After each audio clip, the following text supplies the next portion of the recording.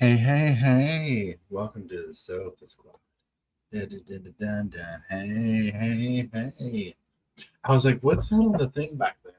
It's the microphone. How's everybody doing? Carol, thank you for that one. Emily, Jenny, Indy, Lauren, John, y'all, welcome all the moderators, friends to the Sofa Squad, to the sofa. Thank you for keeping the cushions fluffed. I hope everybody's doing well. I hope the Sofa Squad's doing well. Here we are. We are at closing arguments. So I figured I'd go live for a little bit, you know what I'm saying? A little bit before it started, which is only a few minutes, and see what kind of show we're in for with Miss Lori today. I've been going through and picking out some clips that I want to do, like of the standout moments for me, but obviously we need to wait for closing arguments to get them. So far, definitely 100%. Oh, I need to get one for the bamboo thing. I need to get the pull a clip of her doing the bamboo thing. Obviously, don't flatter yourself. Obviously, the green. Oh, I was going to something. The green chili thing. Hey, Storm, how's it going? Y'all, Storm did a little song for her. Hold on. Storm's been working hard in the portal. Coming up, receiving messages and translating them to songs. Hey, Mark, how's it going? So, but yeah, so I'm doing the just clips like that or whatever. And the chicken enchiladas, don't flatter yourself. See, now I didn't remember the ones that I got. Oh, I don't even remember now. I don't remember. Those are the two. WrestleMania. I know I should put WrestleMania in there. I need to do one for the bamboo. The evidence will show. Kay's oh boy. Kay's nonchalant. I need one for that.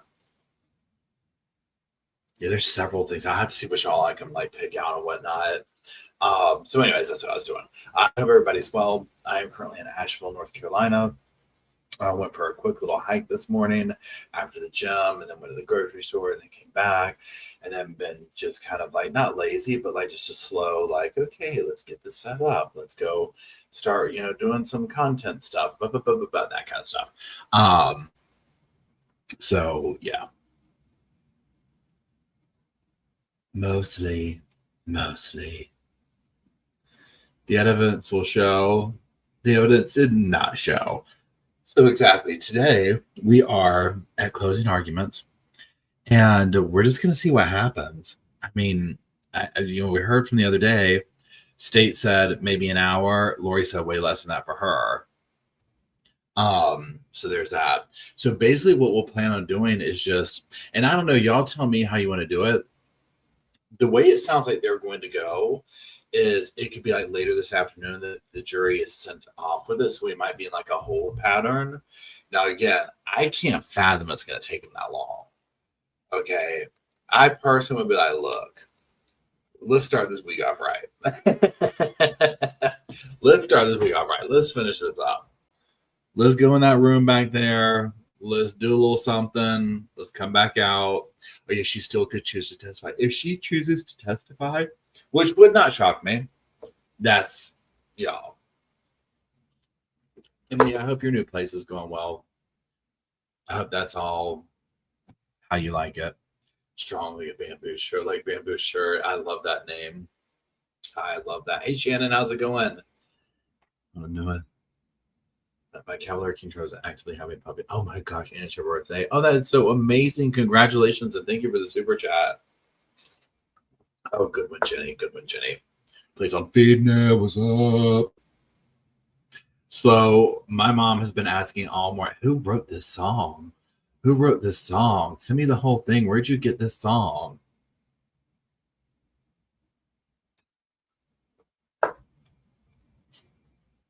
Emily brings up a good point. Emily says, I don't think she will. She doesn't want to be cross-examined. It's so true. So true. Hey. Oh, welcome to the Sofa Squad. Okay, hold on. Let me go. What was I doing? Oh, yeah, Paul. Please hold. Your call is important to me. Shooby dooby dooby doo. Hey. What's all this? No, this is the wrong one. No, we're in the wrong thing. I clicked on last night's thing and I'm like, why is the song playing? What's going on? I'm frightened. I'm scared. Hey. Okay, I'm getting ready to create a poll. I said a shooby. I said a doobie. Okay.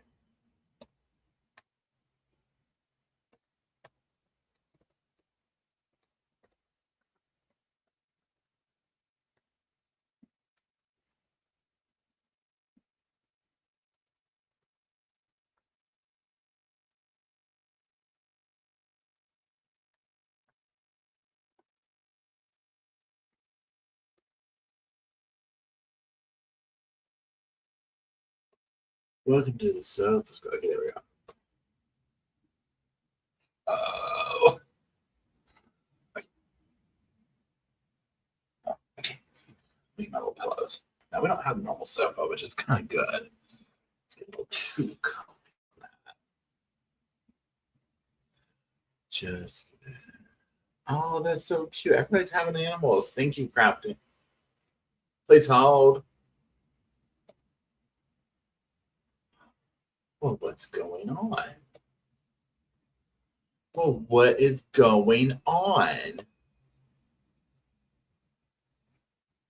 Well, shooby dooby doo. A doobity doop dop. Welcome to the Sofa Squad.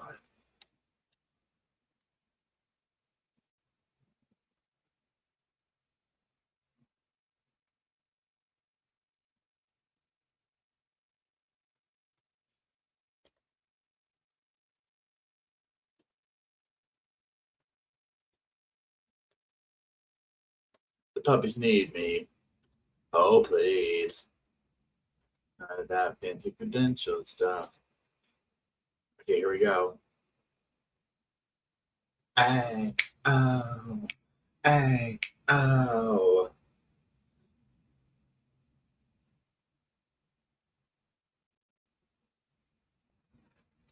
Lori said, look, I got my curls done this weekend.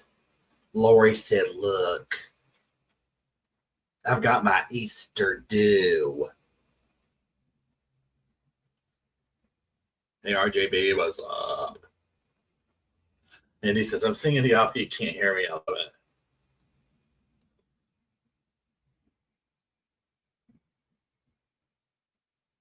WrestleMania.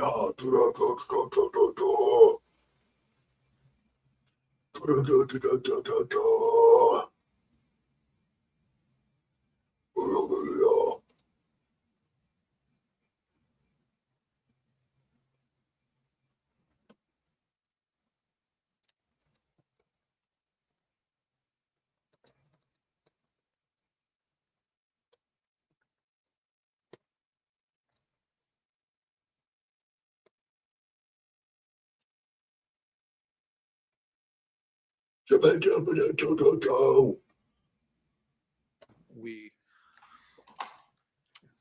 quit drafts on your desk this morning.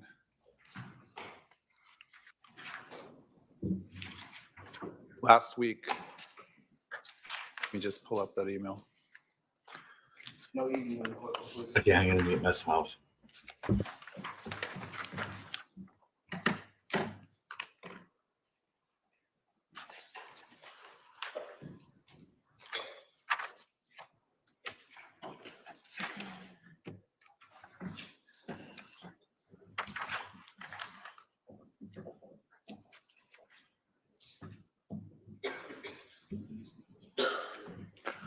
Last week, the state requested some modifications that were made, and then on Friday, Advisory Council also requested a correction to the presumption of innocence, which I did do, as well as a mere presence instruction. Does anyone want to make a record on any of those changes that have occurred since we met Thursday? I forgot, I don't know if my staff told you, I did add, I realized standard number 9 was not added, which is defendant need not produce evidence. So I added that this morning as well. Have you had a chance to review the latest draft? Or do you need more time? We told the jurors to be here at 11, so we have time if you need more time.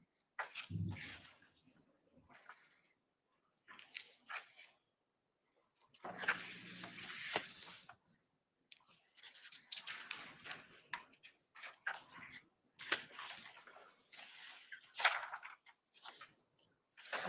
think 5 and 6.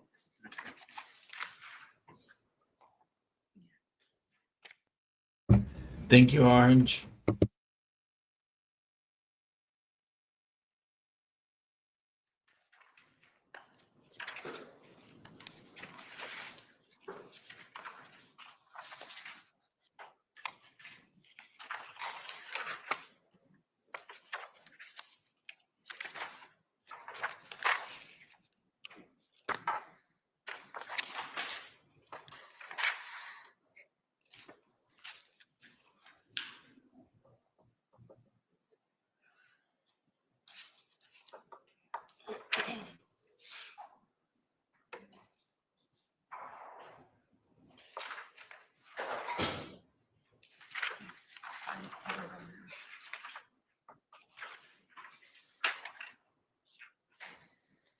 Lori said, you just wait 1 second. I'll go through this paperwork. You don't even worry about it. I brought my Louis Vuitton prison briefcase.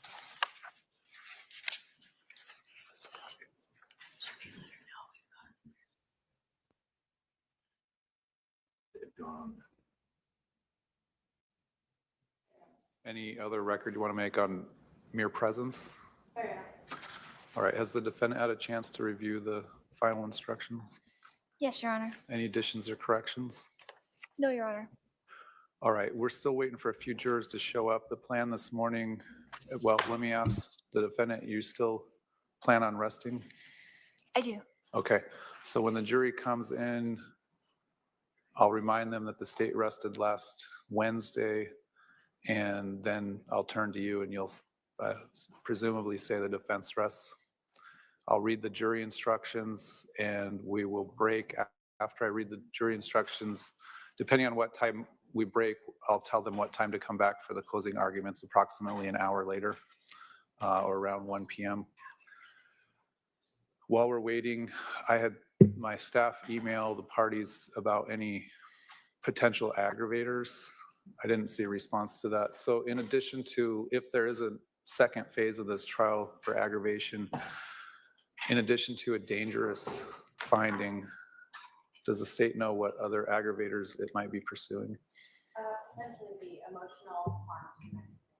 Anything else? The presence of an accomplice. Okay. And in the event that happens, would you be producing testimony or evidence, or would it just be argument?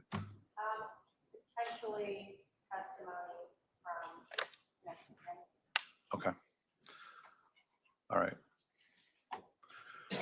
So how many jurors? You can go ahead and print out. Your Honor, I have 2 issues I'd like to bring up real quick. Go ahead. The jury process of the jury alternate selection. Can you tell me what that process is going to be today? It's literally drawing 2 numbers out of randomly out of a container. Okay. And when is that going to be done and how does that Not work? till after the closing arguments. Okay. So the alternates are told that they're still alternates, they're not released, because I have had in the past jurors become sick or ill or not be able to deliberate, and we have to call back an alternate to deliberate. So they're still under the admonition until they're released. So we're keeping all of them, basically. But only 12 will go back and deliberate. Okay. If one of those 12 becomes sick or is unable to deliberate, we would bring in an alternate and release the person that can't deliberate. Does that make sense? Yes. All Just right, what chill else? and Zulema. So It came to my attention this weekend that the exhibit number 286 that the state put into evidence, that Detective Inkland testified to was the full interview is only about 21 minutes long, and the actual interview is about 55 minutes long. Remind me what's 286 is, whose interview? It's my interview, I guess, with Detective Inkland. I think that's been redacted because the full interview wouldn't be admitted into evidence for the jury to review. Is that correct? Correct. All right. So is it just the snippets that were played all together? It should just be the parts that were played in court. Is that correct? Yes, I mean, they're all connected. but All right. The state redacted out the beginning, the end discussions of highway. That would be hearsay or not. Right. So did you have a question about that? Yes. So is it just the snippets all put together, or is it the interview for the first 21 minutes? I think it's just the snippets that were played in court that are put together as one exhibit. There's connectors between all of it, but it does not include any of the beginning or the end of the interview. Right, portions have been redacted out, Yes, but it's just more or less what was played in during testimony. correct. Does that answer your question? Kind of, but Detective Inkland testified that it was the full interview. So what does that mean if she's testified that it was the full interview? I don't know. It's something you could have cross-examined her on, but now it's probably too late. If you wanted clarification on that, but the jury is going to know it's redacted, and they get the redacted exhibits instruction as part of the instructions. So either side can point that out to the jury that it's redacted. Anything else? I was just assuming that that might have been an error to say that it was the full interview when it wasn't the full interview, and it was admitted into to reflect the record that it was the full interview. So are you telling me that the jury is not going to be able to go back and watch the full thing? Your full interview? Correct. No, because it was never admitted into evidence. But that's what they said was admitted into evidence. I don't remember if that's what was said or not. I would be surprised if someone said your entire interview was being admitted, but I don't remember the Well, exact my advisory testimony. council checked the FTR, and that's exactly what was said. That was exactly what I was shown, that it said, is this the full interview? Yes, this is the full interview, and it was admitted into evidence. Was So- there sometimes they enter. Mind you, the full interview will make her guilt look versus money, worse. But that's not the one that actually gets shown to the jury. Was that the case? Was not for appellate purposes. Okay. It is the full interview. The defendant talks to the detective in the beginning about Kylie, does not include that. She talks to the detective at the end about Kylie and victim services. It doesn't include any of that. She's sitting in a room for I don't know how long while Kylie's being interviewed. It doesn't include any of that. It is her interview about what happened. Okay. So the states closed their evidence.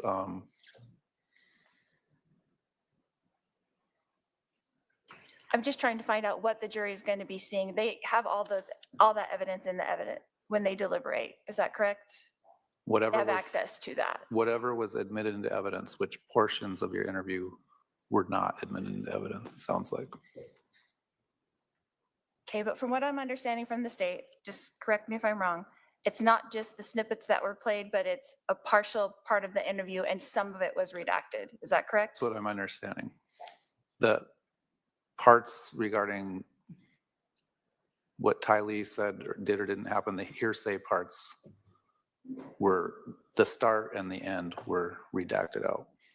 And then what was meant by the testimony that this is the full interview?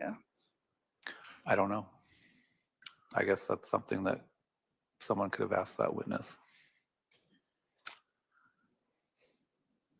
Maybe it was the full interview of your version of what happened So we have there. our exhibit 20, the defense's proposed exhibit 20 is the full interview. Can we replace that one with the full interview since it was entered into evidence as the full interview? No, Why not? your full interview won't come in because it's a significant amount of hearsay within that interview that's not admissible evidence.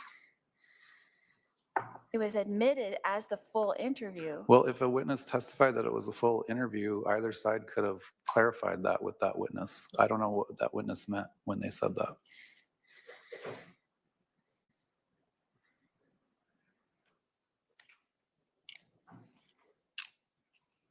Anything else? That's it. All right, we're getting the sufficient number of the jury instructions copied. As soon as that's done and our jurors get here, we'll read those instructions. All right. Incoming Paul voice. Incoming Paul voice. Incoming. True crime base. Did you hear him? I love that when he was like, he gave it a second too. He was like, anything else? And then Lori over there. Done. Oh, she was pressed. Okay, here's the thing, y'all. Before I forget about this. So muffin up in the comments below above was saying about the closing arguments and reasonable doubt, all that kind of stuff. I totally agree. If Lori, now here's the caveat to this. If Lori was smart and not just showing out like she just did, this is what I would do if I was her for closing arguments.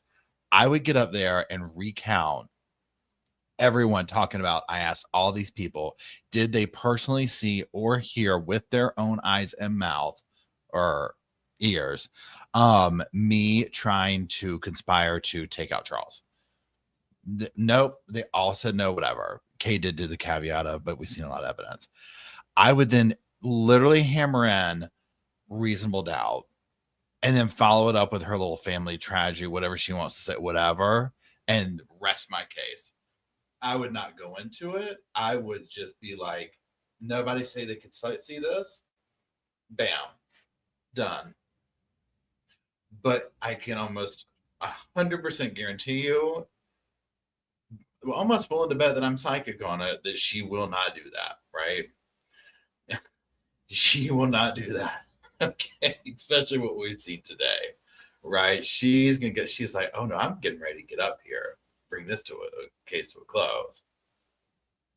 She will get up there and go on and on because technically, I mean, even though to me, I think they've really proved it, on Lori's side of the fence, it's like, yeah, all these witnesses said that, no, I did not personally see that. So it gets into like this, hearsay and this and that, whatever. Now, to me, it doesn't matter if the witnesses saw it because a lot of them obviously were not there. But when you look at the evidence, I think this is what the jury's going to do. When you look at the hard-lined evidence of phone calls, call to 911, things that were not done, things that were done, so on and so forth.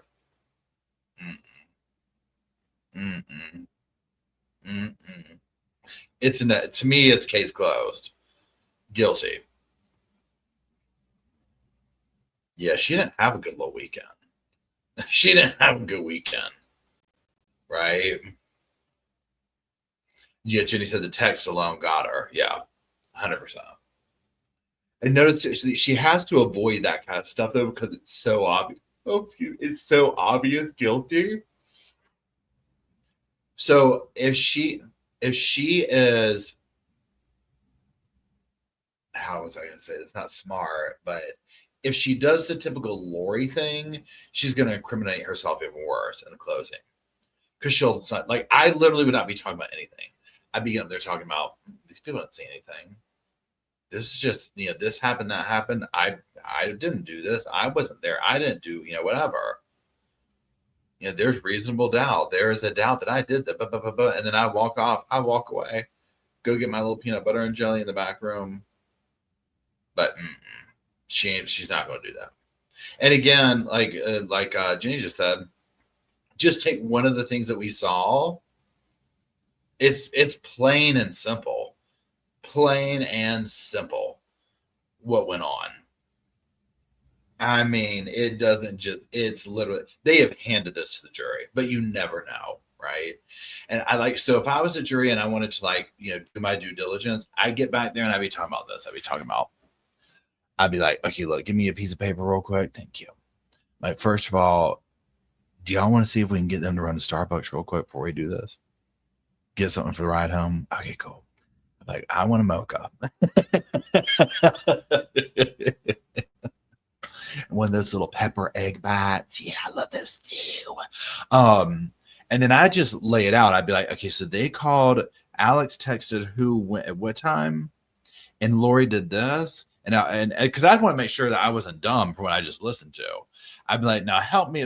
I might have blacked out. I know y'all saw me slumped over in the jury seat a few times. So I want to make sure I wasn't like, fever dreaming this.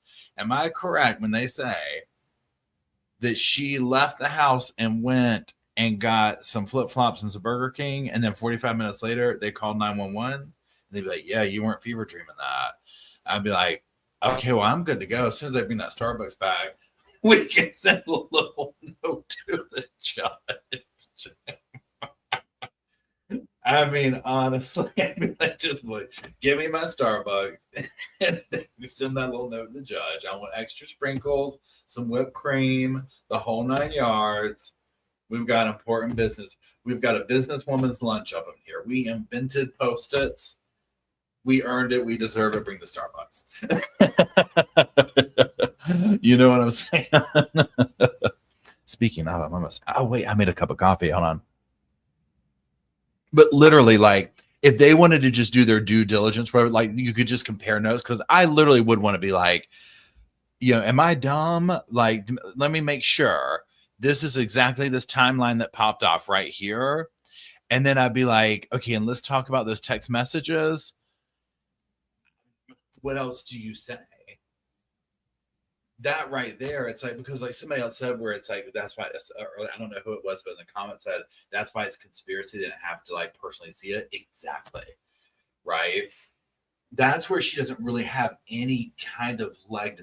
That's what's so tricky about conspiracy. And I think for situations like this, it works good, but I also think it can get abused by the system, if you will, to pull people into things. And I'm not saying this case at all. I think it is a very good example. You see this in a lot of drug cases and stuff like this, where you get these heavy charges of conspiracy stuff where it's like, what? They didn't do, like, what are you talking about? Unaliving cases like this, it's a little bit different. Oh, wait, hold on. Did this work? Hold on. Okay, cool. Wait, hold on, please help.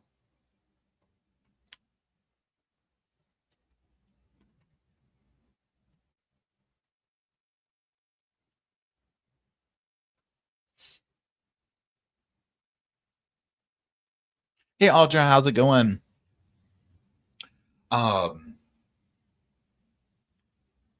So we'll say, but yeah, she's spicy today. She's gonna have something to say.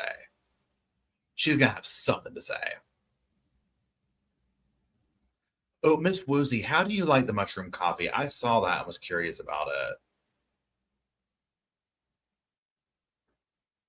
So y'all correct me if I'm wrong, because I kind of was like, blanked out on her little sassiness and her back and forth with the judge. They basically are waiting for the they're getting the jury in there, right? So I mean, how long are we holding right now? I guess is what I'm getting at. Yeah. Tori says, what about the DNA? They could have figured out exactly what time everyone touched the bat. That was another thing too. Like some of that this is one thing that for a moment, like this case was so close to them being lucky throughout the whole thing with like physical evidence and stuff like that. Oh, wait, hold on. Please hold. Ruth Wooey says, I love it. I got a local brand when I was in Vegas called Mushroom. Oh, that's awesome.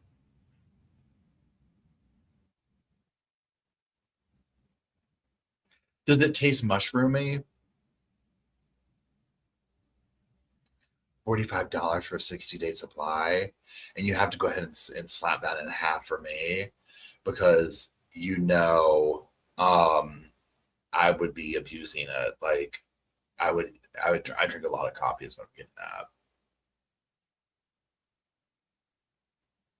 Yeah, we could. Star's good, so maybe today's the day she would be shot.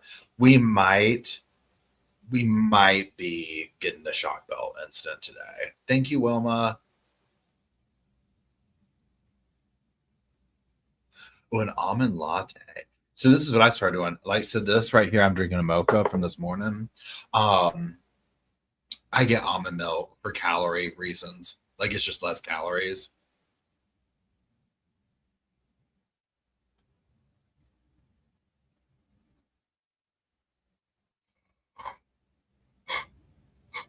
Excuse me.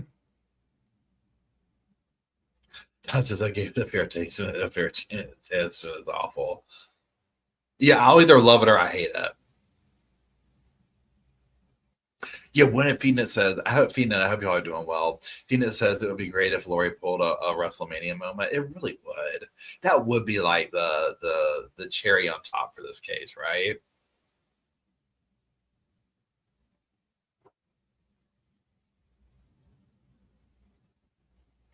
Oh, you have a Breville espresso machine. Now, help me out here, Donna. Like, my level of is it fancy or not is those espresso machines that they sell at Williams and Sonoma. Like, I go in there and daydream, like, what would this be like to have one of those? Is it like that kind of fancy? I got my fancy thing, and I don't even have it now. It's packed up in storage. Was that little $50 thing they did at Walmart? And I will say this: that thing with a few things you press a button on has lasted 2 years, and I want to say it was $50, like one of those like Christmas special things they do or whatever at Walmart, like 2 years ago. It was. Oh gosh, excuse me. Oh. I worked out hard this morning. I went for a hike. Wait, I have a Breville machine too. I love it. It was $250. Okay, I have to look this up because some of those things, not a specialty. It's an incredible workhorse, not a specialty store machine. Okay, I'll look them up. Yeah, you know what? Oh wait, let me go fix that. Hold on, y'all. While I go fix my coffee. So I'm in a hotel. So I went to the grocery store and I got instant coffee because I go through it so much. I was like, but it's over here. Let me go get it. I'll be right back.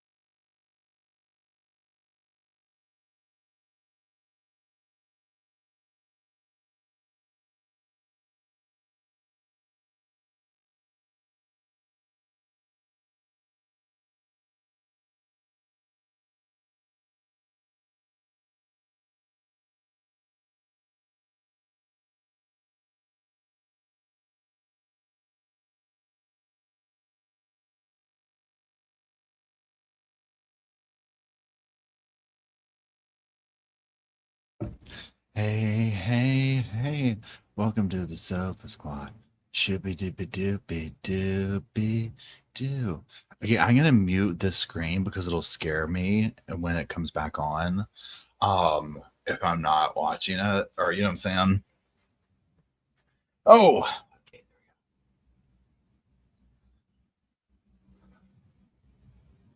Oh, Cowboy Coffee and Hello Up, y'all. I'll have to I'll check it out. Oh yeah, Cafe Bustole. I can't say that last word, but I know what you're talking about. I almost got that one today, even the instant things. But then I was like, oh, it might be too hardcore. And I was like, I need more than like the package size came with for like the instant version. I said, Cowboy, take me away. Yeah, I'm in Asheville right now. It is. That's seriously like wanting to move here. I just love the outdoors. So I'm like trying to catch the vibe. Let's see what's this. Oh goodness. So, oh goodness gracious. Let's see what they're saying. Let's see what Nate's saying. Okay. Please hold. I said, welcome to the Sofa Squad. Okay, Nate said, let's just read some of his things right here. Oh, Chrissy, it's so good to see you. Thank you for the super chat. I miss you so much. How are you doing? Hey, please, Amy. Please wipe Amy. Please, Amy.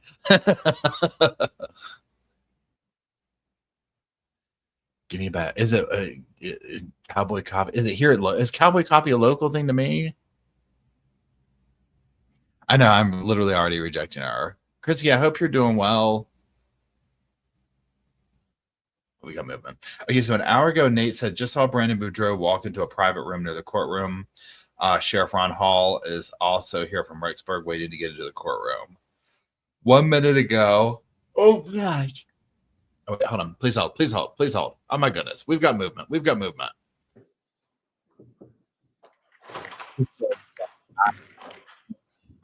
Yes, Nate's.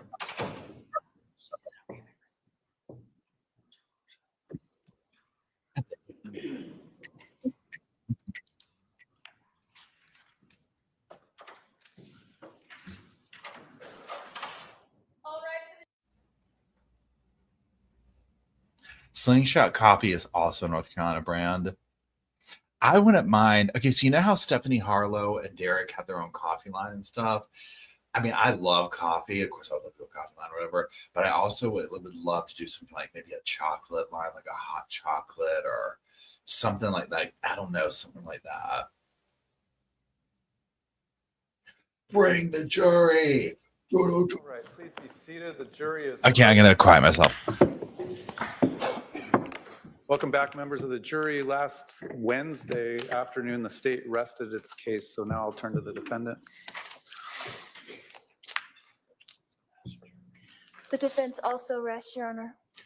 All right, at this time, that concludes the evidence portion of the trial. I'm going to have my staff hand out to the jury the final jury instructions.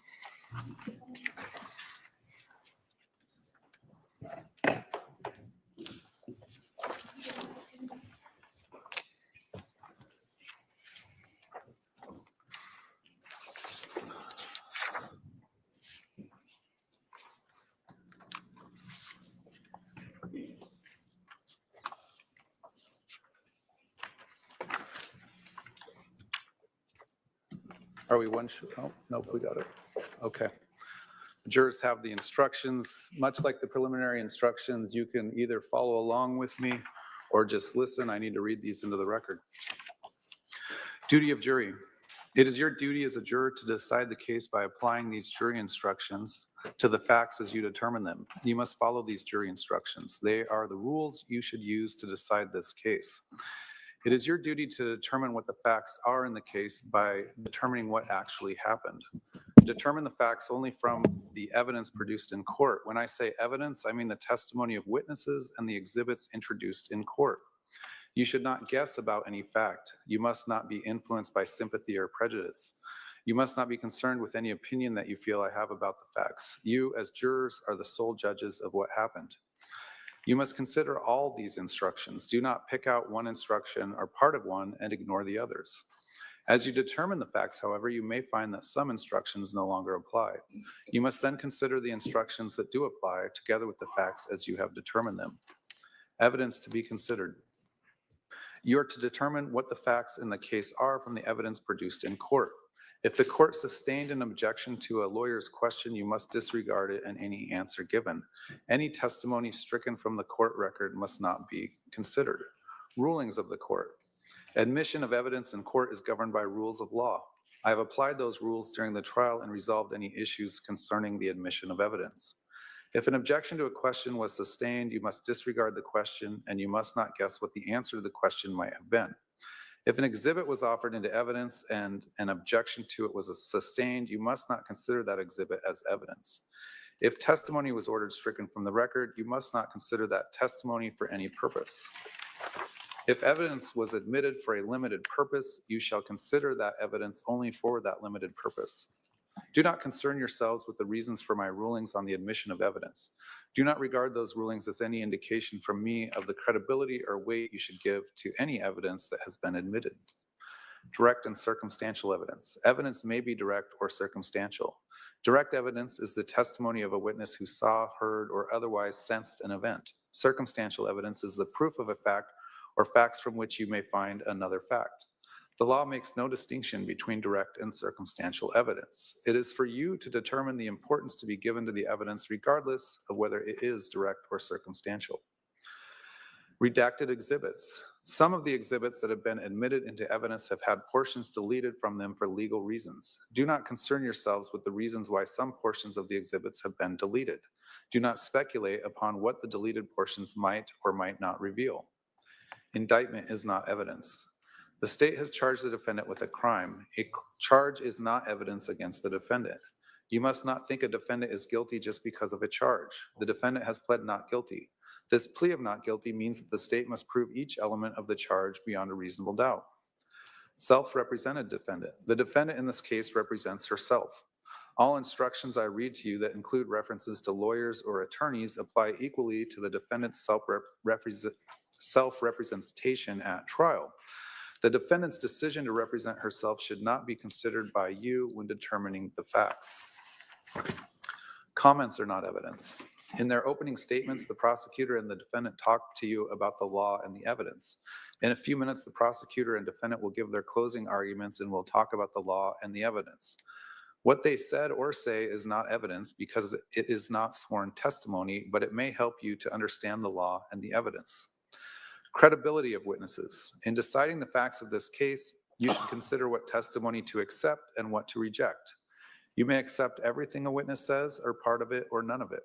In evaluating testimony, you should use the tests for truthfulness that people use in determining matters of importance in everyday life, including such factors as the witness's ability to see or hear or know the things the witness testified to, the quality of the witness's memory, the witness's manner while testifying, whether the witness had any motive, bias, or prejudice, whether the witness was contradicted by anything the witness said or wrote before trial or by other evidence, and the reasonableness of the witness's testimony when considered in the light of the other evidence. Consider all of the evidence in the light of reason, common sense, and experience. Testimony of law enforcement officers. The testimony of a law enforcement officer is not entitled to any greater or lesser importance or believability merely because of the fact that the witness is a law enforcement officer. You are to consider the testimony of a police officer just as you would the testimony of any other witness. Expert witness. A witness qualified as an expert by education or experience may state opinions on matters in that witness's field of expertise and may also state reasons for those opinions. Expert opinion testimony should be judged just as any other testimony. You are not bound by it. You may accept it or reject it in whole or in part, and you should give it as much credibility and weight as you think it deserves, considering the witness's qualifications and experience, the reasons given for the opinions, and all the other evidence in the case. Defendant need not produce evidence. The state must prove guilt beyond a reasonable doubt based on the evidence. The defendant is not required to produce evidence of any kind.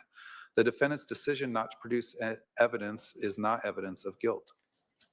Defendant need not testify. The state must prove guilt beyond a reasonable doubt based on the evidence. You must not conclude that the defendant is likely to be guilty because the defendant did not testify. The defendant is not required to testify. The decision on whether or not to testify is left to the defendant. You must not let this choice affect your deliberations in any way. Mere presence. Guilt cannot be established by the defendant's mere presence at a crime scene, mere association with another person at a crime scene, or mere knowledge that a crime is being committed. The fact that the defendant may have been present or knew that a crime was being committed does not in and of itself make the defendant guilty of the crime charged. One who is merely present is a passive observer who lacked criminal intent and did not participate in the crime. Voluntariness of defendant's statements. You must not consider any statements made by the defendant to a law enforcement officer unless you determine beyond a reasonable doubt that the defendant made the statements voluntarily. A defendant's statement was not voluntary if it resulted from the defendant's will being overcome by a law enforcement officer's use of any sort of violence, coercion, or threats, or by any direct or implied promise, however slight. You must give such weight to the defendant's statement as you feel it deserves under all the circumstances. Jury not to consider penalty. You must decide whether a defendant is guilty or not guilty by determining what the facts in the case are and applying these jury instructions. You must not consider the possible punishment when deciding on guilt. Punishment is left to the judge. Presumption of innocence, burden of proof. The law does not require a defendant to prove innocence. Every defendant is presumed by law to be innocent. You must start with the presumption that the defendant is innocent. The state has the burden of proving the defendant guilty beyond a reasonable doubt. This means the state must prove each element of each charge beyond a reasonable doubt. In civil cases, it is only necessary to prove that a fact is more likely true than not, or that its truth is highly probable. In criminal cases such as this, the state's proof must be more powerful than that. It must be beyond a reasonable doubt. Proof beyond a reasonable doubt is proof that leaves you firmly convinced of the defendant's guilt. There are very few things in this world that we know with absolute certainty, and in criminal cases, the law does not require proof that overcomes every doubt. If, based on your consideration of the evidence, you are firmly convinced that the defendant is guilty of the crime charged, you must find her guilty. If, on the other hand, you think there is a real possibility that she is not guilty, you must give her the benefit of the doubt and find her not guilty. Evidence of any kind. The state must prove guilt beyond a reasonable doubt on the evidence. The defendant is not required to produce evidence of any kind. The decision on whether to produce evidence is left to the defendant. The defendant's decision not to produce any evidence is not evidence of guilt. Voluntary act. Before you may convict the defendant of the charged crime, you must find that the state proved beyond a reasonable doubt that the defendant committed a voluntary act. A voluntary act means a bodily movement performed consciously and as a result of effort and determination. You must consider all the evidence in deciding whether the defendant committed the act voluntarily. Absence of other participant. The only matter for you to determine is whether the state has proved the defendant guilty beyond a reasonable doubt. The defendant's guilt or innocence is not affected by the fact that another person or persons might have participated or cooperated in the crime and is not on trial now. You should not guess about the reason any other person is absent from the courtroom. Motive. The state need not prove motive, but you may consider motive or lack of motive in reaching your verdict. The charged offense. I will now tell you about the crime with which the defendant is charged. Count 1, conspiracy to commit first-degree murder. The crime of conspiracy to commit first-degree murder requires proof that the defendant, on or about July 11, 2019, with the intent to promote or aid in the commission of first-degree murder, agreed with Alexander Cox that at least one of them or another would engage in conduct constituting the offense of first-degree murder. The crime of first-degree premeditated murder requires proof that a person, 1, caused the death of another person, and 2, intended or knew that he or she would cause the death of another person, and 3, acted with premeditation. Premeditation means that the defendant intended to kill another human being or knew she or a co-conspirator would kill another human being, and that after forming that intent or knowledge, reflected on the decision before killing. It is this reflection, regardless of the length of time in which it occurs, that distinguishes first-degree murder from second-degree murder. An act is not done with premeditation if it is the instant effect of a sudden quarrel or heat of passion. The time needed for reflection is not necessarily prolonged, and the space of time between the intent or knowledge to kill and the act of killing may be very short. Elements of conspiracy. The crime of conspiracy to commit first-degree murder requires proof. 1, the defendant agreed with one or more persons that one of them or another person would engage in certain conduct, and 2, the defendant intended to promote or assist in the commission of such conduct, and 3, the intended conduct would constitute the crime of first-degree murder, and the defendant knew that such conduct was a crime. Scope of proof of conspiracy. To prove a conspiracy, it is not necessary to show a formal meeting or an express agreement. A conspiracy may be inferred from circumstances showing a common criminal objective and does not require proof that all means set forth in the charging document were agreed upon or actually used, nor that every person involved was a member of the conspiracy. Proof of membership in conspiracy. One may become a member of a conspiracy without full knowledge of all the details of the conspiracy. On the other hand, a person who has no knowledge of a conspiracy but happens to act in a way that furthers some object of the conspiracy does not thereby become a conspirator. Before you find that a defendant or any other person was a member of a conspiracy, the evidence must show beyond a reasonable doubt that the conspiracy was knowingly formed and that the defendant or another person knowingly participated in the unlawful plan with the intent to promote or assist the carrying out of the conspiracy. One who knowingly joins an existing conspiracy is as responsible as an originator or instigator of the conspiracy. A person understanding the unlawful character of a plan who knowingly encourages, advises, or assists in the undertaking thereby also becomes a conspirator. In determining whether a conspiracy exists, you should consider the actions and statements of all the alleged participants. However, in determining whether a particular defendant was a member of the conspiracy, you should consider only that person's acts and statements. A person cannot be bound by the acts or statements of other participants until it is established that a conspiracy existed and that person was one of its members. Justification for self-defense physical force. A person is justified in using or threatening deadly physical force in self-defense if the following two conditions existed. 1, a reasonable person in the situation would have believed that deadly physical force was immediately necessary to protect against another's use or apparent attempted or threatened use of unlawful deadly physical force, and 2, the person used or threatened no more deadly physical force than would have appeared necessary to a reasonable person in the situation. A person may use deadly physical force in self-defense only to protect against another's use or apparent attempted or threatened use of deadly physical force. Self-defense justifies the use or threat of deadly physical force only while the apparent danger continues, and it ends when the apparent danger ends. The force used may not be greater than reasonably necessary to defend against the apparent danger. The use of deadly physical force is justified if a reasonable person in the situation would have reasonably believed that immediate deadly physical danger appeared to be present. Actual danger is not necessary to justify the use of deadly physical force in self-defense. You must decide whether a reasonable person in a similar situation would believe that deadly physical force was immediately necessary to protect against another's use, attempted use, threatened use, apparent attempted use, apparent threatened use of unlawful deadly physical force. You must measure the person's belief against what a reasonable person in the situation would have believed. A person has no duty to retreat before threatening or using deadly physical force in self-defense if the person, 1, had a legal right to be in the place where the use or threatened deadly physical force in self-defense occurred, and 2, was not engaged in any unlawful act at the time when the use or threatened deadly physical force in self-defense occurred. If evidence was presented that raised this justification defense for count 1, conspiracy to commit first-degree murder, then the state has the burden of proving beyond a reasonable doubt that the defendant or co-conspirator did not act with such justification. If the state fails to carry this burden, then you must find the defendant not guilty of the charge. Justification for defense of a third person.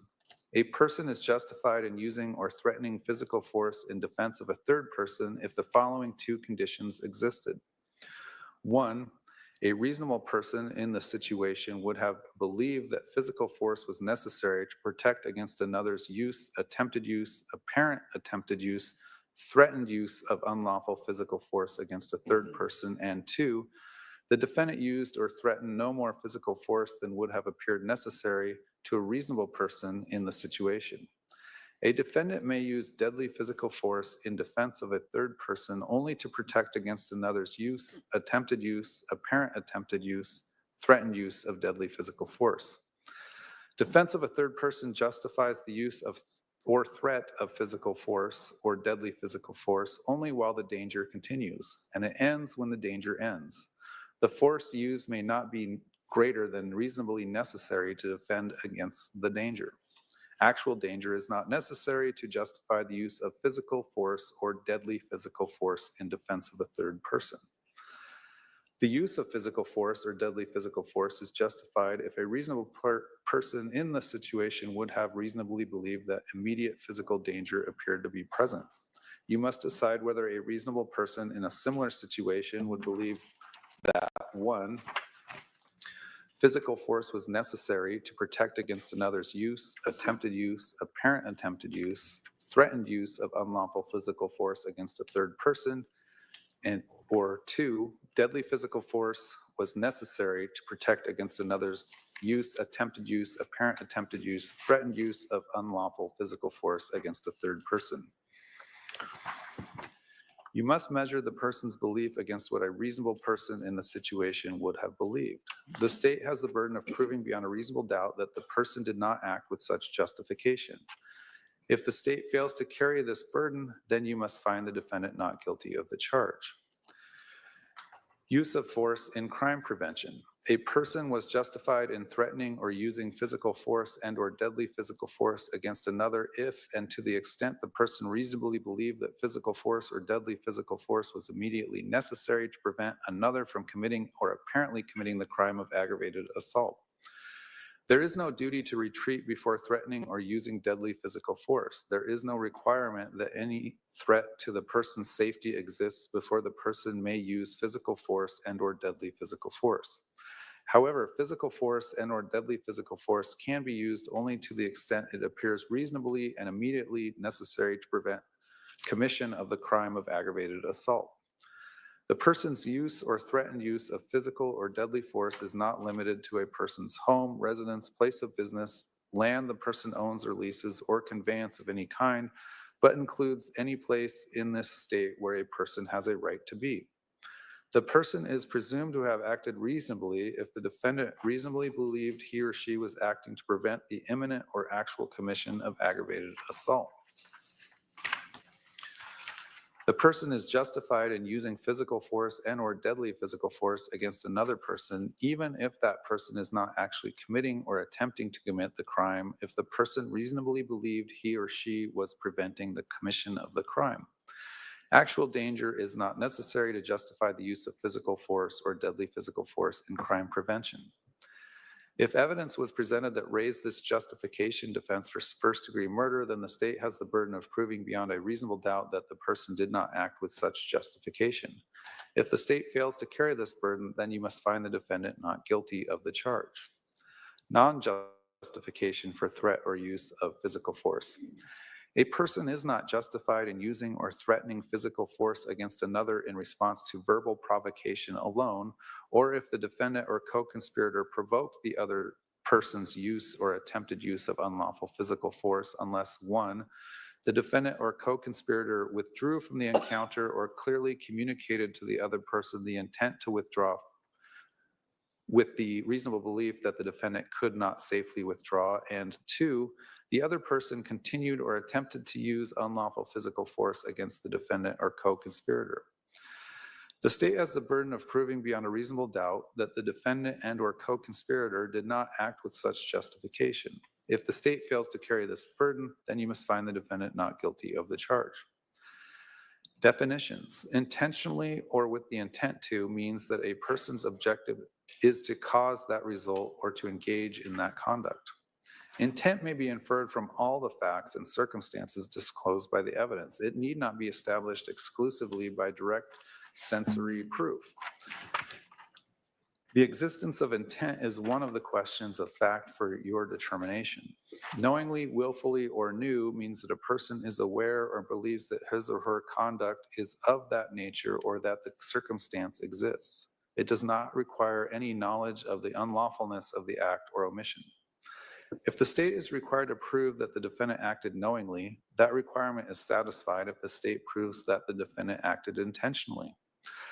A defendant is criminally accountable for the conduct of another if the defendant is an accomplice of such other person in the commission of the offense, including any offense that is a natural and probable or reasonably foreseeable consequence of the offense for which the person was an accomplice. Accomplice means a person who, with the intent to promote or facilitate the commission of the offense, does any of the following.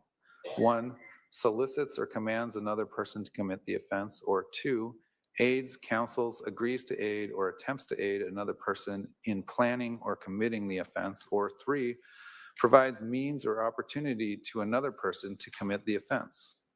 Act means a bodily movement. Aggravated assault means a person intentionally, knowingly, or recklessly caused a physical injury to another person, or intentionally put another person in reasonable apprehension of imminent physical injury by either 1, causing serious physical injury to another person, or 2, using a deadly weapon or dangerous instrument. Conduct means an act or omission and its accompanying culpable mental state. Deadly weapon means anything designed for lethal use, including a firearm. Dangerous instrument means anything that is readily capable of causing death or serious physical injury under the circumstances in which it is used, attempted to be used, or threatened to be used. Deadly physical force means either 1, force which is used with the purpose of causing death or serious physical injury, or 2, force which in the manner of its use is capable of creating a substantial risk of causing death or serious physical injury. Unlawful means contrary to law, or where the context so requires, not permitted by law. Jury foreperson. The case will soon be submitted to you for your decision. When you go to the jury room, you will choose a foreperson. The role of jury foreperson is important, but please remember that the foreperson's opinion about the case is not more important than that of the other jurors. The opinions of each juror count equally. The jury foreperson's responsibilities include the following. 1, make sure every member of the jury is present during all discussions and deliberations. 2, make sure that the deliberations are conducted respectfully and that all issues are fully discussed.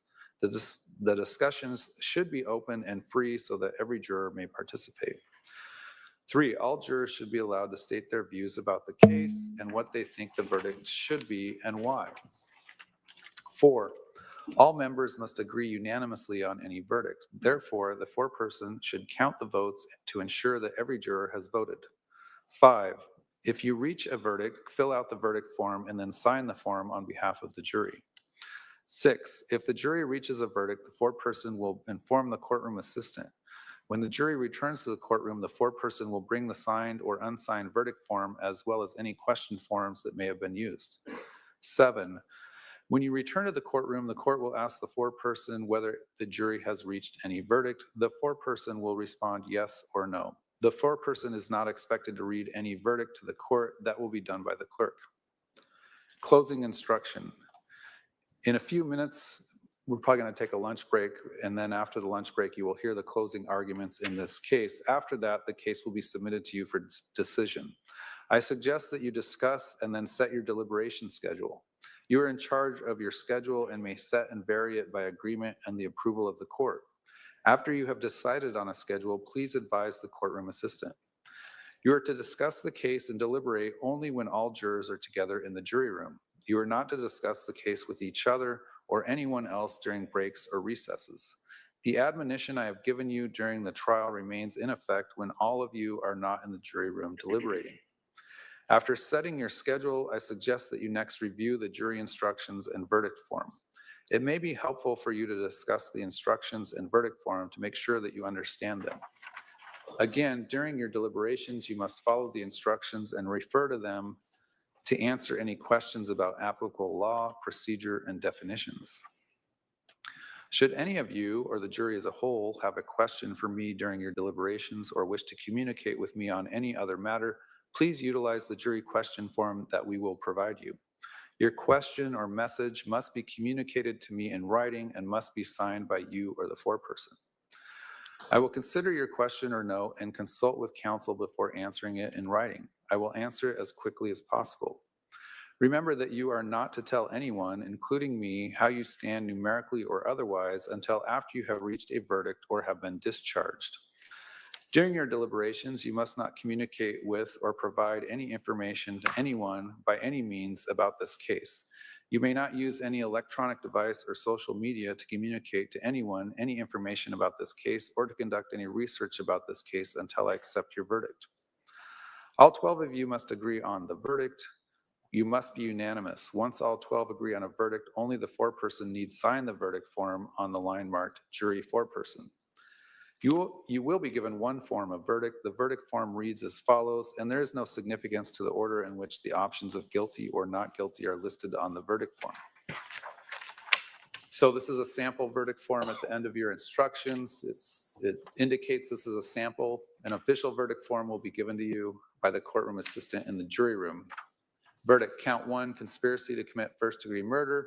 We, the jury, duly impaneled and sworn in the above entitled action and upon our oaths, do find the defendant, Lori Daybell, as to the crime of conspiracy to commit first-degree murder occurring on or about July 11, 2019 as follows. Check only 1, and the options are not guilty or guilty. In order to break up the closing arguments as little as possible, we're going to take our lunch recess a little early and start a little early with those closing arguments after you recess. So we'll go ahead and recess for your lunch break. If we could have everyone ready to go in the jury room at 12:45, please remember the admonition. All right, for the jury. Gentle and coming always. Gentle and coming always.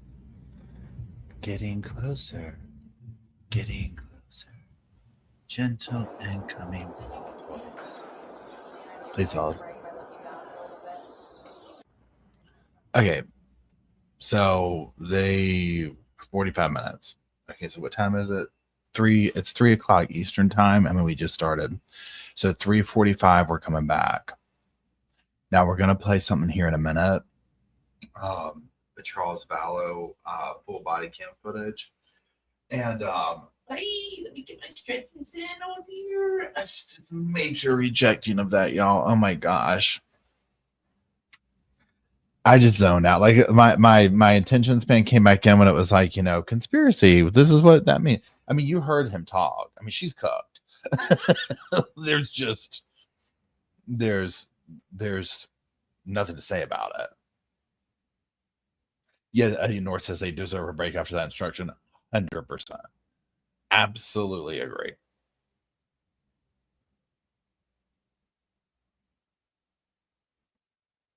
Okay, now let me find this over here. Please hold. Your call is important. Yes, it is. Your call is important. Wait, hold on. Okay. I pressed the wrong button. Hold on. You can't trust me with nothing. Hold on.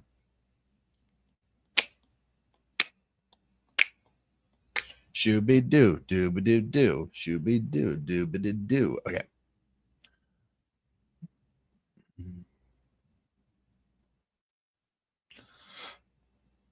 Let me see if y'all see the same thing. Okay, so this is via Court TV. This is the full body cam footage of Charles Vallow interacting with the police. It's like 15 minutes, but we'll start off with this one. I'm going to mute myself while it does this. So what's going on tonight? I can't get in touch with my kids. How old are your kids? 6.5 and 16. Okay. How long have you been trying? 2 days. Okay. But she's lost her mind. I don't know how else to say it. We're LDS. She thinks she's a resurrected being in a a God and remember the 144,000. She's come. Jesus is coming next year. She took all the money out of her bank account today. My truck has gone from the airport. She went to the airport and got it. I just flew in from Dallas. Houston and Dallas. So, Where's your truck? I don't know. Okay. A friend of mine's truck had picked me up. I went to the CSI to file a report, which is the community bridges or something. File a report. So you did the petition? Yeah, they ordered a pickup. Okay. What time did you do that? Hour and a half ago.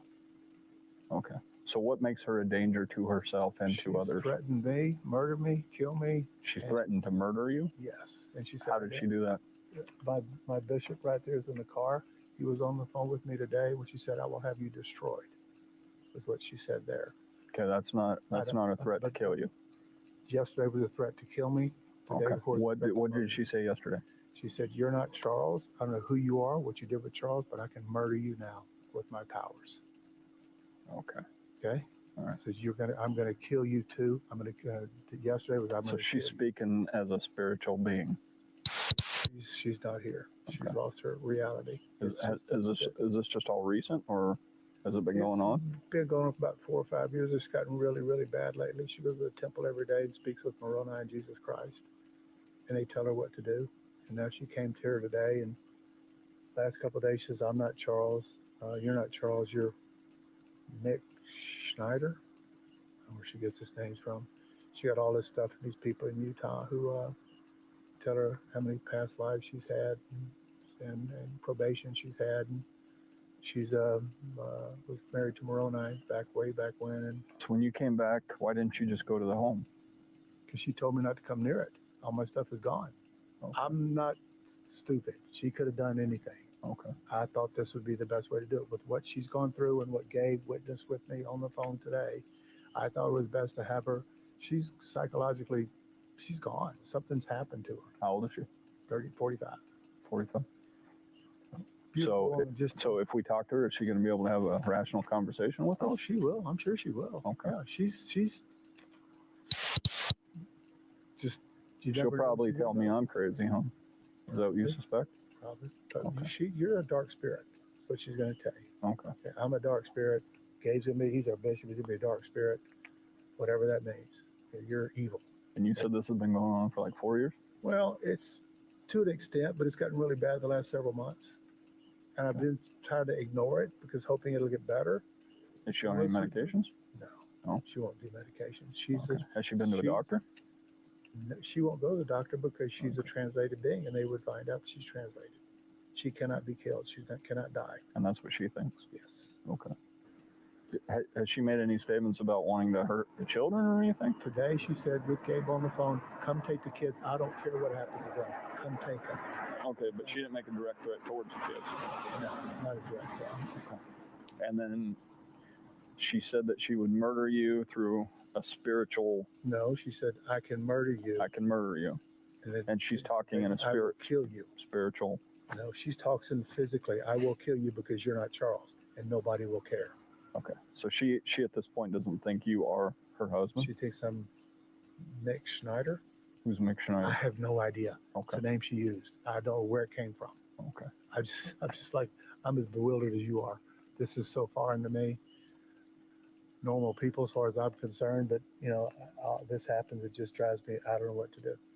I need help, and she needs help. She needs help. And you just didn't want to go inside because of the statements that she made? She took my car and I suspect she took my car and my keys. I had no keys to get in. Oh, okay. No garage door opener.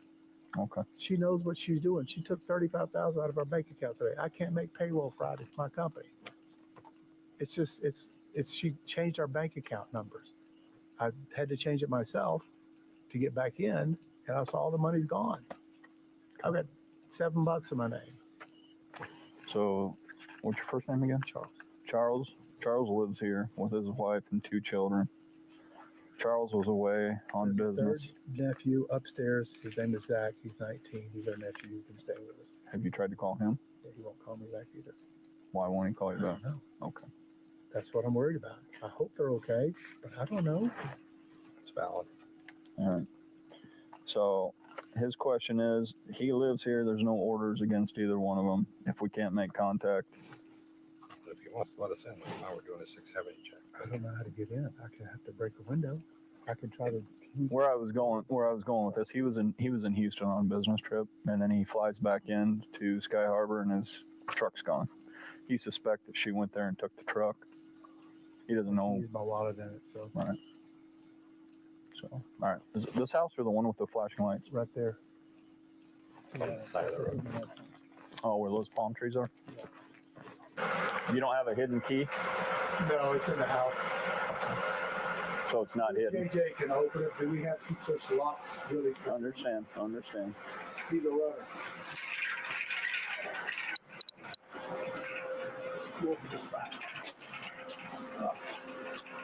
So the dog's gone too? Obviously, he'd be barking. He doesn't bark much. He's a service dog. He's very well trained, but he would be barking. They wouldn't leave him here. He's a part of the program. So I'm going to go try the back door. I'm going to break the window. Is that okay? Yeah, that's up to you if you want to break the window. If I was going to break something, I'd probably break your garage door because you could still secure your garage. Once your window's broken, you can't secure it. It's there. So there's just a big deadbolt here. All right. Well, Kick it in. One swift kick will do it. I'll do a mule kick. We'll try that first.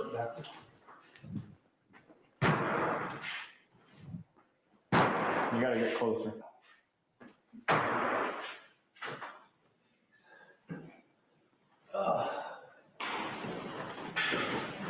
I'm going to try it. You're welcome to.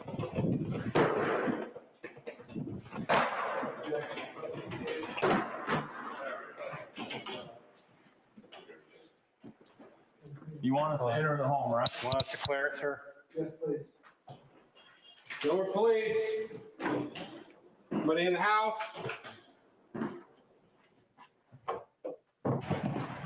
Hey, my computer. Oh. It's all clear. She said, take the kids, I don't care. I don't care what happens to them. Take the kids. I don't care what happens to them. Well, that's not a direct threat to harm. I know. Everything she said it sounded very carefully subjective. But Nothing she could be won't interpreted contact as me, a- won't tell me where they are. Is there something I can do about that? Because she's got a Infinity. Did she say she was leaving or anything like that, or just anything like that? In fact, she told you not to come back, is what she said. Well, as a parent, she has the right to take her children, whether, who knows where she's at. We don't know where she's at. She has the right to take the children. You weren't home at the time, so she's in her legal right to do so. Okay. As of right now, the statements that are listed in here are provided by you, which, to my understanding, you kind of overheard some of them. Okay. Did you hear her make statements of wanting to harm or kill herself? Did you hear any statements of her wanting to harm or kill Charles? No, other than she used the word destroy, That's what. which again, she could have meant number.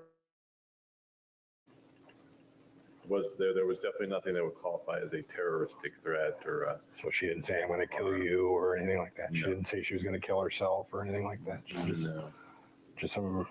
Okay. just the irrational statements about calling him a different name and saying he was a different person. There was a level of disconnect from reality that was a bit disturbing, but that's just my impression. That I don't have anything substantial to back that up with just a quick conversation. And when did you try to call the nephew? 10 times today. Excuse me? Last night, 10 times today. Okay. He won't answer. No text. Look, here's his text. Last time he answered me was Tuesday. But you were home Tuesday, right? Or you left Tuesday morning? I left, Yep. it was last Tuesday, okay? And yesterday, no word from him. No word from Tylee, my daughter. Does your daughter live here too? Yeah. From what I'm gathering, correct me if I'm wrong, this is where I would go. First of all, we don't know if she took your truck. So you parked it at Sky Harbor on Tuesday morning. I would contact Phoenix Police, make a stolen vehicle report with them. She took all my clothes out of my closet too, so this is what I got. Start with Phoenix PD, Okay. reporting your truck stolen. Okay. Okay. As for tonight, we don't have a crime. We tried to serve this during the course of doing a welfare check. Okay. Okay. All the doors were locked. This can't be served again when she. Hold on, time out, let me finish. You gave him permission to force entry into your home. What I can do is I can do a special incident report documenting some of this information. Okay. As of right now, there's no crime. Okay. We attempted to conduct a welfare check here by speaking with your wife That and was also to serve this. Pickup order, right? Two separate calls. We classify it 2 separate calls. Okay. Normally, we don't do this after 10 o'clock. Okay. Okay. It's, It's a civil order, and we're not even allowed to serve a search warrant without a judge's specific order at nighttime. There has to be specific cause that says that this needs to be served at night for some reason. So those don't get served at night normally. this falls into that criteria, same criteria. So- The only reason why we're here is some of the statements that you made towards our dispatchers that you provided to them, that he made the decision to come here to conduct a welfare check to make sure that your children are safe. Okay. Upon us being here, you gave us permission to force entry into your home. That's got to be documented regardless. Okay. That covers our end. Okay. So what I can do is I can type out that special incident report. You'll have a report with Phoenix Police. Technically, I mean, at this point, you can do a missing persons report, but it's, I mean, She's taking my son out of school. but we don't know that. Well, even if she did, she has that legal right. She's the parent. She can do that. So we don't, Permission? I mean, she's the legal guardian of the child. She what can, can I do, guys? What can I do? like you said, you can file a police report with Phoenix. One way to try and get a response from one of them is say, hey, send a message to all of them saying, I don't know what's happening. I don't know what's going on. My truck was gone from the airport. I've reported it stolen to Phoenix Police Department. If you guys took it, you need to let me know. So, because what's going to end up happening is, Yeah, can I track it with that? if you got OnStar or whatever, you can call them and find out. Yeah, whatever their version of that is, and Who can I you can go find out where it's at, then that's completely up to you. But again, it's the only thing we're going to do, even if your reporter is missing, is if we find her, it's going to be, hey, are you missing? And she's going to say, nope. What about the pickup order for tonight? The pickup order is listed in our system. Okay. If we come across her, we can serve that to her and take her to Community Bridges. Okay. If she's found in Orange County, California, they're not going to take her to Community Bridges. Okay. Okay. If they find her in Flagstaff, they're not going to do anything with it. They're going to bring her down there. I know that.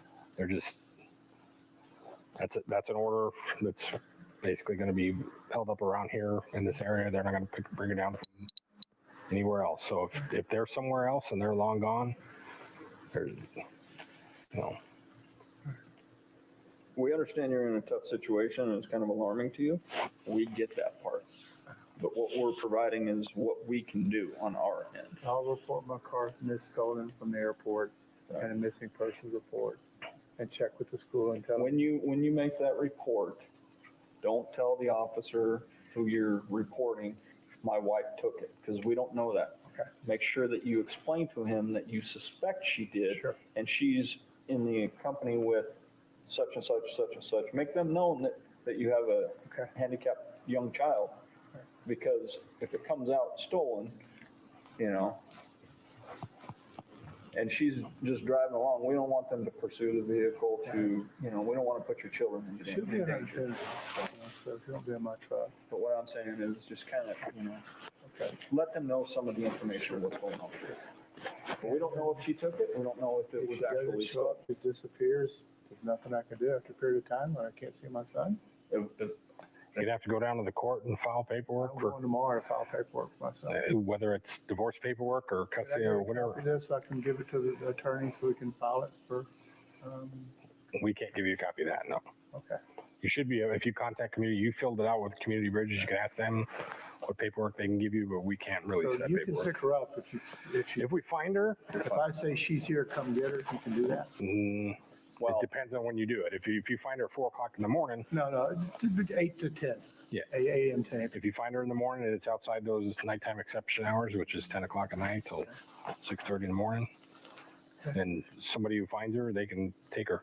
Like this case, where we came here to do the welfare check on the children, if we happen to come across her, we can serve it on her.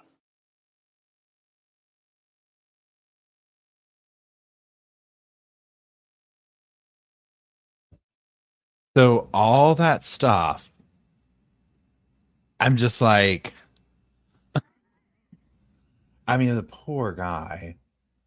I mean, just imagine the cops. She thinks she's a translated being. She thinks she's 144. I mean, like, we're going to watch another one. Please hold. Please continue to hold. I said a yes. It's a no. Wait, hold on, y'all. It says court is in session until 4:15 Eastern time. Is that true? I thought it was 45 minutes. I said, hey now, hey now.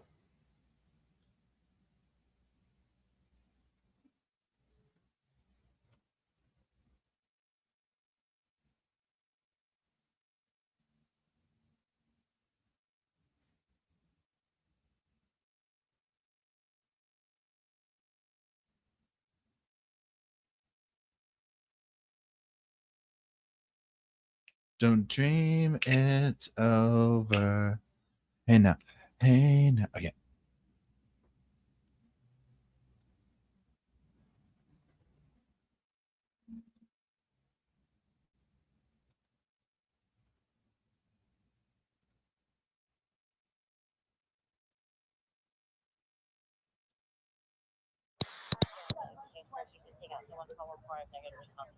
So is she in there?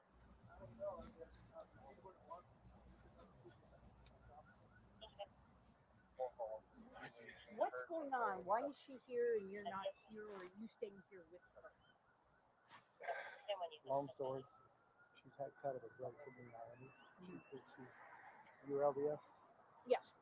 She thinks she's married to Moroni in the past. This is her You think she's what?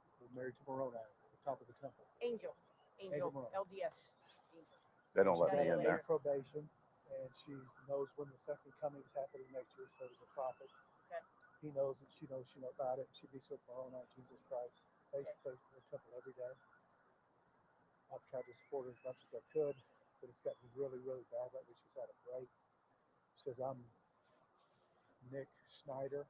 I've taken over Charles's body, and Charles will be killed. I'm going to kill you. You're going to be murdered today or tomorrow. I can do it. I'm out there with my priest with my power. She does priesthood blessing. She does. So who's Nick Snyder? Okay. That's who I'm supposed to do. Okay. Right. So he's not at church. He's not. She took my truck from here. So thanks. She took my truck from the airport last night when I flew in. She canceled my flights. I had to buy another ticket to take them back home. I've got a 6-year-old with special needs. Right. And he's safe at school somewhere. Right. Okay. For now, if she knows I'm here, she's going to go get it. Okay. What car? What is she driving? A black Infiniti QX80. And you looked all through the parking lots. Okay. All right. You have the license plate on that? It's KDM 62 or 63 or 67. It's handicapped. Okay. Nothing in the pin. There it is. And I don't know where she put my truck. She took $35,000 in cash out of my account yesterday. Payroll. I mean, I just never thought she would do anything like this, but she's just lost touch with reality. I'm not me. She yells. She's unhinged. It's scared the crap out of me. Okay. Now, I'm assuming you guys have phones. Is that an iPhone? Yes. Are you able to track to see where her phone is right now? The phone's Her right here with iPhones. me. The phone's with me. Oh, your phone. Now, how did you get her phone? Because it was in the car this morning when she pulled up to school. I took the keys out of her purse out so she couldn't leave. That's when I called you guys. Okay. Somehow she has a set of keys in left with my dog. And so I don't know where I saw this in her purse. So I think she's here. They were going to give me a key to the room. I was going to go, if you guys will come with me, see if she's in the room. We can't just go in. If you're not allowed to go in, we can't either. We can Okay, that's going to be up to them if they allow you to go in. Now, we can't. Now, you guys are married, so there shouldn't be. No, we're waiting for right now. What we're doing is my sergeant wanted to get some information from you. I was about to call you, but then Gary said you were here. We are just gonna wait a second. My sergeant, they're on their way because we have a sergeant training. So they're gonna be here. They have the paperwork. So if she is here, we knock on the door, she's here. That's why we need the paperwork in hand. Okay, so we can take her. So Tell me that's again why- real quick, That's why what- we're here. What's her first name? Lori. Lori. Vallow, And tell me again about the vehicle. It's a black Infinity Infinity QX80. QX80. Yes, sir. And try that I'm gonna license go plate ahead and again. give them a call.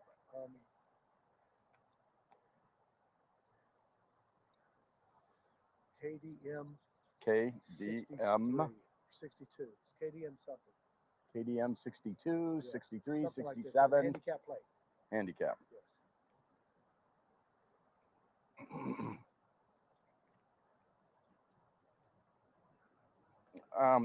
Is it registered to you? Yes.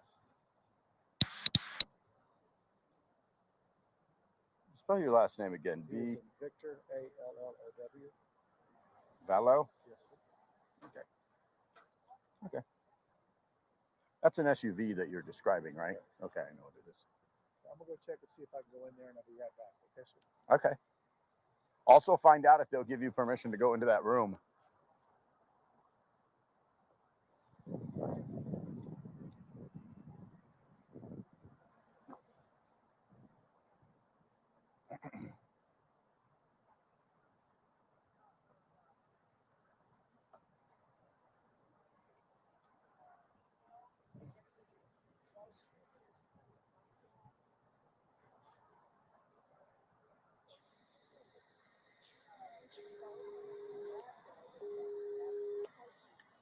Well, I guess she had a second set of car keys and she was able to leave the school. That's why Team 1 wasn't able to get a hold of her.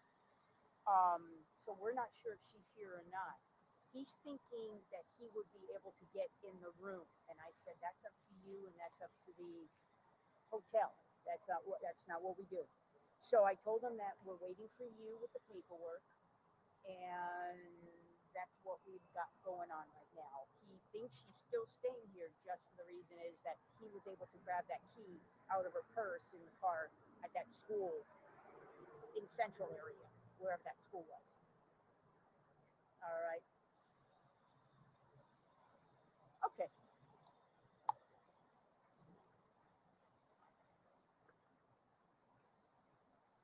Yeah, I'll give you just what she's saying and the reason the 909 came out. Yeah, we'll go ahead and do that. We're gonna, how about we all meet back at the car? We are on the north side of that home 2, which is just west of this building.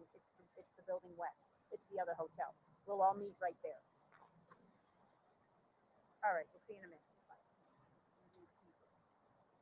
Okay, so if his truck is gone, how did he get here? I have no idea. He didn't tell me that. By the way, I have a that tour at 10 o'clock. Oh, okay. All right. Well, we'll go. He wants a sidebar before we do it. Where did he go? He went back in to find out whether or not they'll give him permission to enter into that Okay, room. tell him I don't want him going to that. He's You not told going to him the not room. go to He's the room. just Okay. he's Let's just go back over to our cars. They'll be here in just a minute or two, and we need to do a powwow. Okay. So let me just I'll meet you over there. I'm just going to Yeah. tell him because he's gone to the lobby. I just want him to know he needs to wait around here Now, so we can find the him. biggest thing, okay, so she wants to marry Moroni, which is great, fantastic, fine and dandy. That's not as bad as the Are you UFO on? thing. Yeah, I'm gonna go off. Me too.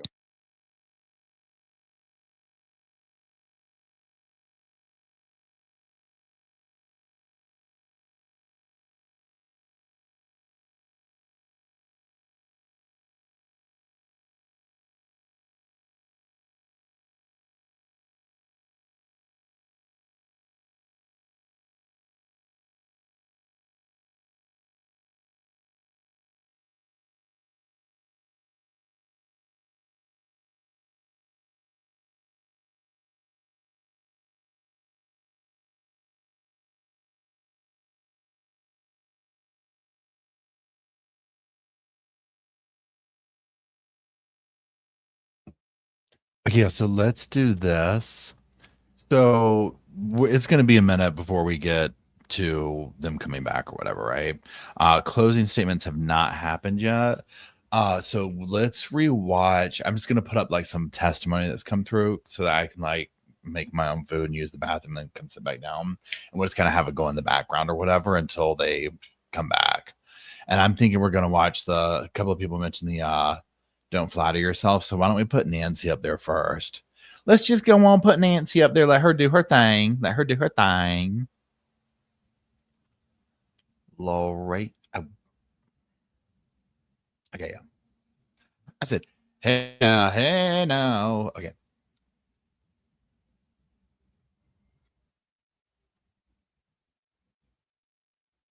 Shooba dooba dooby. Shooba dooba doo doo doo. Shooby dooby doo. Dooby dooby doo. Okay.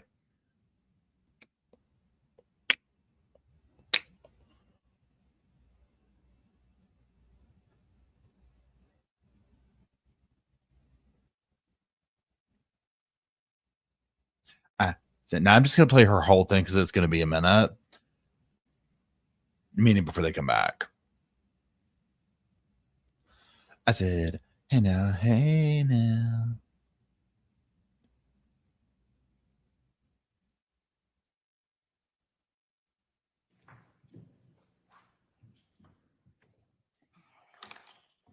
Can you please introduce yourself to the jury? Hi, my name's Nancy Joe Hancock. And do you go by Nancy Joe? I do. How old are you? 61. And do you I'm gonna currently mute work? myself for a minute. I'll be right back. Self-employed. Do you live here in Arizona? In Mesa, yes. Um, Do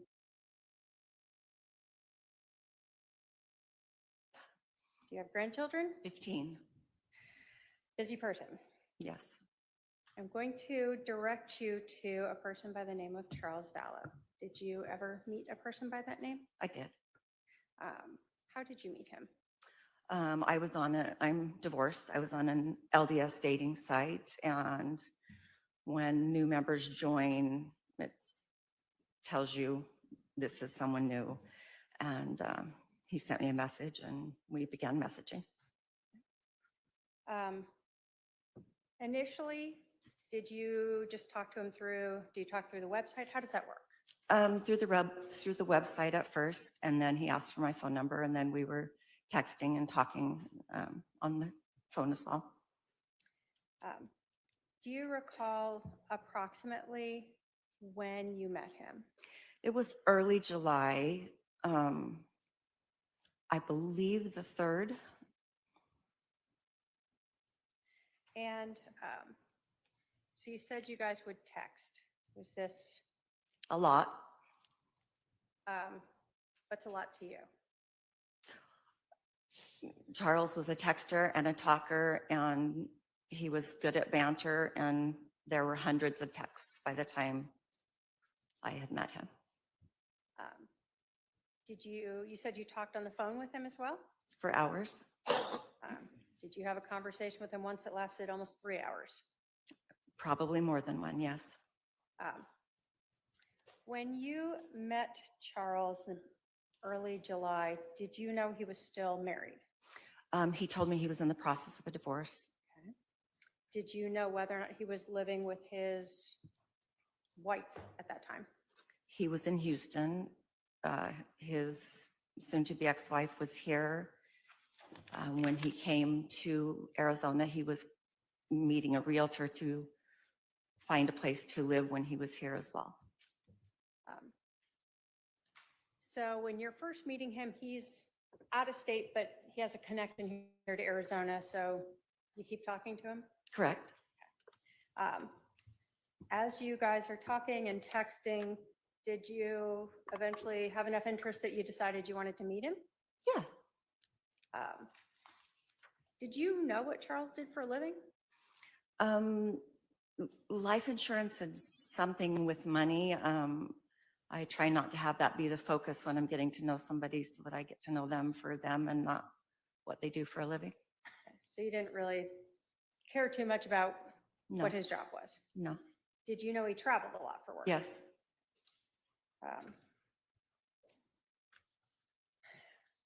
As you and Charles are talking and texting, just sort of yes or no, can you tell us, did he get very detailed about his life with you? Yes, Did you know if Charles had children? yes, Just yes or no again, did you talk to him about his wife specifically? a lot.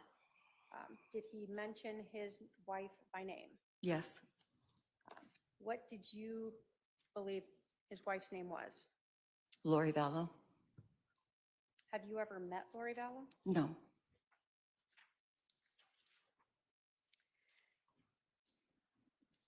Again, just sort of yes or no. Did Charles talk to you about Your Honor. why? Objection, leading. I heard the question Objection. yet. I haven't heard the question yet. Go ahead. So just yes or no. Did Charles talk to you about why he Leading was is yes or no. No, leading is a question that suggests the answer, so she can answer yes or no. So again, just yes or no. Did Charles talk to you about why he was separated from his wife? yes, Based upon your discussions, how long did you think there had been issues going on between Charles and his wife? for several months, but more intensely since the beginning of that year was 2019. So since the beginning of that year.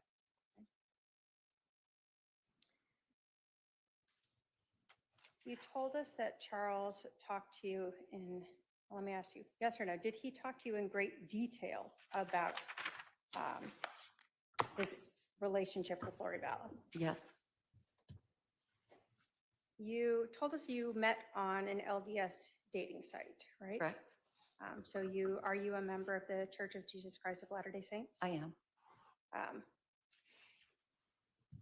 Was there anything that you were hearing that you thought were outside of your beliefs? A lot of things.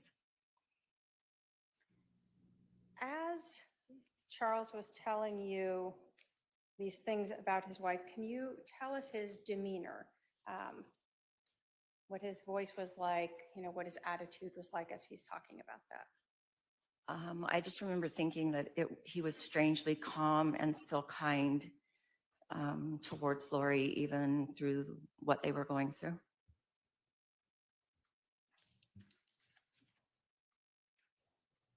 You told us you were aware he had a child. Did you know where that child lived, who the child lived with? Yes, Who was that? he was living with Lori at that time.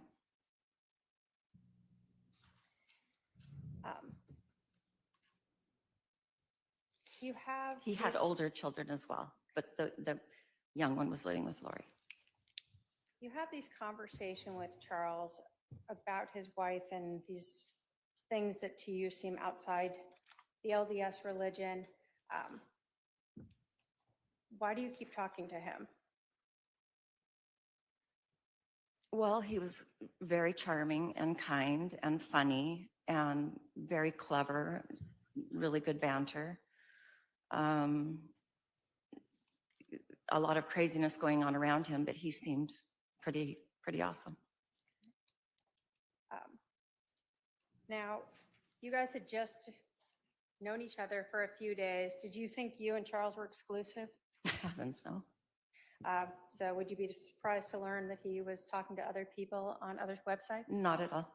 Did he in fact share some of that with you? He did. He shared some pictures of some woman that had sent him that were quite scanty, and then proceeded to ask him for money, and thought how funny that was, that that's what people were doing online. Did you eventually meet Charles in person? I did. And how many times did you get to meet him in person? Just once. What day was that? He was flying in from Houston, and we had arranged to go to dinner that night. His plane was delayed, and so I met him that night on the 10th of July. July 10th, was that 2019? Correct. And was that then here in Arizona that you met? It was. You said that you had original plans to meet and they got pushed back? Yeah, his plane was delayed, so we met a little later than we were supposed to. Where did you guys meet? What did you do? At the Keg Restaurant by Santan Mall, and we ate, but we talked until the restaurant closed. We were the last people there. So you shut the place down. We did. I finally looked around and I realized that we were the only ones there and told him we probably should leave. And then we went outside and talked by my truck for another 45 minutes or so. Based upon everything you had heard, was Charles coming in to see you, or was there some other reason he was in Arizona? Charles was ecstatic to see JJ. He was coming to see JJ, so excited to take him to school the next morning. He was also coming to look for a place to live. He had an appointment to meet a realtor friend after he had taken JJ to school. And then he was also supposed to meet with Lori's brother, Adam. So you and Charles have this evening on the 10th. Were you going to meet again? Yeah, we were supposed to meet up in the late afternoon after he got through with the things that I just said. So did you have a set time for the next day? Mm-mm. Can you describe Charles? Was he a fit man? What was his size? Very fit and into physical fitness. And while we were talking, I know that he was swimming. I got to go to the gym, and yeah, very, very fit, strong. When you were talking with Charles on July 10th, that evening, let me ask first, do you recall about what time you ended up meeting him? It was around 7. I got there first, and but it was right around 7, between 7 and 7:15, I'd say. And do you recall about how long you guys were together until you finally Well, the left? restaurant closed at 10, and they were closed and no one else was there. So it was after that we left. And then, like I said, we stood by my truck and talked for another half hour, 45 minutes after that. So a later evening. Yes. Can you tell us, you said that you understood he was going to go see his son. What was his demeanor about with regards to JJ and seeing his son? Like a kid on Christmas morning. He was very excited to see JJ. You had talked about his demeanor when he would talk about his wife. On that evening or ever, did you ever hear him swear or use derogatory names or anything like that towards Lori Vallow? I was surprised with the details that he was describing to me, how kindly he still spoke about Lori, and his hope was that she would be a great mom for JJ. Did that stand out to you? A lot. Why? Most men that you date are not nearly so kind about their ex and describe them in more derogatory ways and don't speak so kindly. And I remember just thinking how odd, in a good way, it was that he was not speaking in a derogatory way about Lori. So that made an impression on you. It did. During any of your conversations with Charles, did you ever learn that he had a life insurance policy? I did. As you are talking, did Charles really just tell you a lot about his life? A lot about his life, yes. Were you almost surprised at the amount of detail of his life that you learned? Yeah.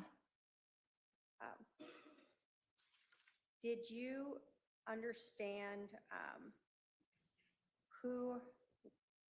whether or not any changes had been made by Charles to the life insurance policy? He told me that he had changed his beneficiary to his sister, Kay. And as he was proceeding to tell me some of the things that were going on, I suggested to him that maybe he should let Lori know that he had changed the beneficiary on his life insurance to Kay. Why would you tell him that? Because of the things that he was describing to me and his concerns for his safety and the thought that money would come into play.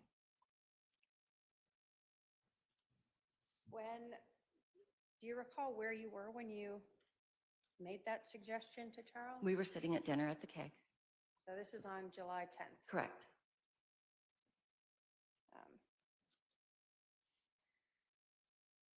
What was his demeanor like when you told him that? He kind of chuckled and said that he probably should. Um, Said that was a good idea. You told us that you don't know Lori Vallow, correct? I do not. Would it be fair to say that you sort of have no beef in this case? I have no beef in this case. Do you know any of Charles's family back then? No, Any of Lori Vallow's family back then? no.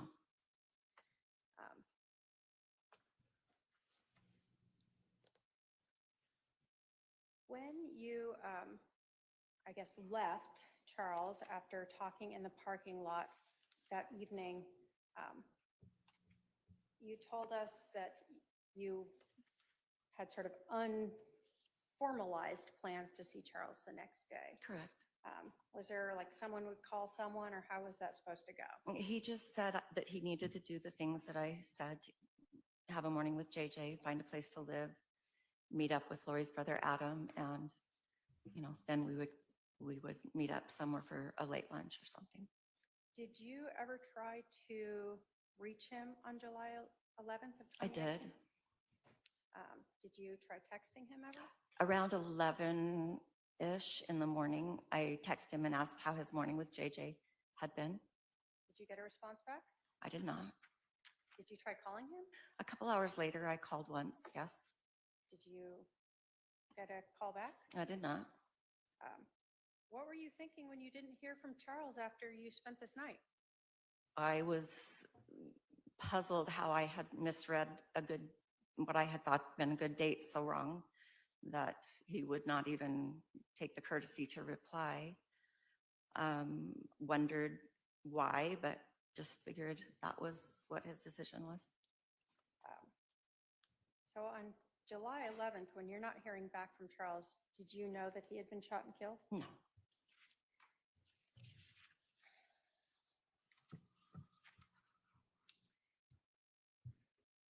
Did you later learn that Charles had been killed from seeing something on TV? I was watching TV in December, I believe, and his picture came on the screen, and it said that he was dead. When you learned that in December, that he had been killed, did you learn when that had happened? Did you try to investigate? I did. They said the date, and I thought, oh my gosh, that's right about when I went out with him. And so I went to my phone and thought I probably had deleted our text conversations. If I'm not dating someone and I text, I usually delete the thread, but I had not. And I had the conversations, and then I realized that I was with him until 10:45 that night and that he died at 7:30-ish the next morning. And did you later then talk with the police in April of 2020 to tell them what you knew about this case? I did. Thank you. The state has no other questions. Cross.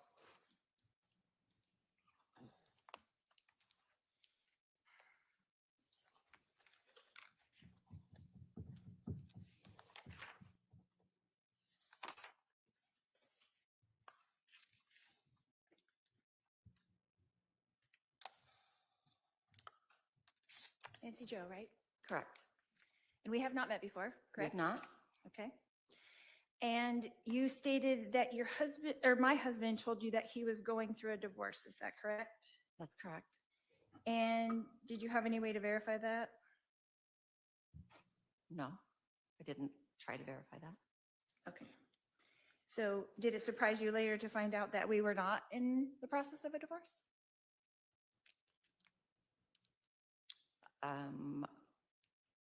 Charles was in the process of a divorce. He was not in the process of a divorce. Did it surprise you to find that out? You've seen it all on TV where we're not getting divorced. Okay. So on the website that you met him, did he say he was divorced? I'm not certain. Would you have gone on a date with him if he would have said he was married? If I would have realized how married he still was, maybe not. But I just met for dinner. I wasn't sleeping with him or anything. Do you go on dates with married men? I'm gonna Not object naturally? Argumentative. I'm going to also object under 611 for harassment. All right. I'll sustain the objection. Your Honor, do I not have a right to cross-examine this witness for what she has already testified to? You can cross-examine her about what she's testified to.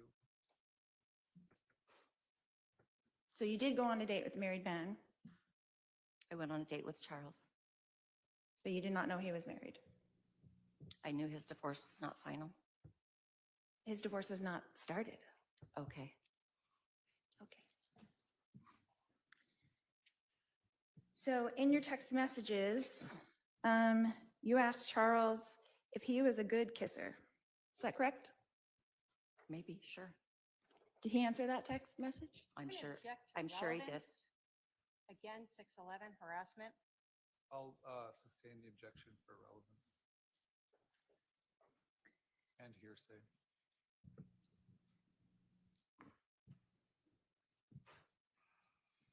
So are you trying to tell me and this jury that you went on one date with my husband and he told you all the details of our lives? I'm telling you the truth, and that's what I know. So you spent your whole date getting to know each other, talking about me. Don't flatter yourself. No, we did not spend the whole time talking about you. You knew a lot about me, right? I knew what I've testified to. What else did you talk about on your date? Lots of things. Like what, for instance? Life, kids, the church, lots of things. Okay. Did he tell you about anything about our other 4 children? Yes, So you knew that we did have 5 children as well? I did. Okay. Did he talk to you about my daughter Tylee? He did. Did he talk about his relationship with her? I don't recall that. Did he talk about the contention in his relationship with my daughter Tylee? I don't recall that. I'm sure you don't. And I'm going to object to comments by the defendant made after questions testifying. I'll sustain the objection. On your date, you talked about my husband was a life insurance salesman. Is that correct? I knew he did something with money and insurance, but I really didn't know the details of what he did for work. Like I said, I don't ask the details about what someone does for work when I'm trying to get to know someone. But you knew that he sold life insurance. You stated that. I believe that I had a vague understanding that he did something with insurance. And then he brought that up again at dinner. No, we didn't talk about his work at dinner. I thought you said you did talk about, and correct me if I'm wrong, you said you did talk about that he changed the life insurance policy at dinner. Well, you were asking me if we talked about that he sold insurance, which that didn't happen. But yes, he did tell me that he changed the beneficiary of his life insurance policy at dinner. Did he tell you how much his life insurance policy was for? Yes, he did. What did he say? $1 million. Did he tell you how much my life insurance policy was for? I do not recall. You don't recall? We didn't talk about you very much in that vein. When did you talk to him about me very much then? If it wasn't at dinner, was it in your text messages? We were talking about what he was going through in the process of separating from you, not about what your life insurance policy was worth. And we talked about you on the phone, and when I say you, meaning what he was doing as he was going through this separation. So let me understand. You were dating some different men on this website, right? From the websites. Sure. Would you say it was common for men to be talking so much about their supposed ex-wives during their conversations with a potential? It's actually very common. Really? Really. Interesting.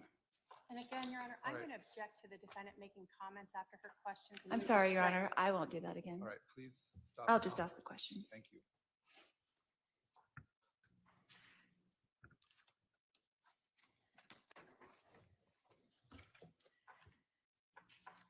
So there were some text messages between you and my husband after the dinner on July 10th. Is that correct? Correct.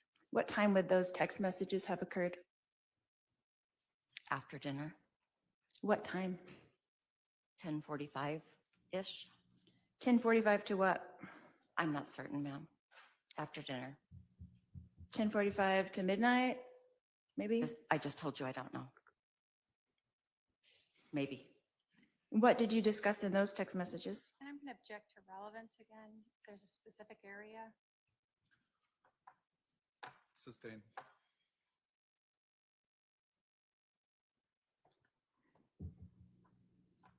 You testified a minute ago that Charles told you a lot of things about his wife. You didn't say ex-wife, but you said wife. Is that correct? Okay, sure. What were a lot of things? The things that I've testified to. Can you be more specific? Am I allowed to do a narrative then? Let's go on sidebar.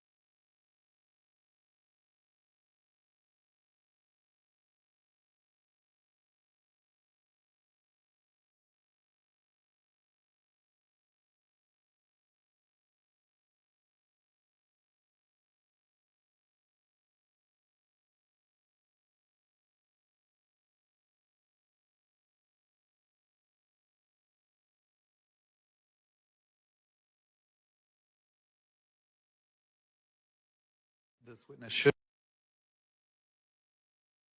But that is correct. I reached out to Kay after I saw that Charles had died. You said that you had seen on TV that my husband had passed away. Is that correct? That's correct.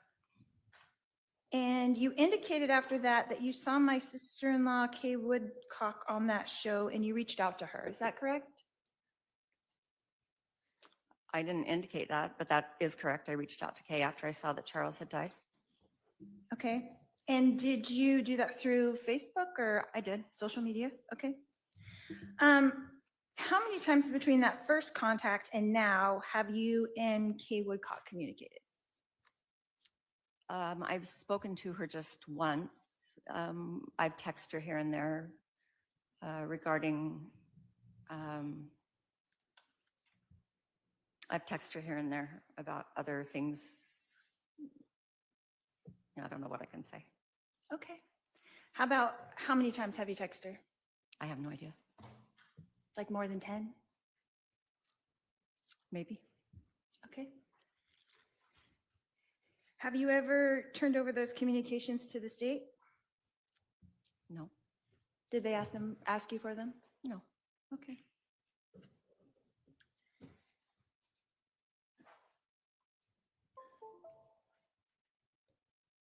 Did you ever turn over the text conversations you had with my husband to the state? I was never asked, but I understand that they retrieved them via having them through Charles' phone. Okay. I would have had I been asked. Okay. Did you turn over any other communications that you had with anyone else regarding this case to the state? I don't believe I've had any other regarding this case to turn over to anybody, so no. Okay. How many times have you spoken to this prosecutor? To Ms. Kay, Yes, to Ms. Kay.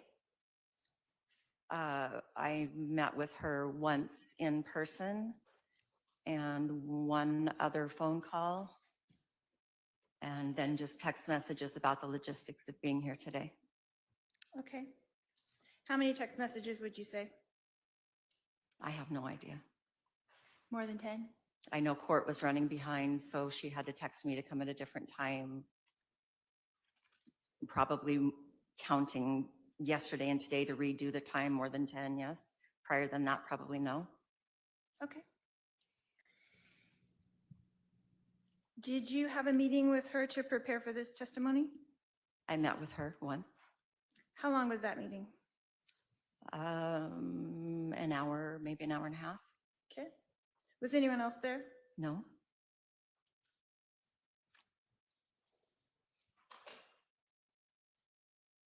Have you ever spoken to my brother, Adam? yes, but only because I ran into him at my grandson's pickleball tournament the other day. And how did you know that was him?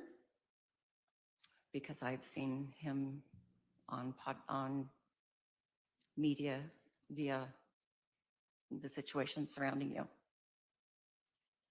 So you initiated a conversation with him? I just said hi, and he asked me who my grandson was, and I pointed it out, and that was the end of it.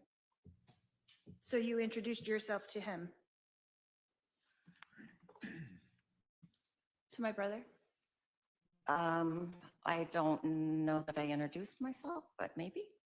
How would he know who you were? I don't know that he knew who I was. I knew who he was. So you went up and talked to him? I did talk with him, yes.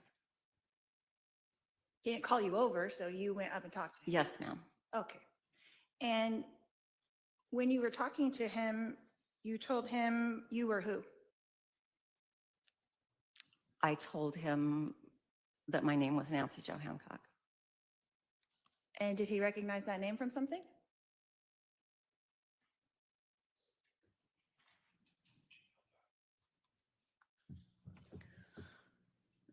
Can I go back and change how I met your brother? I forgot this until right now. So on a dating app, your brother's picture came up on my dating app. And I sent him a message and said, but he had a different name that he used, not Adam. And so I just sent him a message and said if he was going to use someone else's pictures, he should probably pick someone different than Adam Cox. That's how I met him. That's how you met my brother, Adam? Correct. Do you know what perjury is? Absolutely. I object, Your Honor, to That's a question. argumentative harassment. Argumentative.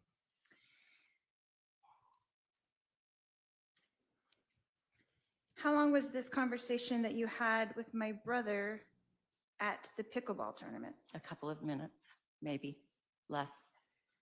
And how many times had you communicated with him before that? Only that message on that dating app. Besides that, One message, one time? I don't remember. I think he messaged me back, and it didn't continue. So just the one day then? Maybe several messages in one day? I might have sent him one other message, but it was just one interaction, and there was nothing further. And you did not schedule a date with him? I did not. Okay. Have you ever spoken to Brandon Boudreau?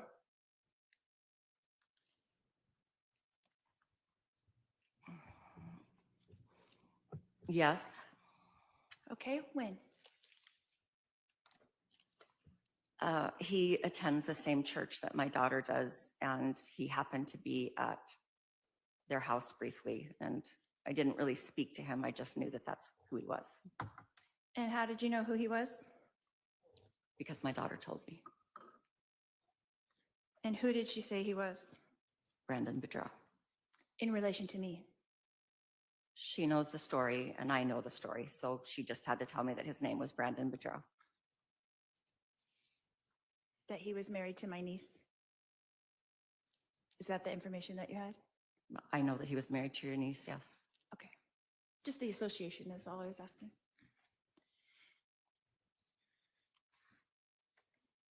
And you did speak to him that time? Well, I don't believe I spoke with him. Okay. Did you met him? Or I don't know that I even met him. I was there. He was there with some other people, and I knew that that's who that was.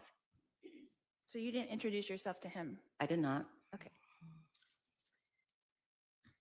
Did you speak to any other law enforcement besides Ms. K? Not that she's law enforcement, but did you speak to any other law enforcement about this case or be interviewed? Yes. Who? Who did you speak with?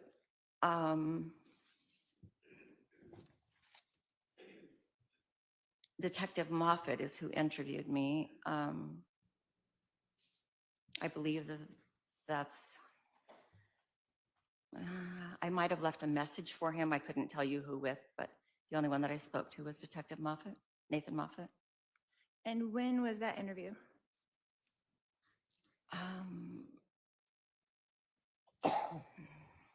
In 2020, I believe in April. A long time ago. Okay. How long was that interview about? It was a telephone interview and it lasted 45 minutes, I'd say. Is that the only law enforcement that you spoke to besides the prosecutor? Yes. And how long between that interview with Detective Moffat and your first communications with Ms. K, how much time passed in between there? With Trina K? Correct. I met with her just a month ago, 5 weeks ago, and I gave an interview in 2020, so. Is that the first communication you had with Ms. K was 5 weeks ago? Yes. Okay.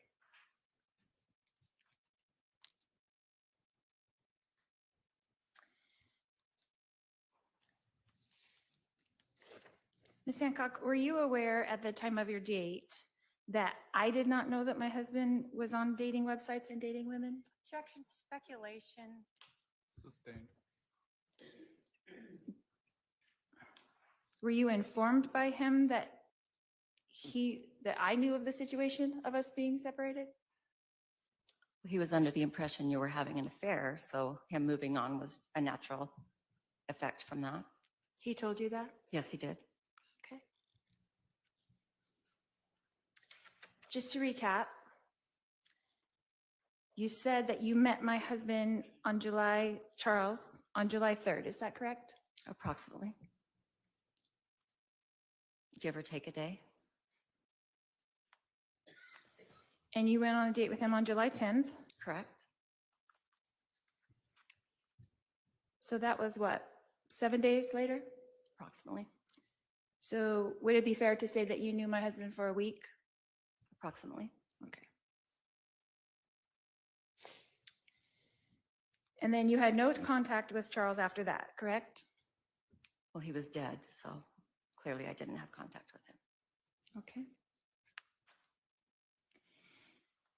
And it wasn't until you saw that he had passed away on the news that you reached out to anyone, is that correct? Correct. I didn't know he was dead. And that was about 6 months later? Is that correct?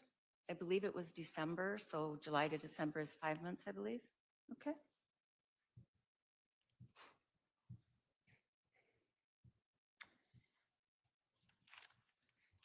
And then you found Charles' sister, Kay Woodcock, my sister-in-law, yes?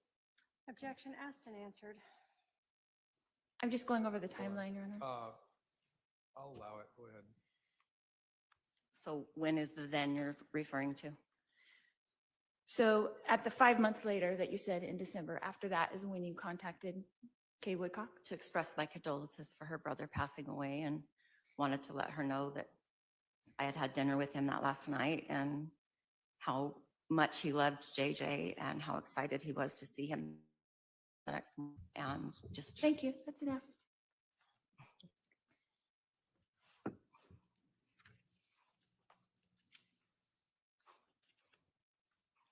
I'm just recapping here, and you contacted her through Facebook, is that correct? And again, asked and answered. I don't think that was actually asked yet. I'll overrule. Go ahead. yes, as I said before, I contacted her through Facebook. Okay. And then sent a few text messages, is that correct? That is Yeah. correct.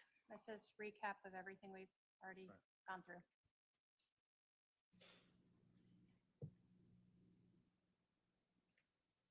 And then you said you met with police on April 22nd, 2020, is that correct? I didn't say April 22nd. I said I believed it was sometime in April. Okay, And I didn't meet with them. It was a telephone interview. okay.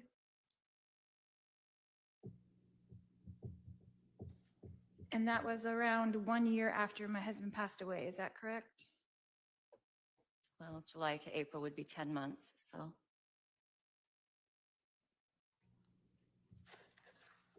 No more questions, Your Honor. All right, redirect. Thank you.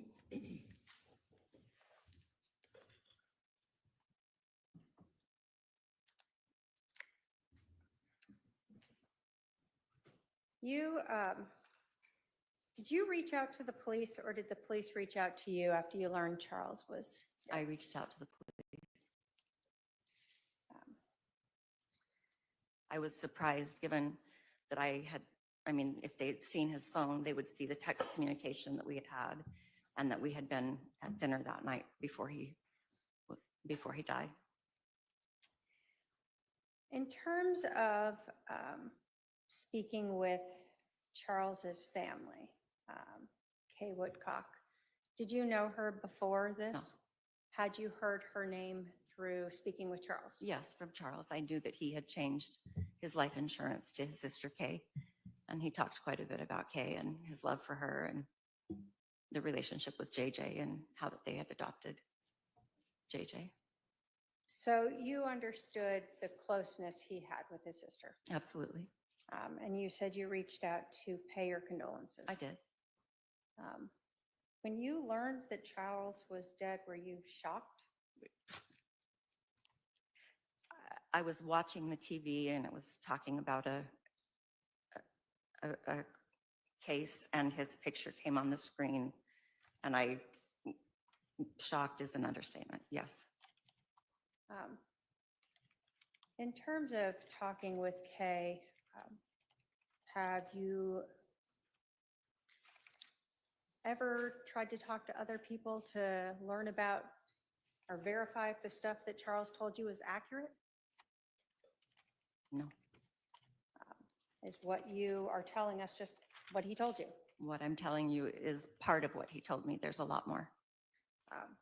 And did you tell the police all of what he told you? That you could remember at that time, I should say. I believe, no, I thought I would probably be interviewed again and it was more an ask-answer format. There was, I remember being surprised that I wasn't interviewed again. Because Charles had shared so much with you. Correct. In terms of the defendant's brother, Adam, did you ever talk with him about the case? No. Through media, did you recognize him? I as- recognized him because I'd seen him on reports. And I knew that he was going to be testifying in this hearing. When did you see him? When was this interaction Like at this pickleball? a week and a half ago. So a week and a half ago, when you see him at a pickleball tournament with your grandkid, you say hi to him? Basically. You don't talk at all about the case? We might have talked about that we were testifying. I don't know. Not no details for sure. Just a general, and then he saw who my grandson was and the end. So nothing about, hey, I'm going to say this, or Charles Absolutely, told me this. absolutely not. When you and I met, did we go through your testimony? Or let me get this right. We go through what you told the police? Yeah. Did I indicate to you to just tell the truth, You told me to tell the truth, whatever that was? whatever that was. You were asked about the fact that you knew Charles for basically a week, right? Correct. Did he make an impression on you? Charles was a large personality. It would be hard not to be impressed by his wit and just gregarious, big personality with his Southern accent. You were asked a lot on cross about you dating a married man. Correct. What was your impression of where this relationship was between Charles and Lori Vallow when you and Charles started talking? Well, I knew that they had separated and that they had reconciled, and I knew he had filed and then he had recanted that. But he also had met with an attorney to begin the process again and was very emphatic that he was done with all the craziness. Was that last time something that you understood to be very recent? Prior test meeting? Yeah. Yes. When he's talking to you, he's telling you about, you said sort of the whole year of 2019, correct? But this last understanding that you had of him now going back to a divorce lawyer, was that something you understood to be very recent in time to that July 10th when you're meeting? Correct. Okay. And did you understand him to have even met with an attorney? I believe he told me that.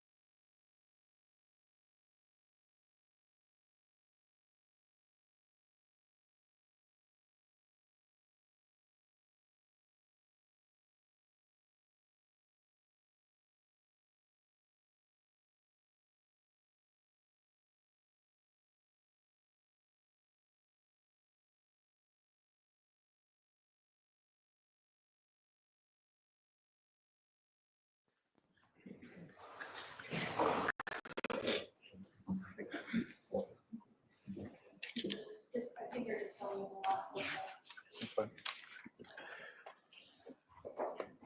All right, we'll go on the record. State of Arizona versus Lori Daybell, CR 2021-001704. Before our break this morning, the defendant moved to have an exhibit admitted for appeal purposes only. That exhibit number, the correct number, I believe, is 269.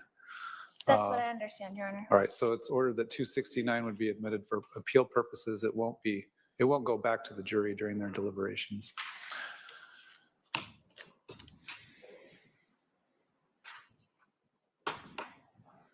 Go ahead and get the jury lined up, I guess.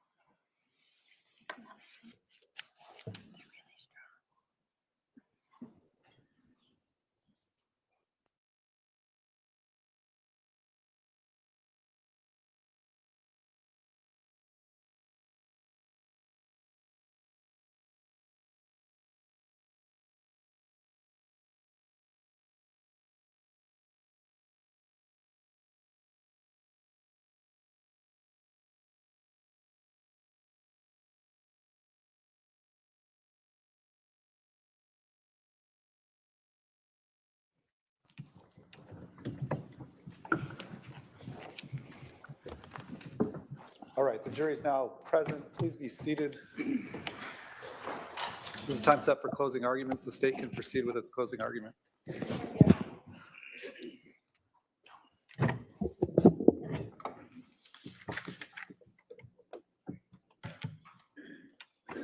July 18th of 2019, just 7 days after this defendant and her co-conspirator Alex Cox shot and killed Charles. This defendant texted her soon-to-be next husband, Chad Daybell, about Charles's life insurance policy. Her words tell us that she was involved in this killing. Her actions and her words of texting Chad Daybell tell us the motives behind this murder: Chad and money. The morning of that 18th of July, Lori Vallow texted Chad and said, quote, "I just got the letter from the insurance company saying that I am not the beneficiary. It's a spear through my heart. Who do you think he changed it to?" Later that day, after she spoke with the life insurance company, he sent Chad another text. Quote, "So I talked to the insurance company. He changed it in March. Probably it was Ned before we got rid of him."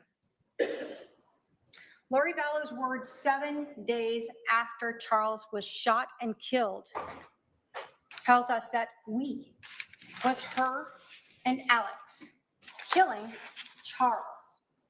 Why? For that money.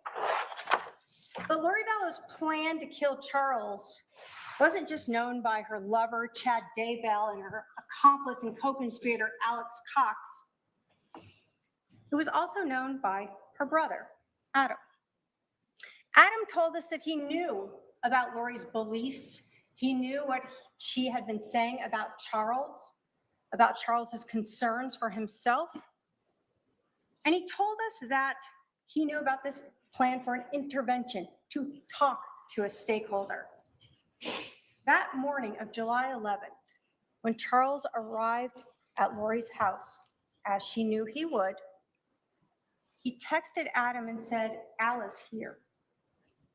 Adam texted back, they are planning something. He knew. And 3 days later on Saturday, when Adam finally learned, when his friend Googled Charles, that he had been shot and killed by Alex, Adam told us he went back and talked to his mother and he confronted her about this. And he told his mother, Lori and Alex conspired to kill Charles.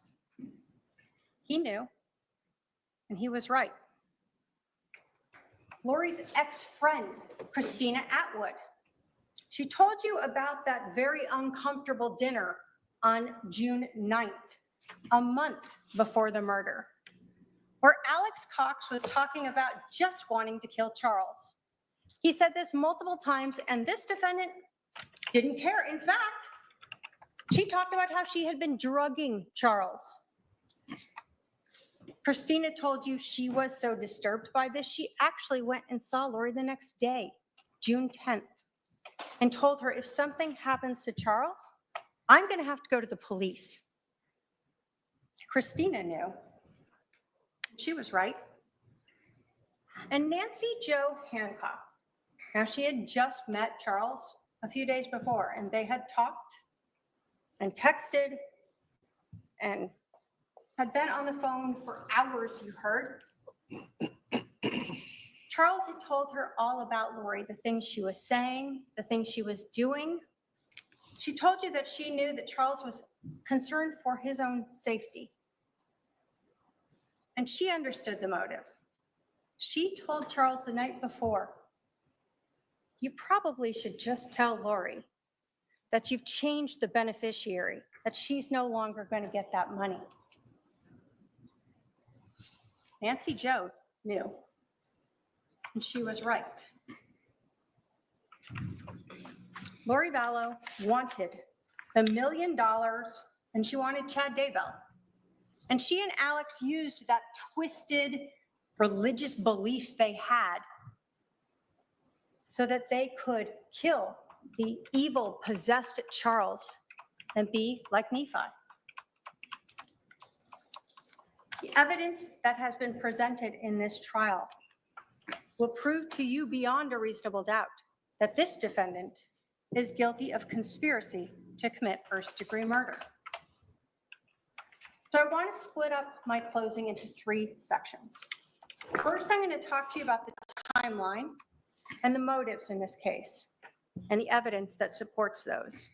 Second, I want to talk to you about the jury instructions and the evidence that's been presented to you in court. I'll remind you that anything the defendant said in her opening was not presented at trial through a witness or through an exhibit, and it is not evidence. Using the evidence that has been presented and admitted at trial, the state will show you how, again, the defendant is guilty beyond a reasonable doubt of this crime. And finally, I'm going to talk to you about those justification defenses, the excuses and the reasons why the defendant would like you to believe that they had a valid basis for shooting and killing Charles on July 11th. And we'll talk about how, in fact, there is no justification for what they happened.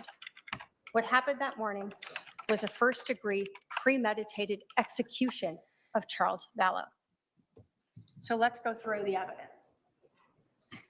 The timeline really starts, and we know it goes back much further than this, but the big change occurs on June 29th or 30th, when you learned that Charles Vallow learned about these KK Walker emails. He learned about that affair with Chad. Now he knows Lori is cheating on him. We know that he contacted Chad Daybell about it. He contacted Chad's wife about this. He told Adam about it, and he told the defendant about it. So everyone knew that Charles now knew this. July 9th is now the first time that Charles is going to be coming back to Arizona. We know from the time he learned about that affair. He hadn't been back until this planned visit to see his son, JJ. We know at 1:13 p.m., Charles texts Adam and books him a flight for the next day.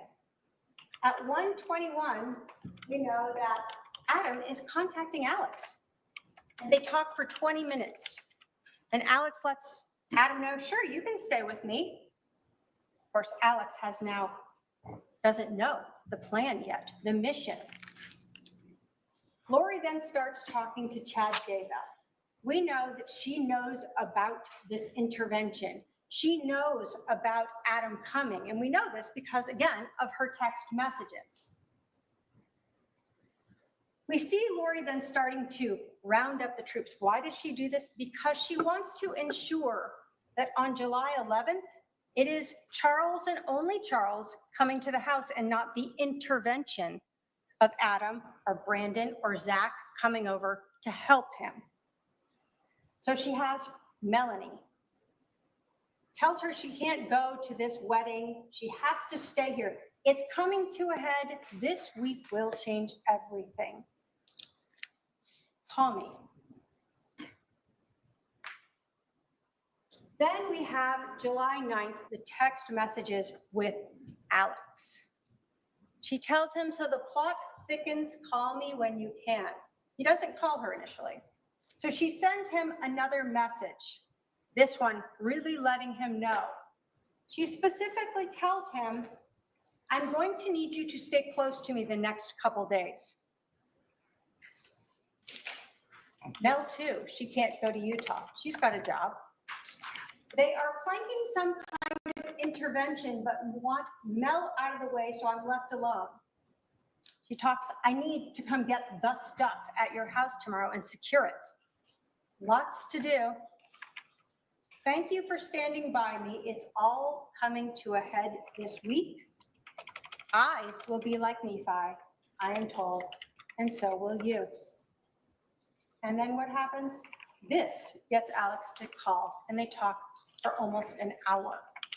An hour planning how they're going to stop the intervention, how they're going to be like Nephi.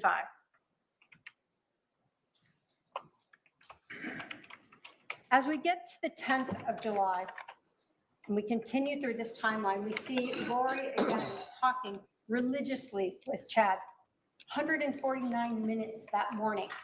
She's also texting Melanie Boudreau, Melanie B, telling her that it's important for the mission, for Melanie to help her by keeping Brandon distracted. And we saw those messages where Melanie says she'll pretend to be sick. We know that on the 10th, Adam arrives in Phoenix. And now we have Summer helping the defendant, letting her know what is going on with Adam and Zach. Everyone is covered to ensure that Charles will be alone on the 11th. We have the continuing talks with Chad, her soon-to-be husband.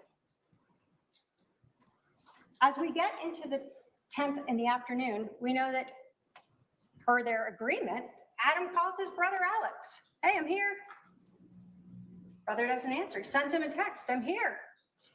No response. Why? Because the night before, his sister Lori told him, we have a mission. We must be like Nephi. Charles is coming into town. You must stay at my house the night of the 10th so you can be here the morning of the 11th. We also know that Summer gave Lori an out. Hey, you can stay at my house. No one will know where you are. We're going to be out of town. You can hang out here. Lori doesn't take her up on that. She has a mission to do. As the night grows on the 10th, Adam continues to try to reach his brother Alex. Again, no response. And by 45 or so minutes after that last text by Adam, we know Alex is already at Lori's house. He's there with his gun and a garbage bag of some underwear. Why? That gun is important. a loaded weapon, 2 extra magazines of ammunition with him. He is ready for his mission. And again, Summer is updating her, telling Lori that Zach and Adam are still at her house. They're going to go stay at Mimi's.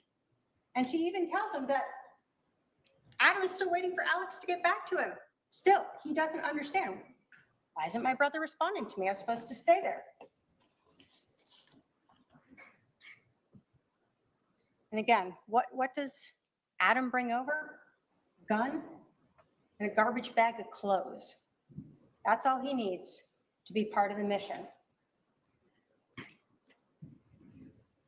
When we get to July 11th, we still have Lori talking with Chad.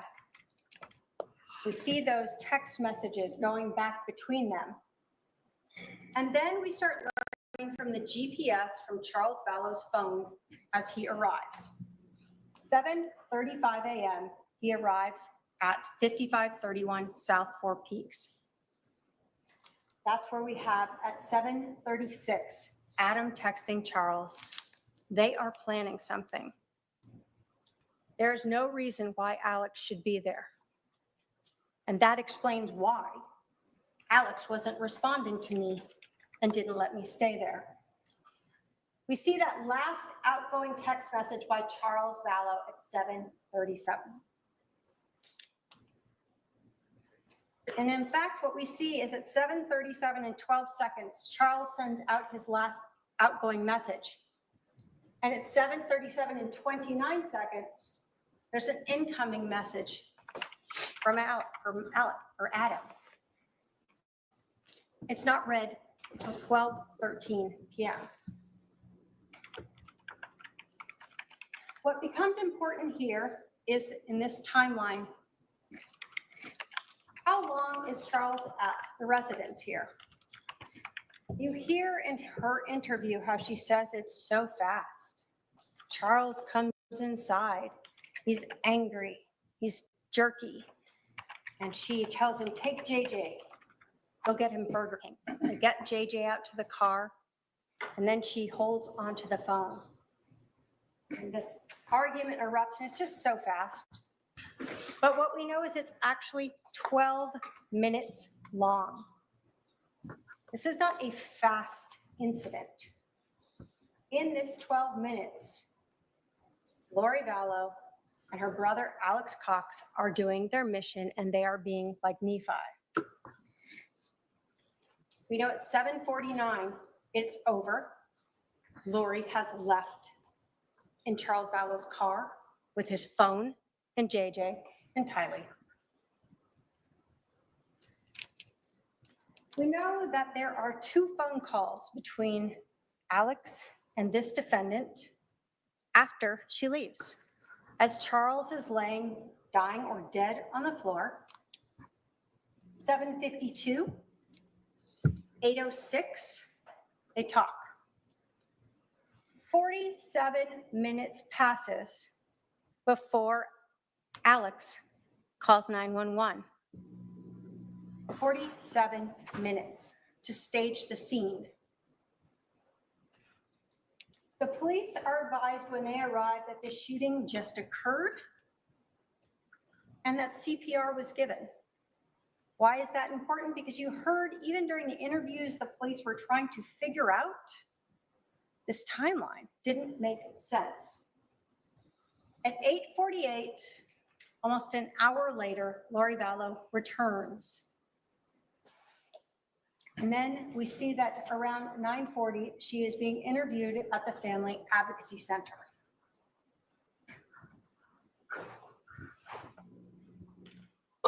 We know that Lori Vallow has Charles's phone that entire afternoon.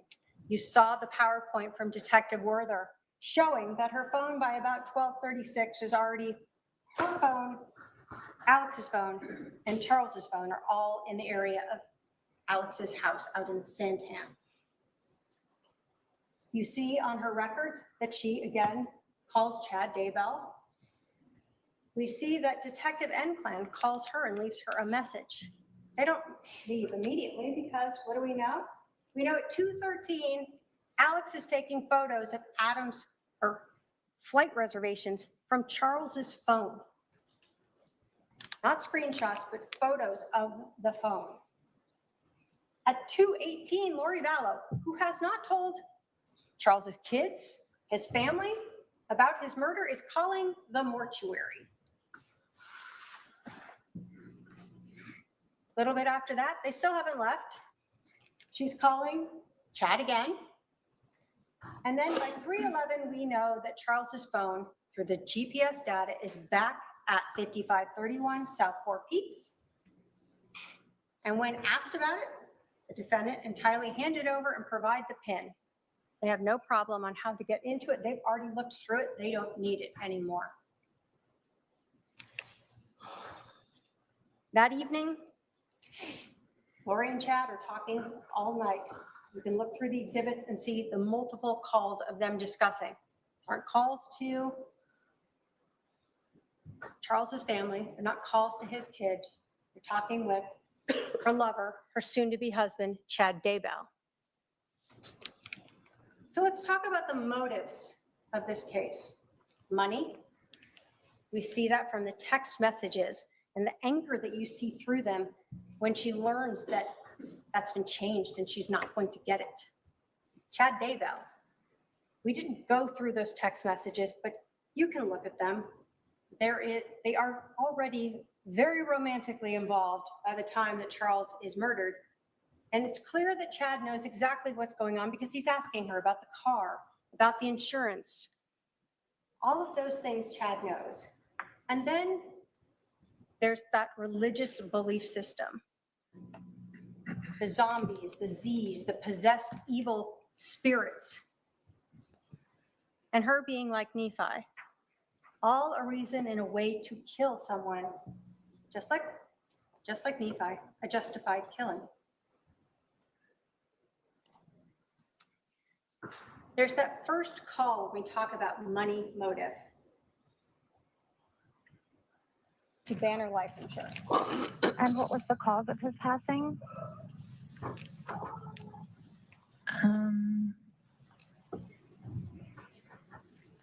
Well, he was shot.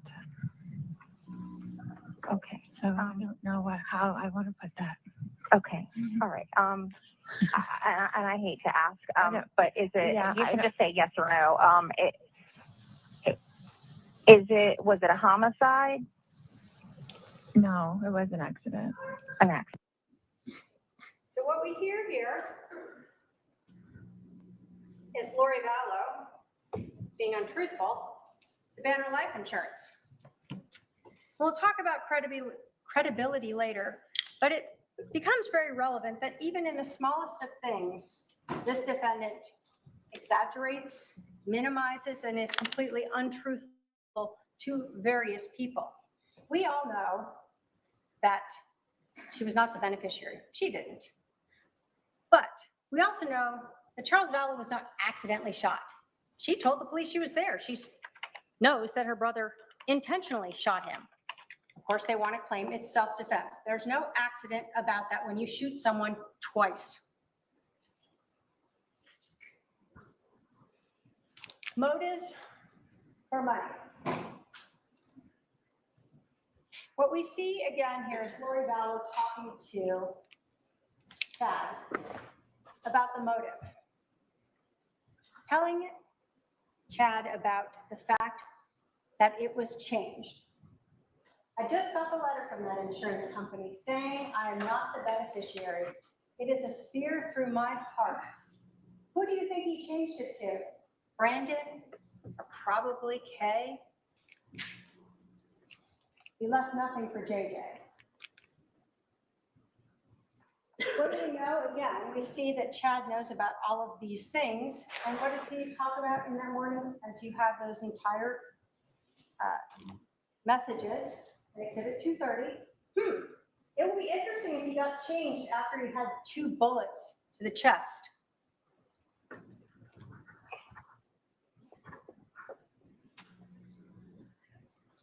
Again, as we talk about the murder, we have later in that day the message that I talked to you about.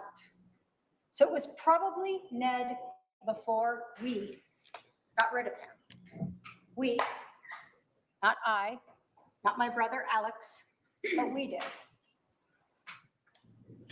And then the other thing in this text message that is of importance is the fact that Lori Vallow knew a month before she went to Social Security how much money she was already going to get for the death of Charles. Here she says, I will still get the $4,000 a month from Social Security.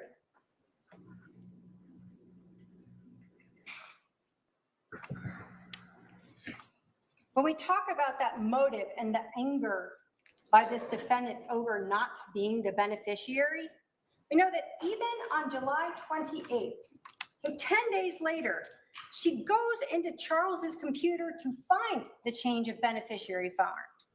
She texts that to Chad to show him, and she sends it to Kay and confronts her about it. Money. That's what she wanted. And Chad. So let's talk about Chad, the affair with Chad Daybell. We know that she knew him as far back as November of 2018, when he came to Arizona and stayed at Lori's house. You were told by Detective Duncan that there were recordings on her Lori for Style iCloud account of Chad Daybell here in Arizona for that Preparing the People conference.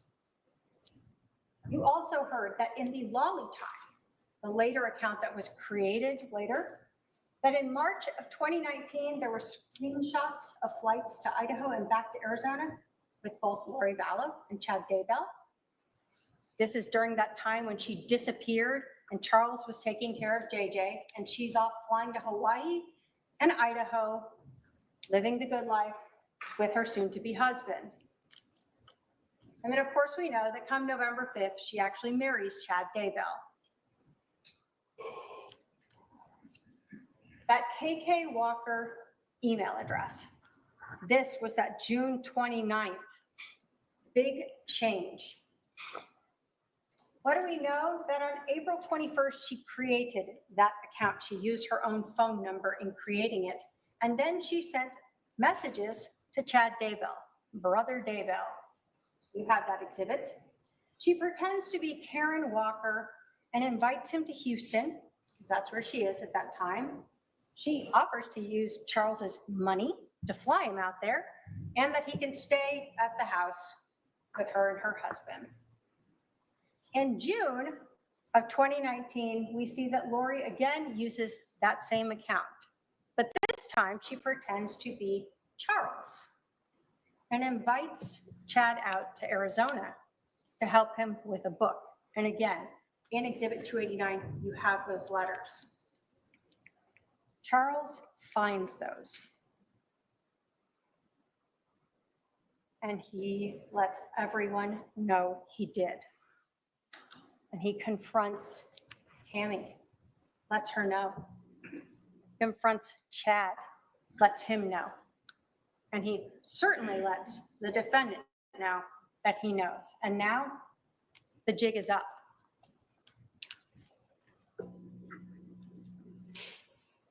We see in these text messages that were recovered from the iCloud accounts, whether they're under the Bubby context or under the Melanie 2 contact, this relationship between Lori and Chad. If you want to read the story, it kind of mimics them meeting in November, hooking up in hotels, and discussing their love for each other. When we are talking about a motive and a person who wants money and who has not worked for 13 years, who has had her husband pay for her homes, her phones, her cars, allowing her to go to the temple and work out and go to lunch in restaurants, this is a big change in life if she loses all of this. But if she gets $1 million, it's not so big of a difference, along with that Social Security she'll be getting. And then obviously we know that once Charles was out of the way, Lori and Chad were able to get married. So what about those religious beliefs? Everyone that Lori knew, who she expressed them to, told you that they were not in line with the Church of Latter-day Saints. Everyone told you that she said things like she didn't need to repent, she didn't need forgiveness, she could do whatever she wanted now, that she was in a celestial state, translated, that she is spiritually and physically changing, that she's above the priesthood, that she knew who was dark and evil. You saw those text messages, both about Charles and heard from people, as well as about Brandon and Zach and Adam. People who were helping Charles were also dark or Z's. And ultimately, what did we learn? That she associated herself with Nephi, a prophet, a holy man, who was justified and asked by God to kill Laban because he was an evil, wicked king who had the tablets that God wanted him to go get. Lori was just like that. She was justified in her killing. We heard from her brother, Adam, that their relationship had ended when she told him some things about her beliefs that he disagreed with. That she was turning into that celestial state, that she didn't need to eat, that she had more authority than the priesthood. Yes.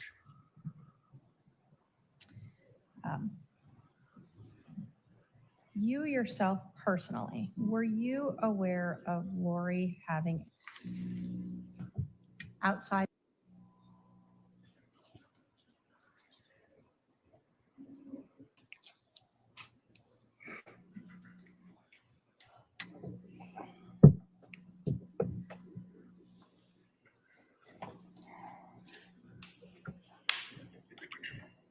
Lori having any beliefs that were outside of what is accepted by the LDS religion?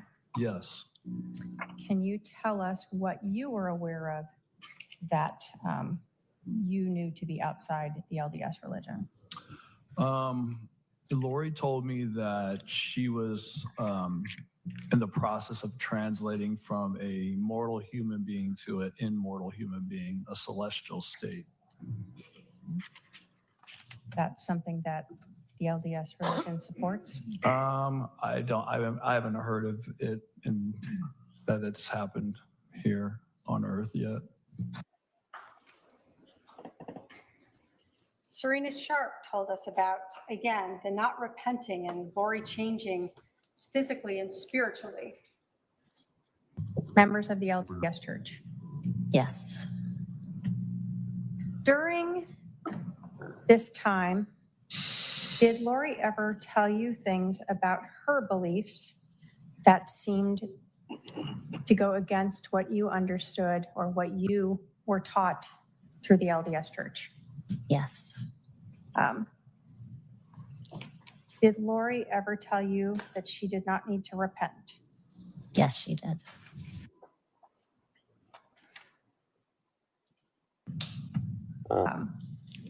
During this weekend, did Lori talk to you about her husband, Charles Vallow, being possessed?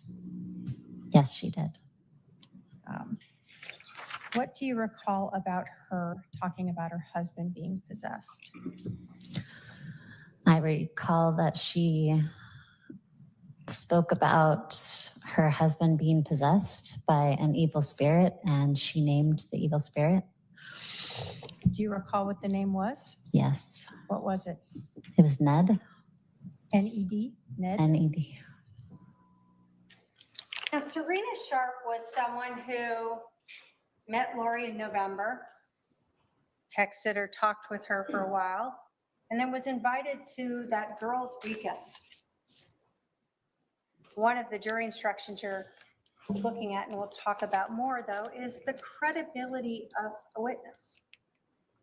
Serena Sharp has no dog in this fight. She knew Lori for a little while. She was invited to, I'll call it the inner circle. The defendant told her some things that went against her religious belief.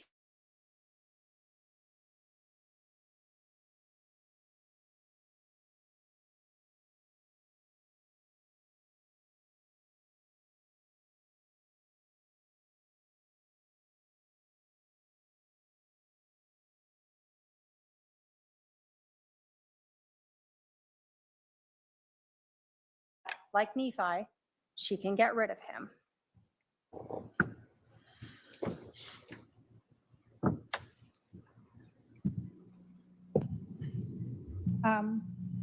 Do you recall Lori Vallow telling you that her husband Charles was no longer Charles, that he was now this possessed person?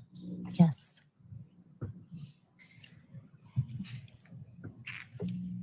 When Lori was talking to you about Ned, was she explaining that this evil spirit was now in the body of her husband? I don't know if she used those exact terms, but that was the impression I got. Yes. So the word she used expressed to you that idea that this evil spirit Ned was now in her husband's body. Yes. The other thing that Serena Sharp told us was Lori using that term zombie. You remember how upset the defendant got by her saying that. But again, why would Serena make up any of this? She has no reason to. What she recalls is that that is a term that this defendant used when speaking of people like her husband who were possessed by these evil spirits. We heard from Christina Atwood as well, the same concept that Lori Vallow repeatedly would say. Did she tell you, as well as the other women who were at this meeting in February, that her husband was possessed? Yes.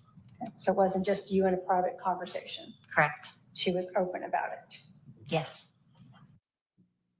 So again, we see this ongoing timing of Lori Vallow talking of her evil, dark husband, who she later is authorized under her religion to get rid of.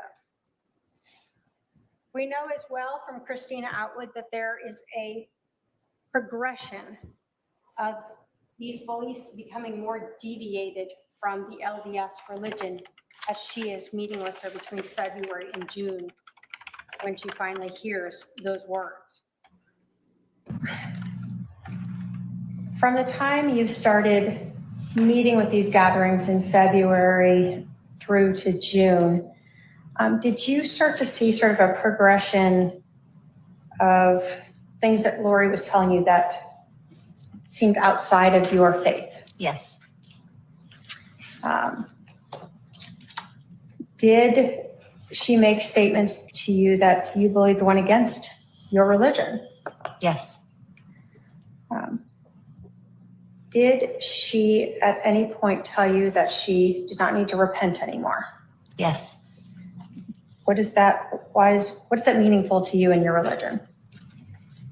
We believe that every single person outside of Jesus Christ has reason to repent. Other than Lori Vallow, according to her words to multiple people. So let's take all of this, the motives and this timeline now, and talk about some of the jury instructions and all the evidence that supports proof beyond a reasonable doubt that this defendant is guilty. I want to start with talking to you about direct and circumstantial evidence. You have a jury instruction that tells you that evidence may be direct or circumstantial, that direct evidence is the testimony of what a witness saw, heard, or otherwise sensed, and circumstantial evidence is proof of a fact or facts from which you may find another fact. You're told the law makes no distinction between direct and circumstantial evidence. And this is relevant. The witnesses have often been questioned. Did you see, hear, or do that? What you are told is you can actually use circumstantial evidence to convict anyone. But let me give you an example of this. Imagine you are sitting on a beach. Just you, it's quiet. Off to your right, there's some rocks and you can't see around that.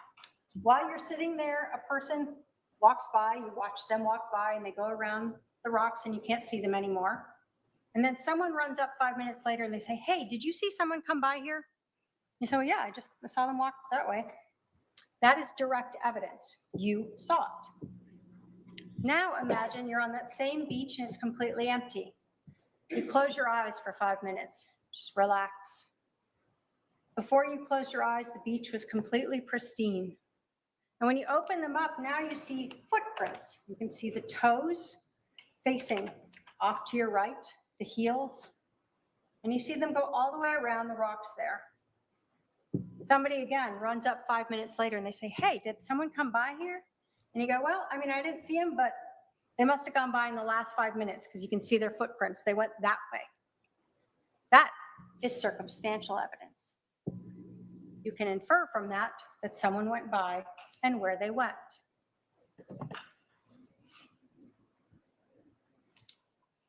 The burden of proof.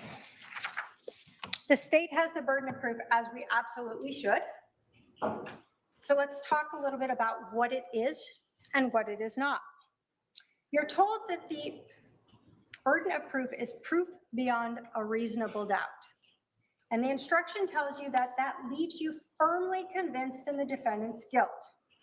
You're told there are very few things in this world that we know with absolute certainty. And in criminal cases, the law does not require proof that overcomes every doubt. If, based on your consideration of the evidence, you are firmly convinced that the defendant is guilty of the crime charged, you must find him or her guilty. So I want to start by saying what proof beyond a reasonable doubt is not. It is not proof beyond all doubt. It is not proof beyond all conceivable doubt. It's not proof beyond all possible doubt, and it's not no doubt. You're told that there are very few things in life we know with absolute certainty. So just because someone says, what if? That is not a reasonable doubt. What you're told is it's proof beyond a reasonable doubt. As we go through the evidence and apply it to the crimes, we will show you that there is no reasonable doubt as to this defendant's guilt. So let's start with the crime itself. Conspiracy to commit first-degree murder. There are 3 stages in this, or 3 things the state must prove. 1, that the defendant or her co-conspirator caused the death of another person. Well, we know that Alex Cox shot and killed Charles on July 11th of 2019. Alex called 911. Alex indicated he was the shooter. He was the only one home. It was his gun. His credit card or debit card was in there with the gun. And we know that Lori told the police that her brother killed Charles. So we know that he caused the death of, so that. 2, that they intended or knew that she or a co-conspirator would cause the death of another person. When we are looking at this case, we are looking at the defendant's words, actions, and motive. The words and actions of having her brother Alex come over on the 10th with a gun so that he would be there when Charles came over to pick up JJ. The actions that day of taking Charles's phone, ensuring that he could not leave, that he could not take his son to school. The defendant told the detectives how angry and screaming Charles was about the phone, but she didn't just give it to him, throw it at him, tell him to get out, whatever you might do. She held on to it and told the police that she walked away with it as he's trying to grab it. The defendant's actions and words show us that she is the only reason why Charles stayed in there and the only reason why Charles was shot. Then there's those 12 minutes. Defendant tried to pretend that this was a quick, angry scuffle. But Charles is there for 12 minutes. The defendant is there for 12 minutes. Alex is there for 12 minutes before she leaves. We look at her actions when she came back. She told the police her brother was hit in the head with a bat. She never asks how he is. She's not concerned about his injury. She's not concerned about her husband being dead on the floor of her house, her child now without a father. The lack of words that she said there and her demeanor show again that she was well aware of what was going on and part of this incident. We look at her words to Chad, that Charles changed his life insurance policy before we got rid of him. They show her intent to kill Charles. And again, we look at the motive, money and Chad. When did this happen? The first time Charles came back into town after he found out about the affair. Finally, the state has to prove that the defendant or the co-conspirator acted with premeditation. So I'm going to talk to you about premeditation. You have a jury instruction for it, and it tells you that the defendant or the co-conspirator intended to kill another human being or knew she or the co-conspirator would kill another human being, and that after forming that intent or knowledge, reflected on the decision before killing. It is this reflection, regardless of the length of time in which it occurs, that distinguishes first-degree murder from second-degree murder. You're also told an act is not done with premeditation if it is the instant effect of a sudden quarrel or heat of passion. It's where you remember those 12 minutes and the calmness of her walking around with that phone and her demeanor. You're told the time needed for reflection is not necessarily prolonged, and the space of time between the intent or knowledge to kill and the act of killing may be very short. So I'm going to give you an example. It's a lot of legalese, and then we'll talk about what we really have here. So imagine again, you are driving your car. You do every day. And you're coming up to an intersection and you see the light turn yellow. And in that second you think, do I want to run it? Or do I want to slam on my brakes and hit it? Stop before I go into the intersection. You think about that, and then you decide, I'm going to slam on my brakes, and I'm going to stop. That is the time it takes to reflect. That is the time it takes for premeditation. But we have a lot more than this because we have planning, not just premeditation that morning. So when we talk about the premeditation that we see, it starts at least back in June, when we have Christina telling us about Alex Cox saying that he wanted to kill Charles, Lori having no reaction to that, and instead talking about drugging Charles. Did you hear Alex making some comments? Yes. And you told us that they made you uncomfortable. What were these comments? He stated he wished that he could just kill Charles. Okay. Was Lori around when he was saying this? Yes, one of the times. Okay. So he said it more than once? Yes. Can you describe for us part of his demeanor when he's saying this about wanting to just kill Charles? It was jocular, just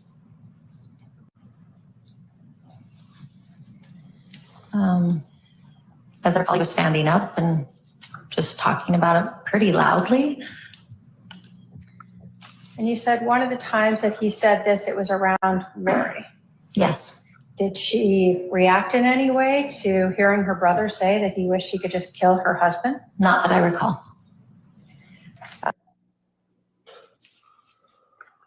By July 9th, or when we start having this planning that we're talking about, we know that Lori Vallow is living in a house paid for by Charles Vallow. We know from even her statements to Detective Enclan that she doesn't like Charles, is what she says, but Charles won't file for a divorce. We know from her words and text messages that she wants to be with Chad Daybell, but Charles is her cash cow. She hasn't worked. He pays rent, car, cell phones, her travel. And so as far back as June 9th, we're already hearing that Alex and Lori would like to not just get rid of Charles, but kill him.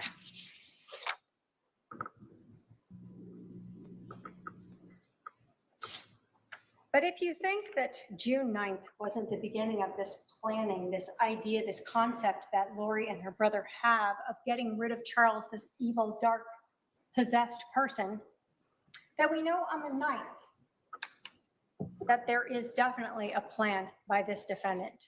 And we see that through those text messages with Melanie, with Summer, with Alex, where she speaks of the mission, where she talks about telling Melanie, you can't leave. You got to pretend to be sick and stay here and keep track of Brandon so he doesn't come help Charles. You can't be in the picture. We need to stay here to defend ourselves from an intervention.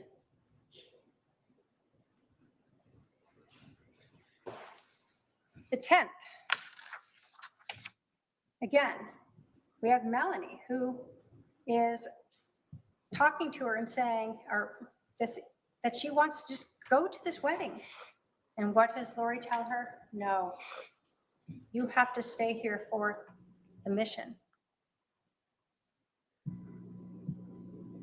The mission of stopping an intervention? No.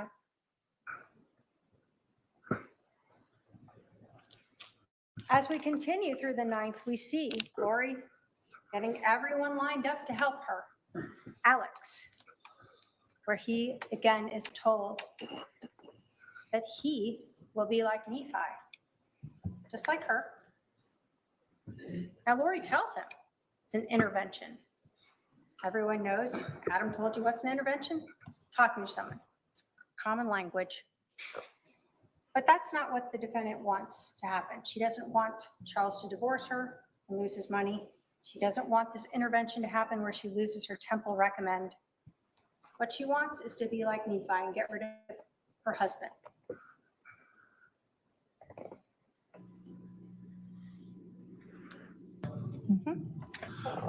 Well, Nephi was a prophet in the Book of Mormon. It's the first chapter. He was a prophet, very humble and faithful servant of the Lord. Ironically enough, his brothers tried to kill him at one point. But he actually ended up going to Jerusalem to get these plates back, and he was run off, came back, and then went back again because the Lord asked him to. And when he did, the King Laban, who was actually a wicked king, was laying on the ground drunk in front of him, and Nephi was told to kill Laban. Who was he told by? The spirit, or God. So God was using a Holy Spirit to tell him to kill Laban, and Yes. did he? Yes, he did. Was that something he anguished over? Yes. But ultimately, it was a justified killing. Yes. You heard from Detective Duncan that everyone he spoke with gave this same story. And again, the defendant questioned others about this story. But what we've heard is from Detective Duncan and from Adam that Nephi is this justified killing. When we think about her religious beliefs and what she's been telling people about not needing to repent, about telling people who is dark and evil, a zombie or a Z, that she is above the priesthood, it makes sense that she feels justified in determining who should live or die, just as she told her brother on the 9th. And we know that in fact we're talking about a justified killing because Alex brought a gun over. He didn't bring the Book of Mormon to talk to Charles about something. He didn't bring a friend to try to record Charles saying something. He brought a gun with him. And then he waited there for his sister's husband to come into the house so he could kill him. What we see is a very planned out, premeditated murder. But let's talk about some additional premeditation. Again, as we're looking at Summer, we see on the 10th that Lori is having her sister update her on where Adam and Zach are staying, so she knows they're not with Charles. They're not coming over. They're not going to be interfering with their justified killing.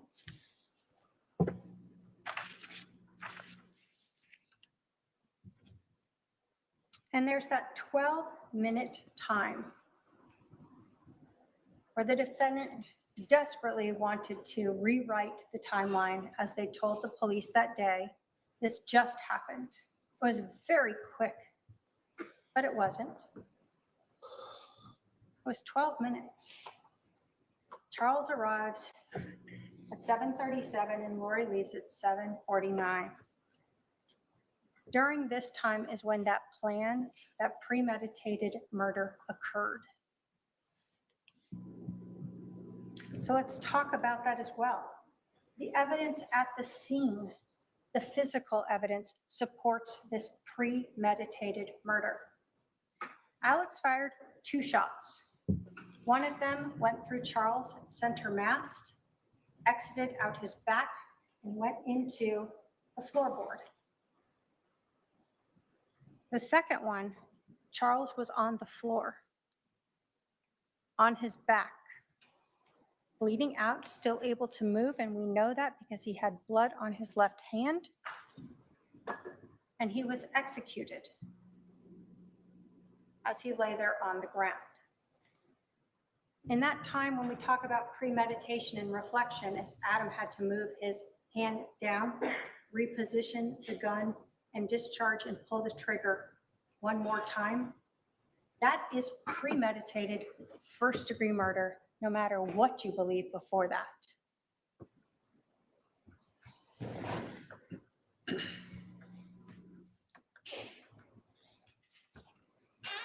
Again, when we talk about that physical evidence, we saw the fact that the location of that bullet defect in the ground matched right under Charles's left shoulder. And we heard from Dr. Baumgartner. Dr. Baumgartner told you that this was a classic shored wound.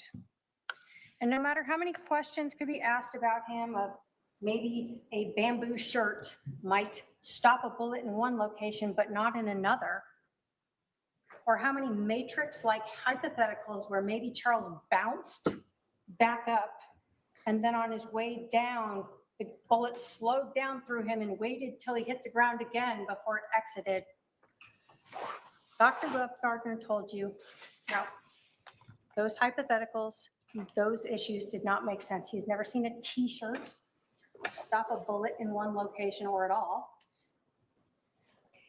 And we know Charles didn't bounce because we know he had no injuries to the back of his head.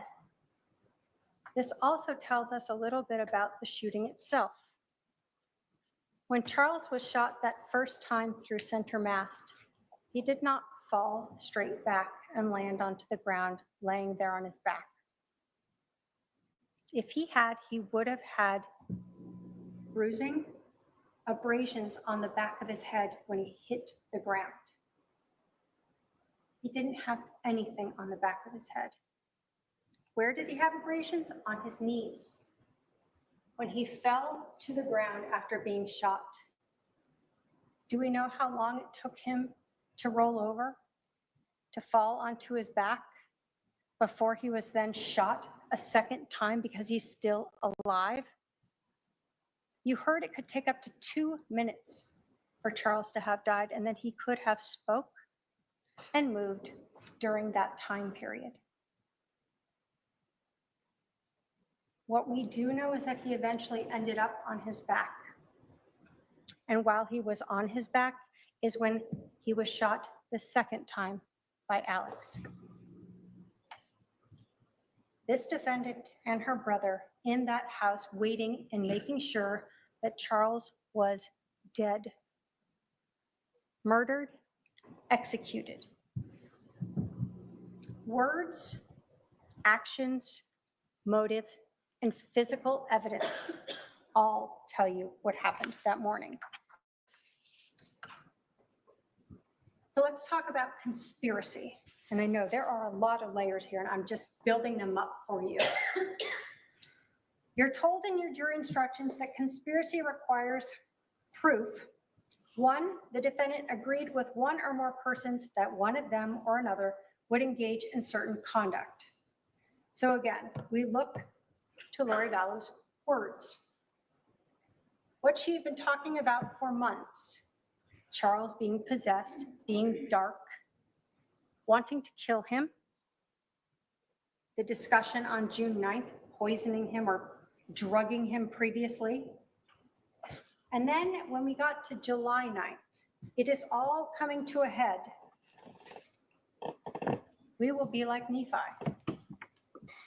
Her actions, having Charles come to the house, instead of him staying there, she had him stay away. Why? Because if Charles stayed at the house, couldn't have Alex come over with a gun and be ready to shoot him, right? You got to have him come in. Her actions of inviting her brother over with a gun the night before so he would be there. She knew when he would show up. He texted her, "I'll be there at 7:30. Pick up JJ." But most importantly, why did Charles stay in the house? Lori told the detective that Charles initially was like, "Oh, I'll just stay here for 20 minutes and then I'll take JJ to school." Well, she wasn't going to kill him in front of JJ. No, take JJ to Burger King. Get him out of the house. Go put him in the car. And he does that. But then she takes his phone. And she won't give it back. What she told the detective was, before this alleged Tylee bat, whatever thing you want to talk about there, that she had Charles's phone and was asking him about texting Adam. Of course, that's interesting because how would she have known that? But we know she had the phone actually for a while before she did that interview. She tells the detective numerous times that Charles is telling her to give him back his phone, and she will not. That she's walking around. He's trying to get the phone. She won't give it to him. Why? Because she needs Alex to come out. He brought that gun over for a reason.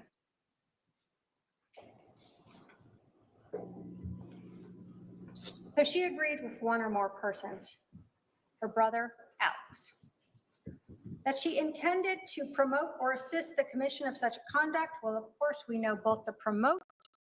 She is the one who on the 9th said, "We will be like Nephi. It's time to stop this whole thing. Charles trying to take my temple recommend, all this stuff that's going on. Time to kill him." And of course, she assists by ensuring that Charles stays in the house when she takes that phone. And of course, they knew that it would constitute first-degree murder. That's what Nephi did. Only unlike Nephi, where it was justified, here, ladies and gentlemen, this murder was not justified.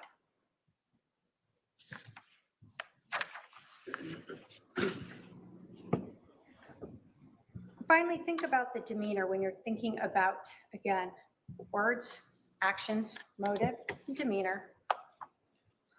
When Lori comes back to the house, she is very, what did we hear that word? Many times, nonchalant, calm. No questions about her brother, no questions about her husband, no questions about the house, just laughing about her neighbors. She is in absolute agreement with what has happened. She knows what's happened and she's calm and good with it because she doesn't need to repent. She is able to determine who should live and die, and she has done that.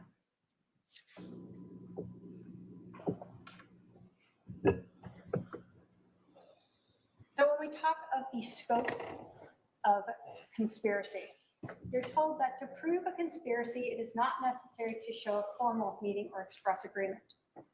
But we see that from the 9th in that conversation that she and Alex had, where she tells him, you are going to have to stay near me for the next couple days, and we will be like Nephi.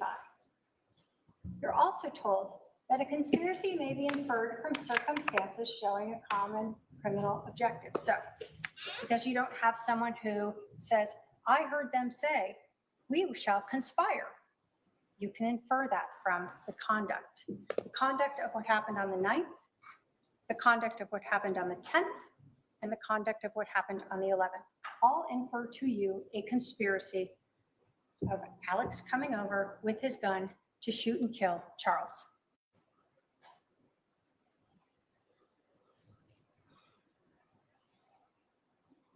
As we again look at this in this conspiracy, again, we're looking at the same words and actions. March, Charles is no longer there. There's just an evil spirit in his body. June, Charles is still possessed, and now Alex is saying he wants to kill him. Lori is fine with this, and she says she's drugging him or had been drugging him. And then 2 weeks before, all of a sudden, Charles knows Lori's been having this affair. Lori's words, actions, motive, and the physical evidence.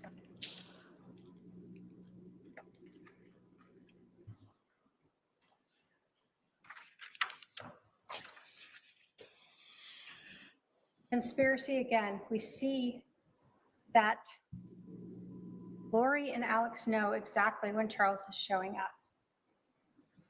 Alex doesn't go to the door according to Lori and confront Charles or tell him we'll send JJ out and you can leave with him. The world is so difficult. How hard would that be? Bring JJ right to the door and let him leave with his dad. No, you aren't going to shoot him outside. You want to make it look like self-defense inside.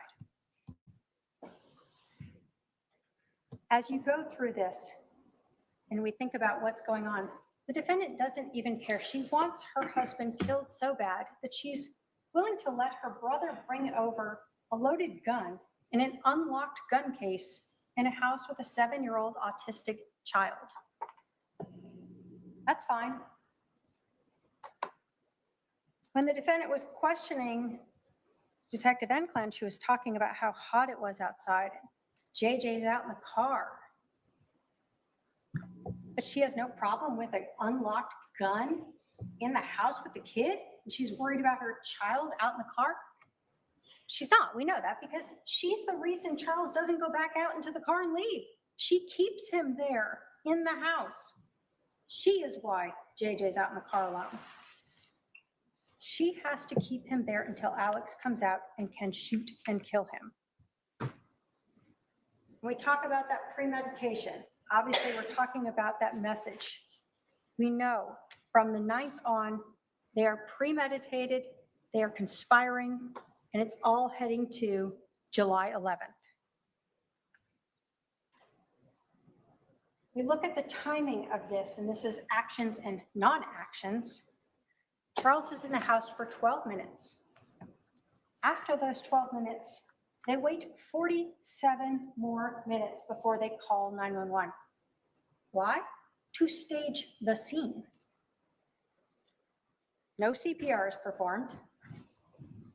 They wait for Charles to be dead, and then they talk during this time period.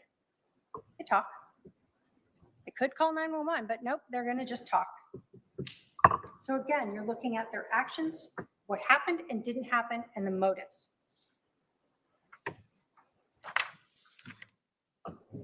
There's the gun that was used to kill Charles.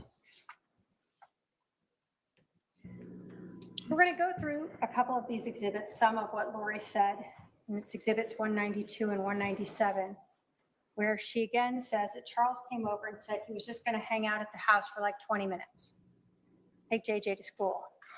She, of course, tells him to go. And when JJ is out in the car, she has Charles's phone, and she won't give it back. And no matter how much she says that Charles is screaming at her to give the phone back, she won't. And all of this conversation about Charles demanding the phone back is prior to her statement to Detective Enclin that Tylee comes out with this fact. This is all her doing. This is her as an accomplice assisting and promoting this murder. Lori is setting up Charles so Alex can shoot him.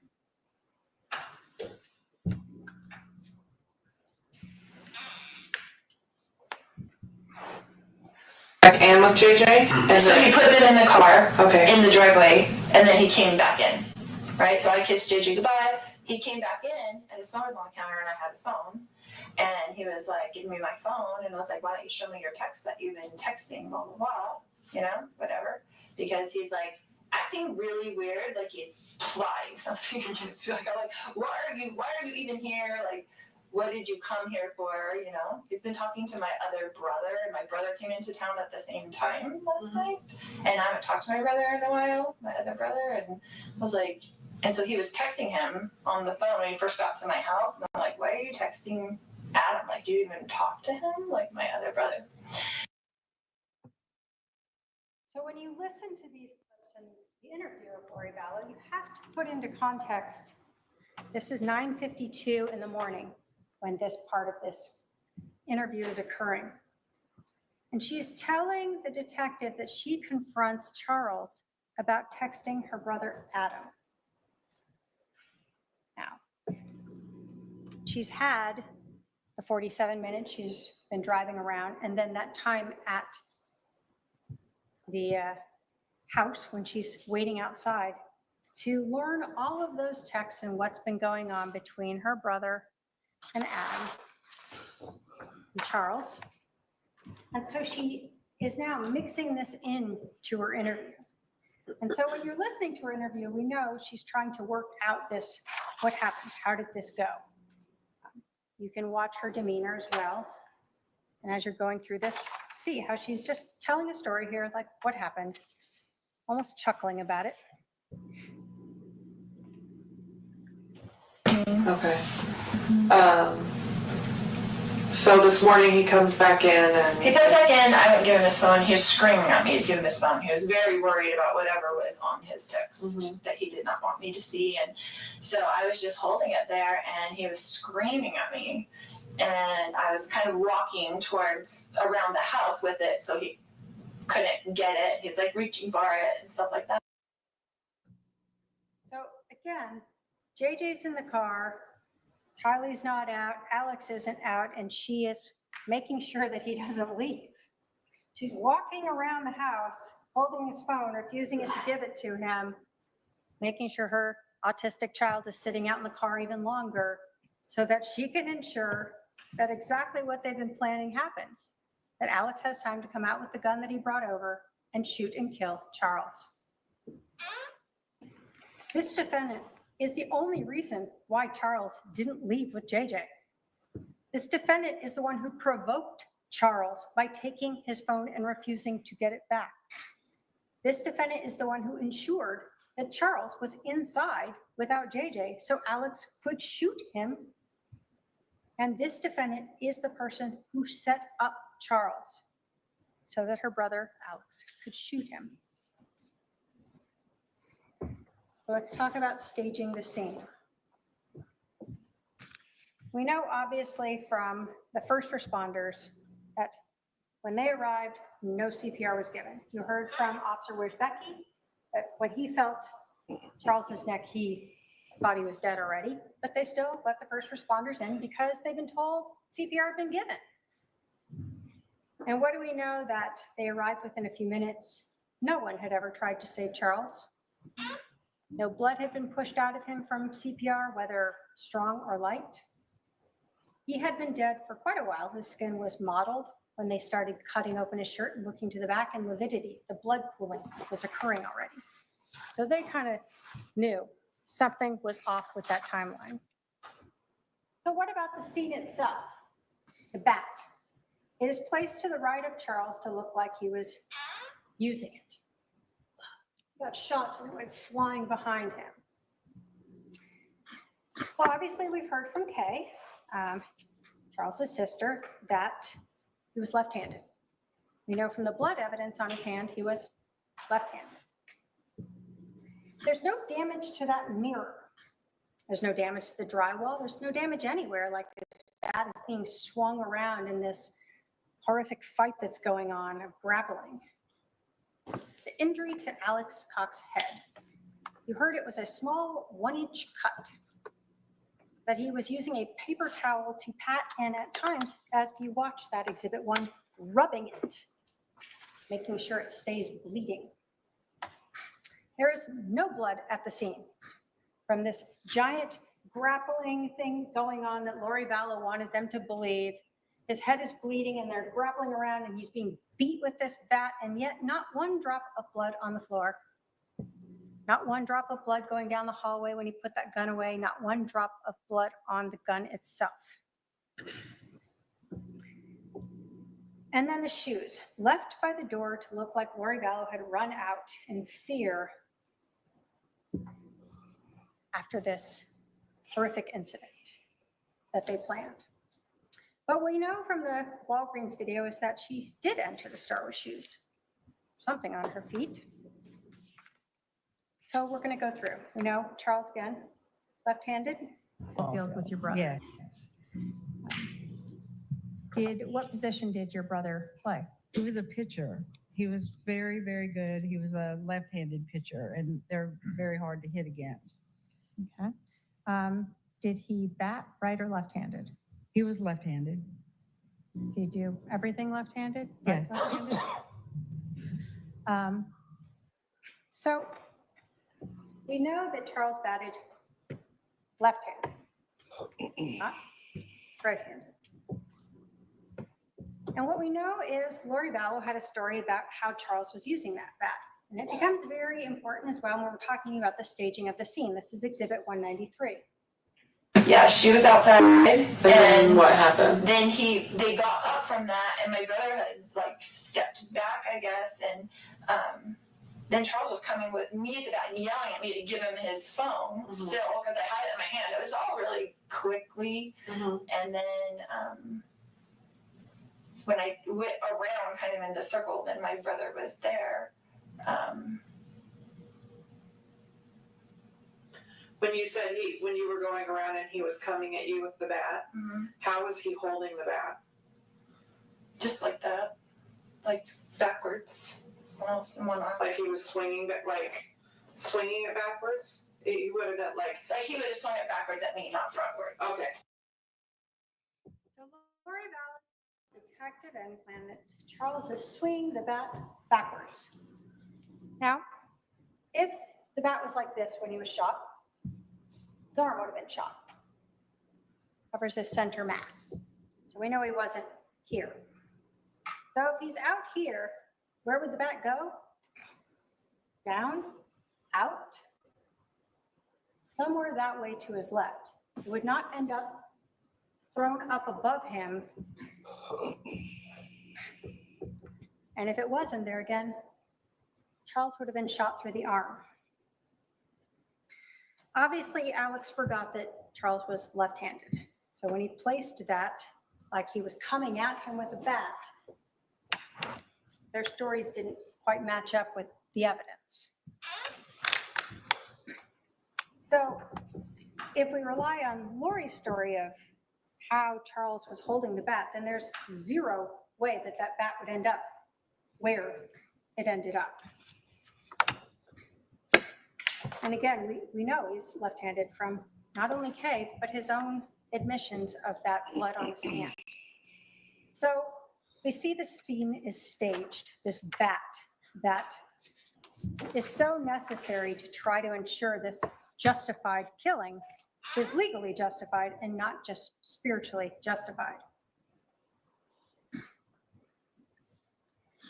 When we talk about the scene as well, and you're looking at where Charles was, at least when that second shot went through him, you can see in the photograph to the right, the shot to Charles's chest, right between his nipples, and the shot to Charles's abdomen down lower.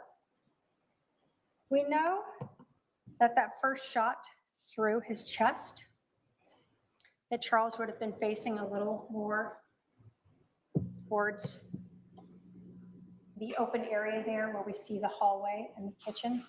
We know that because there was the bullet trajectory Detective Cruz told you about that entered that far east wall. We know there was stippling, and so the defendant would have been, well, her brother would have been within 2 to 4 feet of the muzzle of that gun within Charles, 2 to 4 feet. We know from the lack of that injury to the back of his head that he didn't fall straight back. We know from the blood on his hand that he was still alive after he was shot. And we know the lack of stippling for that shot to his abdomen and that trajectory, and even the defendant's own statements that she saw her brother at Charles's feet, that he would have stood there at Charles's feet when he fired that second shot as he was laying on the floor. You have the bat, Exhibit 249. You can look at the edge of it. You see the photograph of the edge of it. There is no blood and no damage to this bat. Regardless of how many times the defendant was hoping that blood was invisible, we have all cut ourselves and seen that blood is red. And there was no blood on this bat. There is no blood on this bat. There is no damage to this bat. So you have a semi-professional baseball player who has a bat in his hand, and he sees someone with a gun and doesn't beat him with it, take his head off with it, knock him unconscious with it.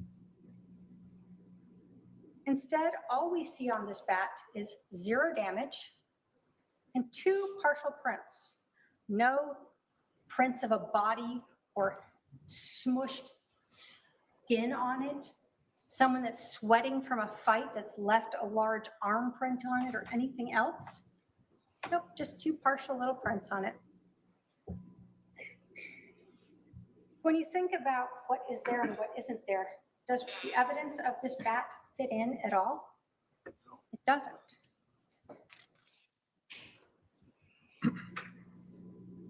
We look at Charles's watch.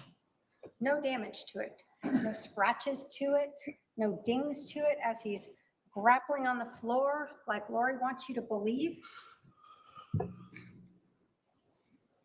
We know that at some point, Charles is standing and shot, and we know that final shot, he's on the ground. We know he fell to his knees at some point. And when you look at that physical evidence and the lack of damage or anything on that bat, again, what makes sense is that Charles fell to his knees after that first shot. We know that there is 12 minutes where the defendant and her brother are still together there, so that Alex can get this 1-inch cut to the back of his head that's barely bleeding, that he uses a paper towel to dab at and rub. The shoes that the defendant ran out of on her way out. You have the exhibit. You can see black straps across her toes as she enters and exits the Walgreens. And then you see that she's wearing the flip-flops when she comes back to the scene. What do we know? That the police did not search Charles's rental car.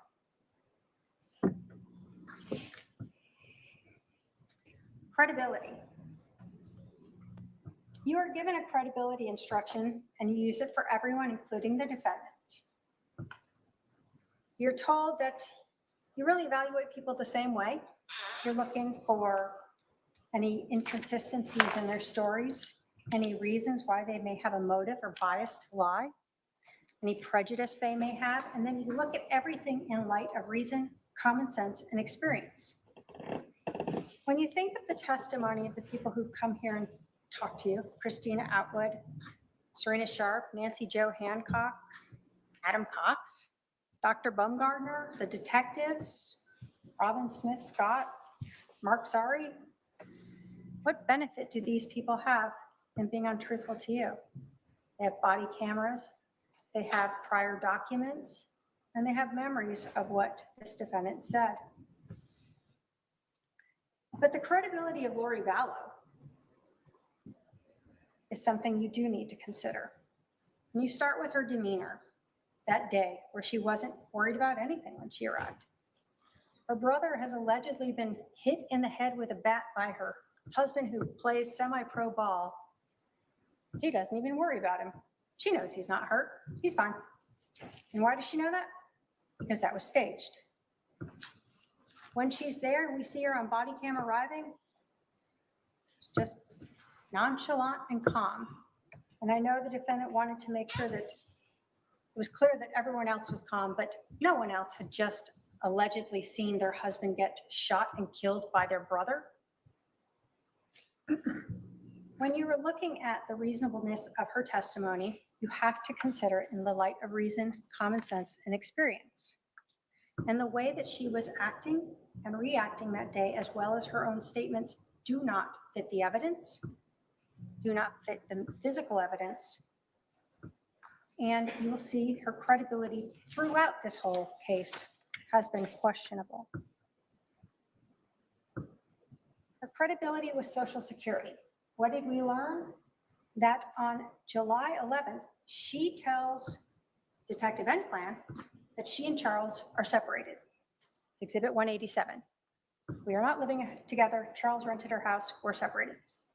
But on August 12th, when she needs to make sure she gets some money, she tells Social Security, when they ask, are you living together at the time of death? Yes. You also learned that she was not truthful with Social Security when she got remarried. She did not tell them about that either. So we know she's been untruthful to Social Security twice. Why is that relevant? Because you're judging the credibility of Lori Vallow throughout all of this. Life insurance. We know that she said Charles was accidentally shot. We know that was not true. She wanted to make things seem like she had nothing to do with the murder. But we know that Alex Cox intentionally shot Charles. Whether or not she wants to claim it's self-defense or not, there was nothing accidental about shooting him twice. Then that second call to Banner Life Insurance, where she tells Robin Smith Scott a few different things to garner sympathy, and she asked her if she could do anything about the change in beneficiary. I really can't give too much information, but I can tell you that the beneficiary was changed in March of this year. Okay. Okay, I'm trying to figure out what he was doing since we have 5 kids and we've been married for 15 years. Oh, I'm sorry. So Lori tells this woman, we have 5 kids, which if you want to count them all and admit that 3 of them are adults, then okay. Really, they have 1 kid in common. Tylee, you learned, was actually getting Social Security survivor benefits from her dad's death starting in 2018. Lori's son, Colby, isn't living with them. Charles' son's never lived with them. Why does she say these things? She can't help it. She's just wants to just make herself seem better than she is.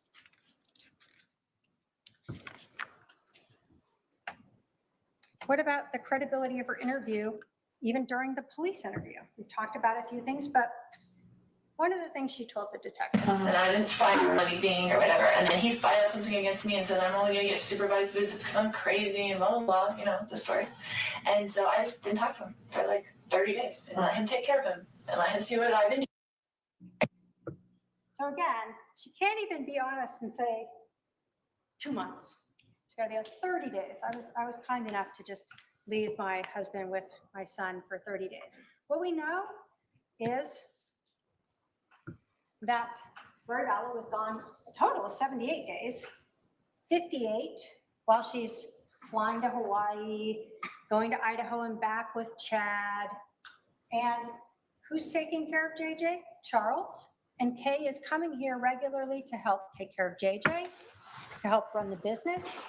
And then eventually on March 28th, that's when Charles finally decides he hasn't been able to find Lori. He doesn't know where she is. He's going to move to Houston to be closer so his sister can help him more easily. And this is when Lori finally shows back up. So again, even the simplest thing of just trying to be honest about how long she's been gone, she has to minimize it and make herself seem better. With your cross. The shoes.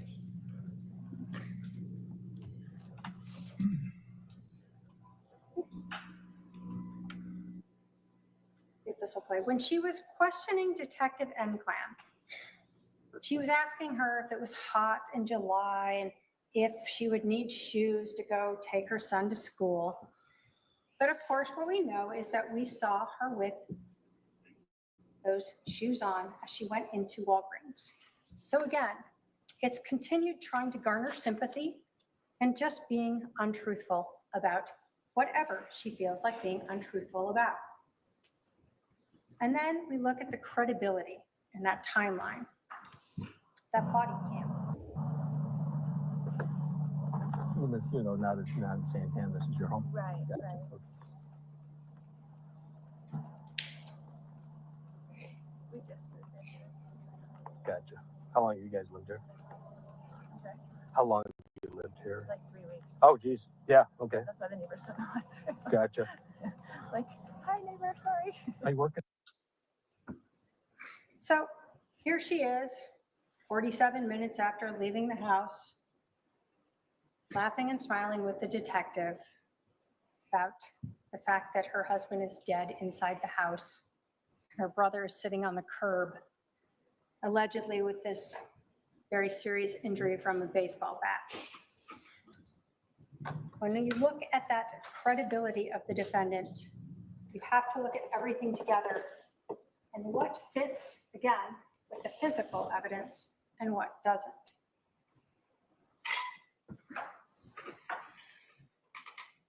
Finally, let's talk about the justification defenses. What we know is that Lori Vallow thought she was like Nephi, that she was justified in killing Charles. That her brother, who was supposed to be like her, was also justified in killing Charles. But Lori Vallow is not justified under Arizona law, nor is Alex. So let's go through the different justification defenses. First thing that you have to consider for every one of these, self-defense, defense of a third person, or crime prevention, is the non-justification for use of deadly physical force. You're told if a person is not justified in using or threatening physical force or deadly physical force against another in response to verbal provocation alone. So Charles yelling and screaming at her to give his phone back does not justify you shooting him. Or a person is not justified in using or threatening deadly physical force if the defendant or co-conspirator provoked the other's use or attempted use of unlawful physical force. So we know here Lori provoked Charles by taking his phone and refusing to give it back. So again, when we look at every one of these defenses, you'll see not only do they not apply, but none of them is the defendant entitled to. This is not self-defense.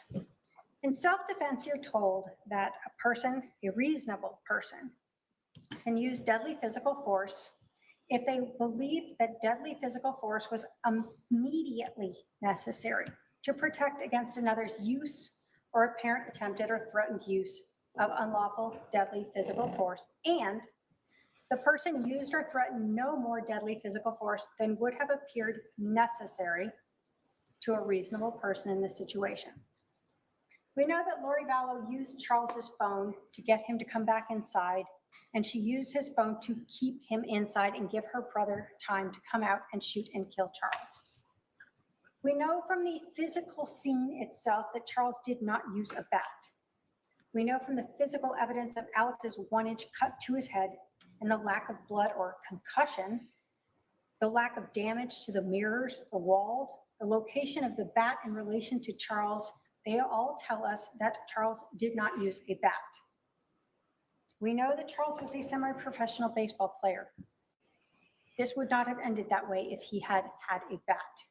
But even if you somehow think that he did have a bat and he was swinging it at Alex, the defendant, whoever, he still was not justified in shooting him when he was on the ground. It has to be immediately necessary to protect against another's use. When Charles is on the ground and he is shot that second time, there is no threat to anyone. And so that is not self-defense. Counsel, I need to give my court reporter a break unless you think you'll be done in the next 5 minutes. Okay, go ahead. When we look at the physical evidence, again, we know that Charles was on the ground, shot, and so this is not self-defense. And we know from the physical evidence at the scene, projectile into the floorboard, this is not self-defense. Third party. You're told that a person is justified in using or threatening deadly physical force in defense of a third person, I presume here, Lori Vallow.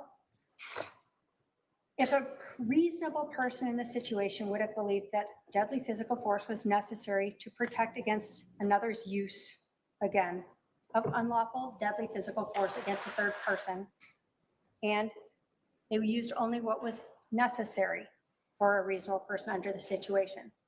What do we know? Lori Vallow told Detective Enclan that she wasn't even in the room when she heard the shot, that she had gone around into the kitchen.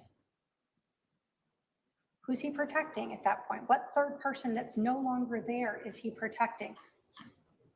You can't protect against a future, what might happen, or what already occurred. It has to be now.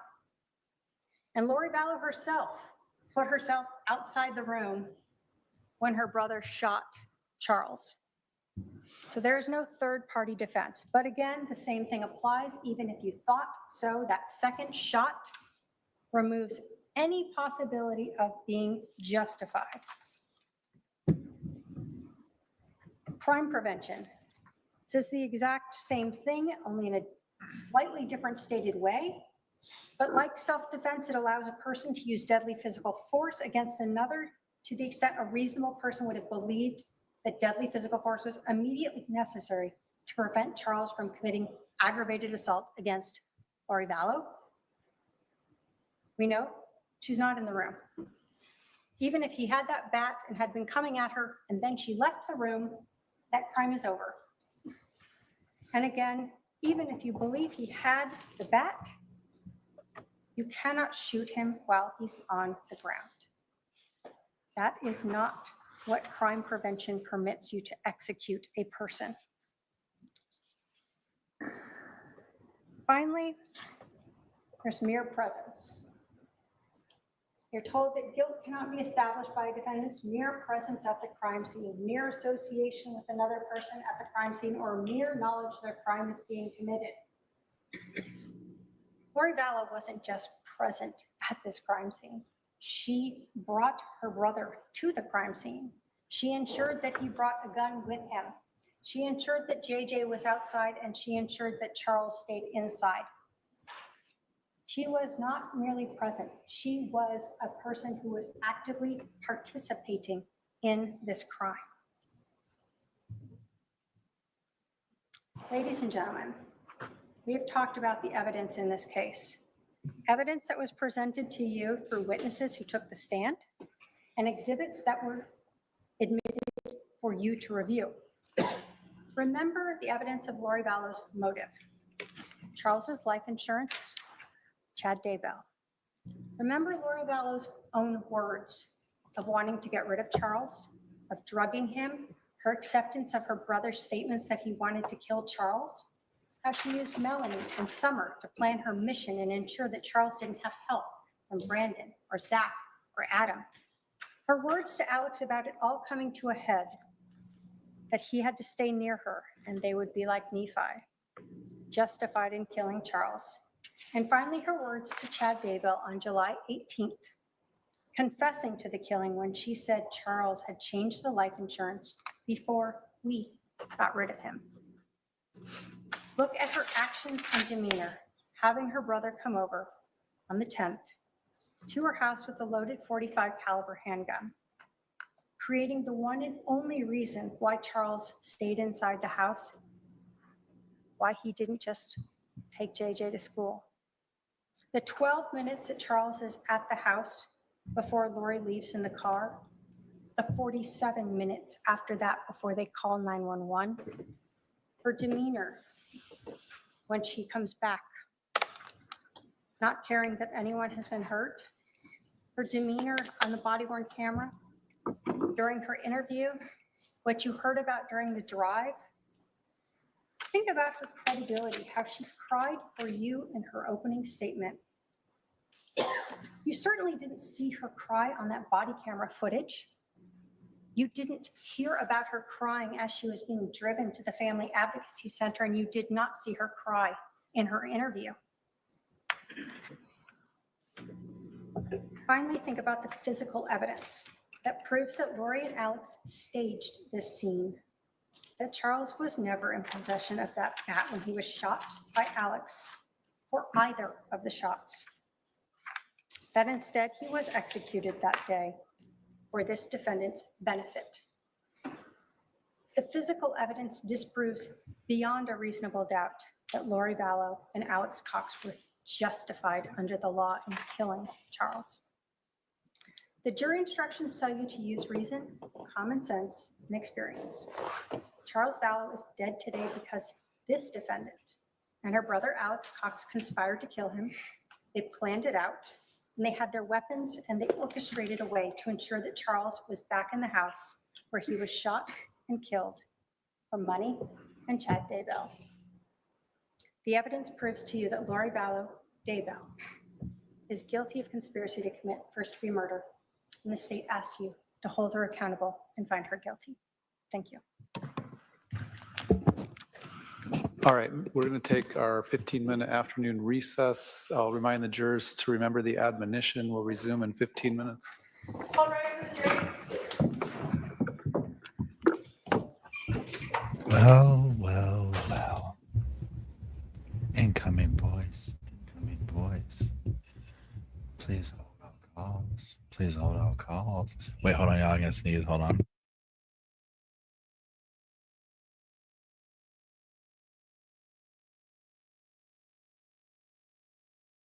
Okay, it's not going to happen. So, yeah. Hold on, let me put this on here. It's fell off. Okay. 100% Lori's cooked. I mean, just, there's not much more you can say, right? There's not much more you can say to that. Literally, I don't know what Lori can say. She wrapped that up and delivered it to them. Thank you, Emily. So, right, what do you do? And now, admittedly, as y'all saw, yes, 100% zoned out several times there. But overall, I thought she was effective. Talk about the state. Totally effective. Totally good. Totally just sold the story. Wrapped it all up. Explained it. Boom, boom, boom. Did those, whatever you call it, the rehashes of the, but pardon me, the footage.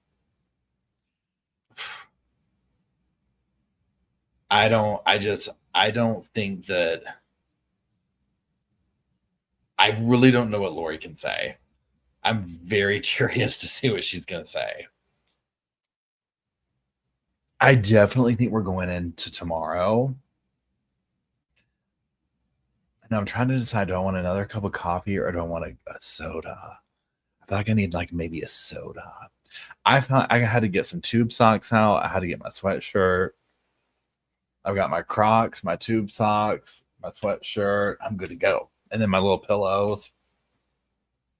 But yeah, I don't think that there's much more that that Lori's gonna be able to say. Obviously, she's gonna get up there, and so I think that it's gonna be relatively short.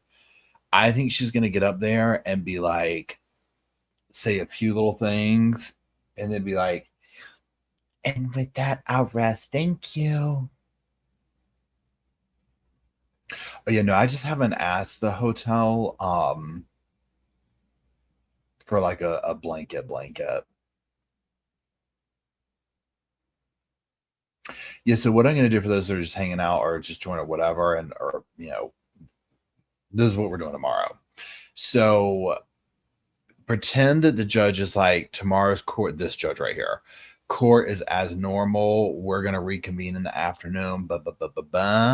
Okay, cute.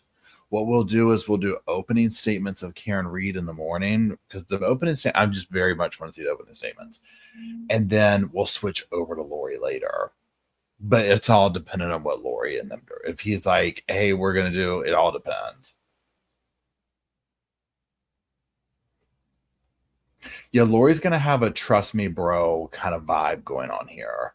That's really all she has going.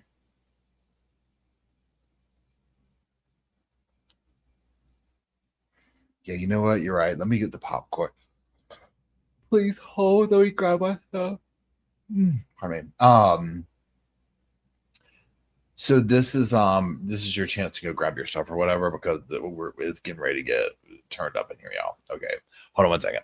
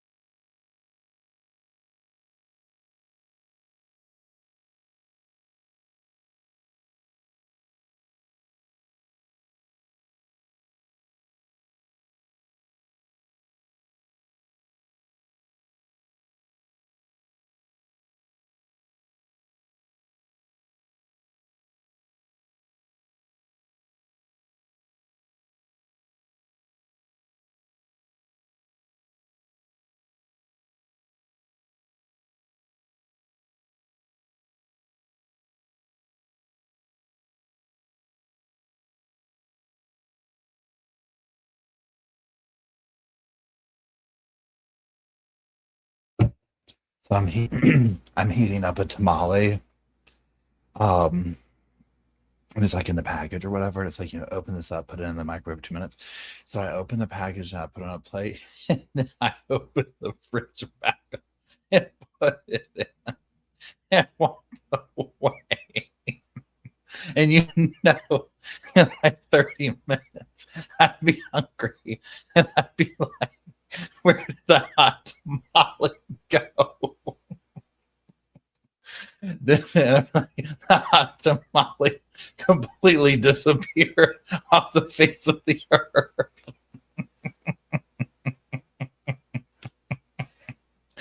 See, this is with me. You gotta be nervous because, like, literally, like a situation like that, you could be like, "Wait a second, that's right. I had a hot tamale a little bit ago. Where did it go? It could be in the nightstand. It could be in the nightstand. Anything is possible. Anything is possible. It could be in the dresser. in the suitcase. Oh. I'm telling you, I caught myself this and was like, wait a second, it doesn't go back in the fridge. It goes in a little machine that you push the buttons on. Oh my gosh, right? Oh Lord, y'all. Oh my gosh. I was hoping it was an enchilada. I was like, I forgot I brought this because I packed the cooler. I was like, I'm sorry, but I'm not going to be eating out. Here, it's just ready. Let me go grab it.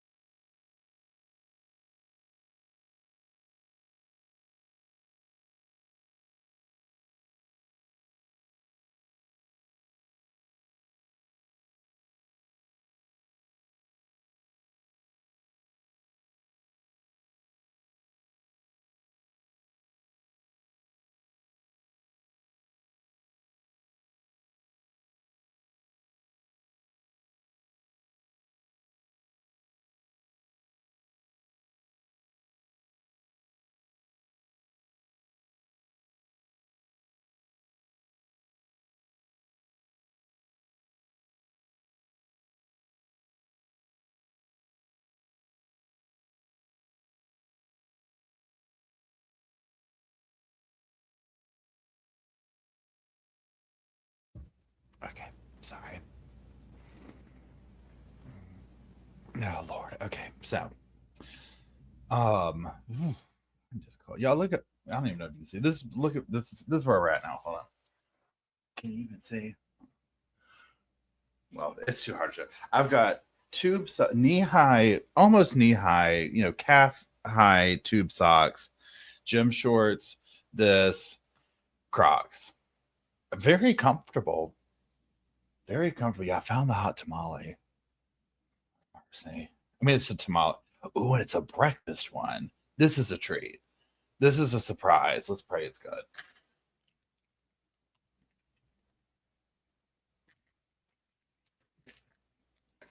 Yeah, I've been kind of upset if I'd lost this in the nightstand. For people just joining, I don't know. I didn't know this was a tamale. Okay. So, where y'all?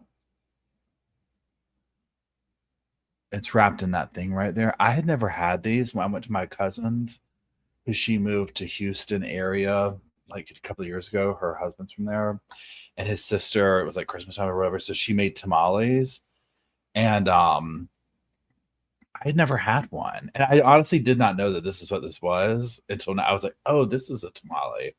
So I think this is like a corn. Does anybody in here know how to explain a tamale better? Because I mean, I've literally only had them one time. It's something wrapped up in a corn thing. I can't remember if you're supposed to eat this or unwrap it. I don't remember. Oh, French onion soup. I love that. I've had them. I've had tamales one other time than this. This will be my second time. My cousin's sister-in-law made them, and I mean, they were good. Don't eat the corn. Okay, thank you. I unwrapped it just in case. It seemed a little weird to eat it right now, but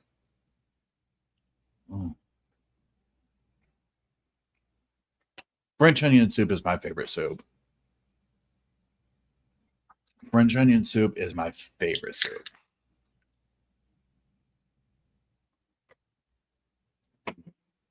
Yeah, this is a treat right here.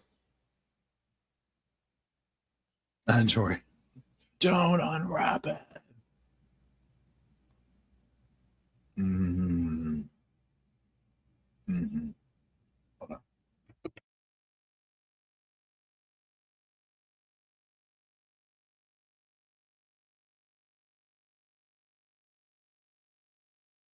You know, that judge is in the back, like, here we go. What's going to happen? She was all sassy with him. He's just ready to be done. Yeah, so I personally think 100% this is going to go until tomorrow. Because it depending on what he does, because you know how sometimes it's like, okay, y'all are going to take the case and then you're going to work tonight until whatever. To me, I would almost be like, look, jury, do y'all just want to come back tomorrow after Lori's singing start?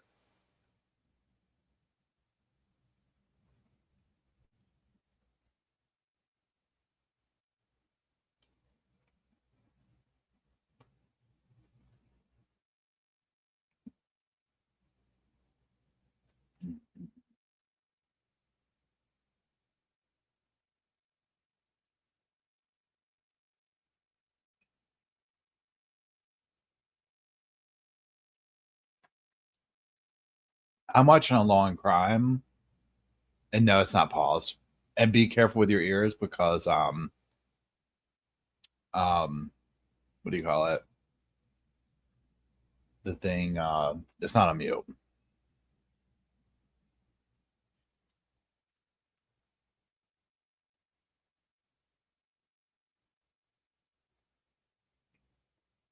Oh, Crystal, you've got to try French onion soup. Well, I mean, number one, you have to like onions.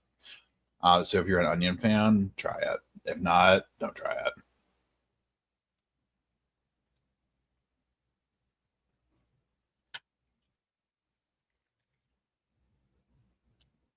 How many calories does this thing have?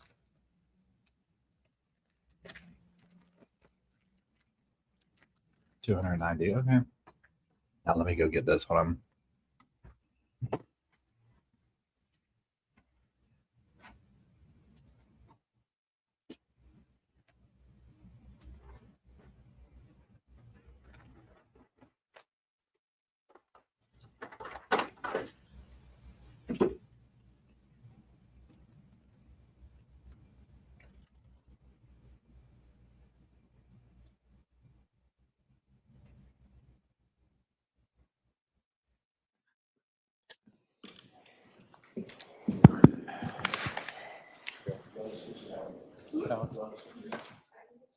How long does it last? The tamale was good. Oh, wait. Here we go. Wait, did I just hear something? Okay, here we go. Oh, boy.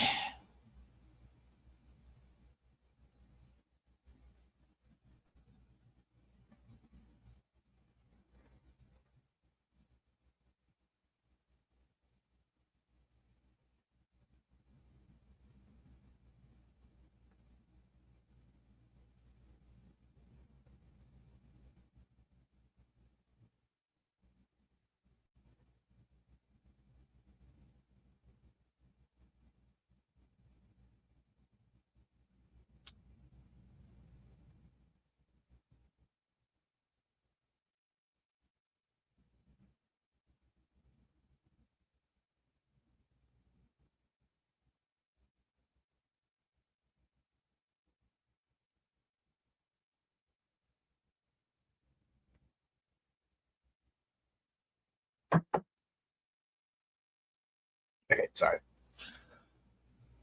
Oh, wait, that's what I was doing.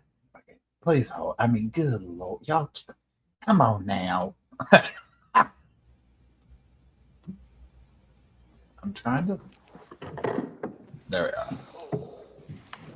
You heard that person? All right, please be seated. The jury is present. I gotta mute. Proceed with her closing argument.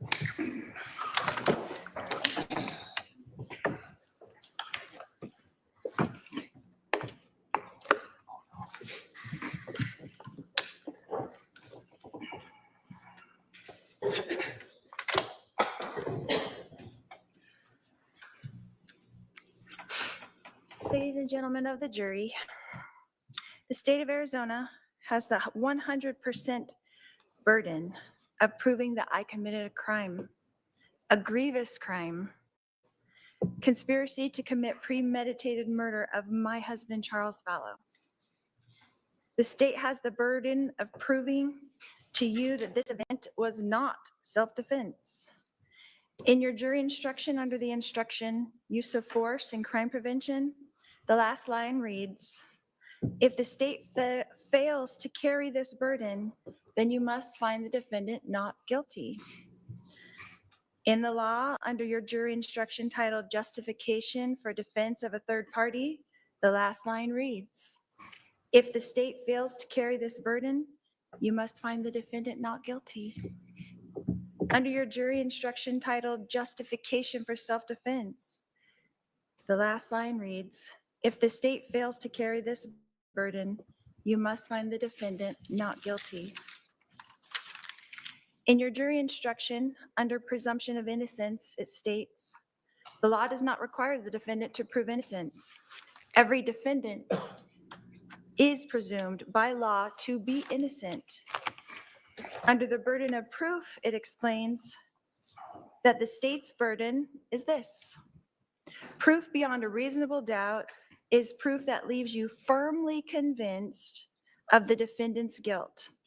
If, on the other hand, you think there's a real possibility that he is not guilty, you must give him the benefit of the doubt and find him not guilty.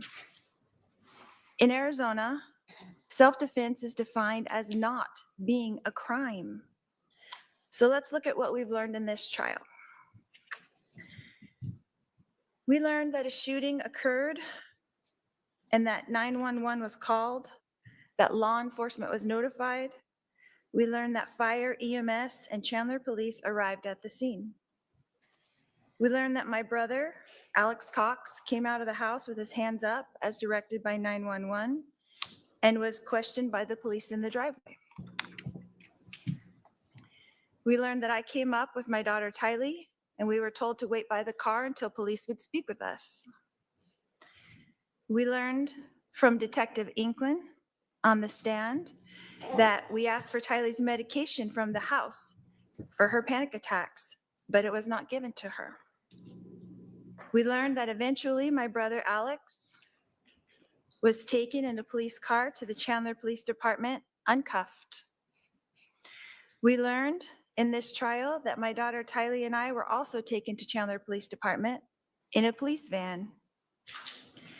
We heard from Detective Inklin's testimony that her goal was to make small talk with us. And The jury will determine what the testimony did or did not show. Go ahead. that her goal was to make the small talk with us and all the way to the station so she could speak with us separately before we would talk about what actually happened. We learned that all three of us were separated and taken to 3 interview rooms where we each told police of the events of the day, each from our own perspectives, and answered all questions asked of us. We saw snippets of that interview in the trial here. The state did not show you the entire interview. Most of my police interview is admitted, though, into evidence in this exhibit. It's number 286. And I would encourage you to watch that entire interview when you start your deliberations. It is important. It is important for you to determine for yourselves my demeanor and not listen to anyone else. You can see it with your own eyes and hear it with your own ears. We heard from several witnesses that because this event was almost 6 years ago, that their memories of the events and statements were probably better back then. Well, my police interview happened that very morning, and I told the police the events from my perspective at that time. It is admitted into evidence and will answer many of your questions. You did not see Tylee's interview, but we did learn from Detective Inklin that she did an interview that morning as well. You did not see Alex's interview, but we learned that Alex was interviewed that morning by Detective Moffett, the original case agent, whom we did not hear from in this trial. The state chose not to show you those interviews. Objection, Your Honor. Or let you listen to the 911 call. Right. The jury shall disregard that last statement. Okay, the jury can only consider what was admitted into evidence. We learned in this trial from Officer Kautheim's testimony that Alex was injured on the back of his head with a bump and, according to his testimony, a 1-inch laceration. We did not see those pictures documenting that injury as well. We learned in this trial that we did not know, the three of us, that our interviews were being recorded. We learned that Alex's phone was taken by police and put into an evidence bag, according to Detective Duncan, and that no digital copy of Alex's phone was taken by the Chandler Police Department, even though this is their normal protocol. We learned that Alex's phone was returned to him that same day with no further inquiries. We learned that after my interview and Tylee's interview that we were introduced to a victim's advocate and that gave us further instructions in another room where Tylee and I were reunited. We learned that soon after that, all three of us, Alex, Tylee, and myself, were taken in another van and dropped off back at our house. We learned that we were instructed at that time that we could not enter the house yet, that we were directed by law enforcement to take the rental car, since all three of our cars were inside the police tape. We were directed to return later in the afternoon when the scene was cleaned up. We learned in this trial that we did as directed and left the house in the rental car close to 12 p.m. We learned that we did not return to the house until contacted by Detective Inkland to return to the house so that Alex could walk the detectives through what they call a walkthrough. We learned that many detectives were present during that walkthrough with Alex. We learned that Detective Duncan was there, Detective Coons was there, Detective Moffett was there, Detective Werther was there, and an officer with a body cam was there. And yet, we were told by Detective Duncan, the case agent on this case on the stand, that because of some problem, the walkthrough is not recorded. Detective Duncan also informed us that he does not know if any of the people present wrote a report about it. We can infer from Detective Duncan's testimony and the fact that we don't have in evidence any body cam footage of the walkthrough and no reports talking about it, that there are none, even though this would be crucial evidence for you, the jury, to have. Sustained, the jury should disregard that comment. Again, the jury can only consider evidence that was admitted into testimony. I'm sorry, testimony that was admitted into evidence or exhibits that were admitted into evidence. The state of Arizona has the obligation to show you evidence to prove that this event was not self-defense, as stated by the only 3 witnesses. So why not show the jury all the evidence that they gathered? Again, sustained, the jury can only consider the evidence and testimony that was admitted into evidence. We learned in this trial that Alex fully cooperated with law enforcement. We learned that my daughter Tylee fully cooperated with law enforcement. We learned that I fully cooperated with law enforcement. We learned that law enforcement treated all of us that day kindly and courteously on July 11th, 2019. That law enforcement treated us that day like this was self-defense.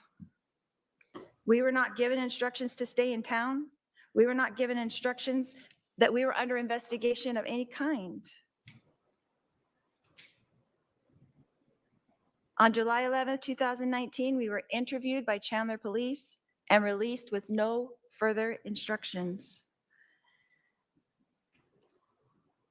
We learned that Chandler Police put out a press release that day on July 11th. I'll sustain that objection to the extent the jury is to determine what the facts did or did not establish.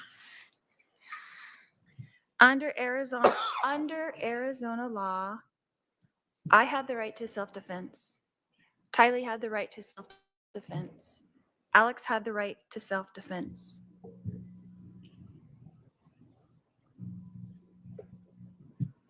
This event was not planned or expected. It was shocking. We learned in this trial that Chandler Police Department neglected to do a thorough investigation. We learned that they did not swab Alex's hands for gunpowder residue. We learned that they did not swab my hands for gunpowder residue. We learned that they did not swab Tylee's hands for gunpowder residue. We learned that they did not luminol the gun. We learned that they did not luminol the bat. They did not test the DNA on the bat that they collected. They did not test the floorboard. They did not test the projectile. They did not test my husband's shirt. They did not search the rental car. They did not search any of our 3 cars that were there at the scene. They did not test the gun until over 5 years later. The Chandler Police Department did treat this event just like it was, self-defense, and a tragic family event. We learned in this trial that Charles and I were obviously having marital problems. Regardless of what was happening in our marriage at the time, on July 11th, this was self-defense. When Tylee came out with the bat to protect me, her mother, Charles did not have to take the bat from Tylee and start swinging. At 62 years old, Charles had a choice that day and could have put the bat down. A 2-minute period changed our lives forever. How are you supposed to choose between 3 people you love? Your husband, your daughter, your brother? Testifying at this point? All right, hold on. All right, I'll caution the defendant not to testify about things that were not entered into evidence.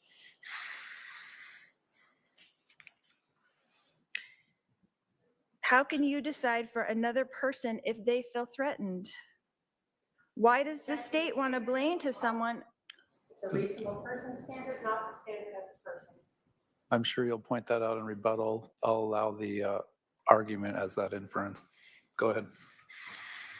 Why does the state want to blame someone for this tragic event? What evidence did the state show you in this trial that I wanted harm to come to my husband? We learned in this trial that I was praying for my husband. We learned in this trial that even though my husband and I were having marital issues, that we were both trying to do the best things for our son with special needs, JJ. We learned in this trial that I was shocked that Charles had changed his life insurance policy, but I was not angry as the state alleges. In the phone call we heard from the insurance company, we heard that I was disappointed for our children, our grown children, as well as our children still at home, but I was not angry. My husband Charles was providing for our children still at home. I had no motive to change that. We heard a lot in this trial about the Book of Mormon prophet named Nephi. This is the state's evidence to murder over self-defense, and it is utterly ridiculous. We heard from Detective Duncan, who admitted on the stand that he had no idea what I meant in the text message when I said, "We will be like Nephi." In Mormon culture, Nephi signifies strong faith, perseverance, and courage. Right. Sustained. The state's attempt to misconstrue the positive text message about a wonderful religious figure, Nephi, and try to turn it into an order to kill someone is absurd. This is an attempt by the state to try to retrofit a crime that doesn't exist. This event was not a crime. It was a tragedy. Don't let them turn my family tragedy into a crime. When I'm done speaking to you, the state gets to get up and rebut all that I've told you.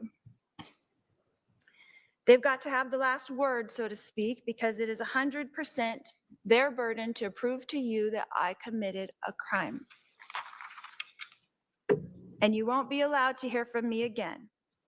So I want you to remember that it is the state's job to prove to you that I committed a crime. And if you have not seen the evidence that leaves you firmly convinced that I have committed this very crime, then the state failed to show you the evidence that you need. Because I did not commit this crime. The only interview the state entered into evidence is mine. So I encourage you to go watch it. I told you just what happened that day, just the way it happened. The state put forth a bunch of evidence in this trial in an effort to make you dislike me, to try to attack my character, so that you would just say guilty no matter what evidence they showed you. But only you get to decide. The state put up witnesses that had zero knowledge of a conspiracy. The state did not show you evidence of an agreement to commit murder. They showed you evidence of a family tragedy, and then they showed you the sad effects of a family torn apart because of that tragedy. That's all.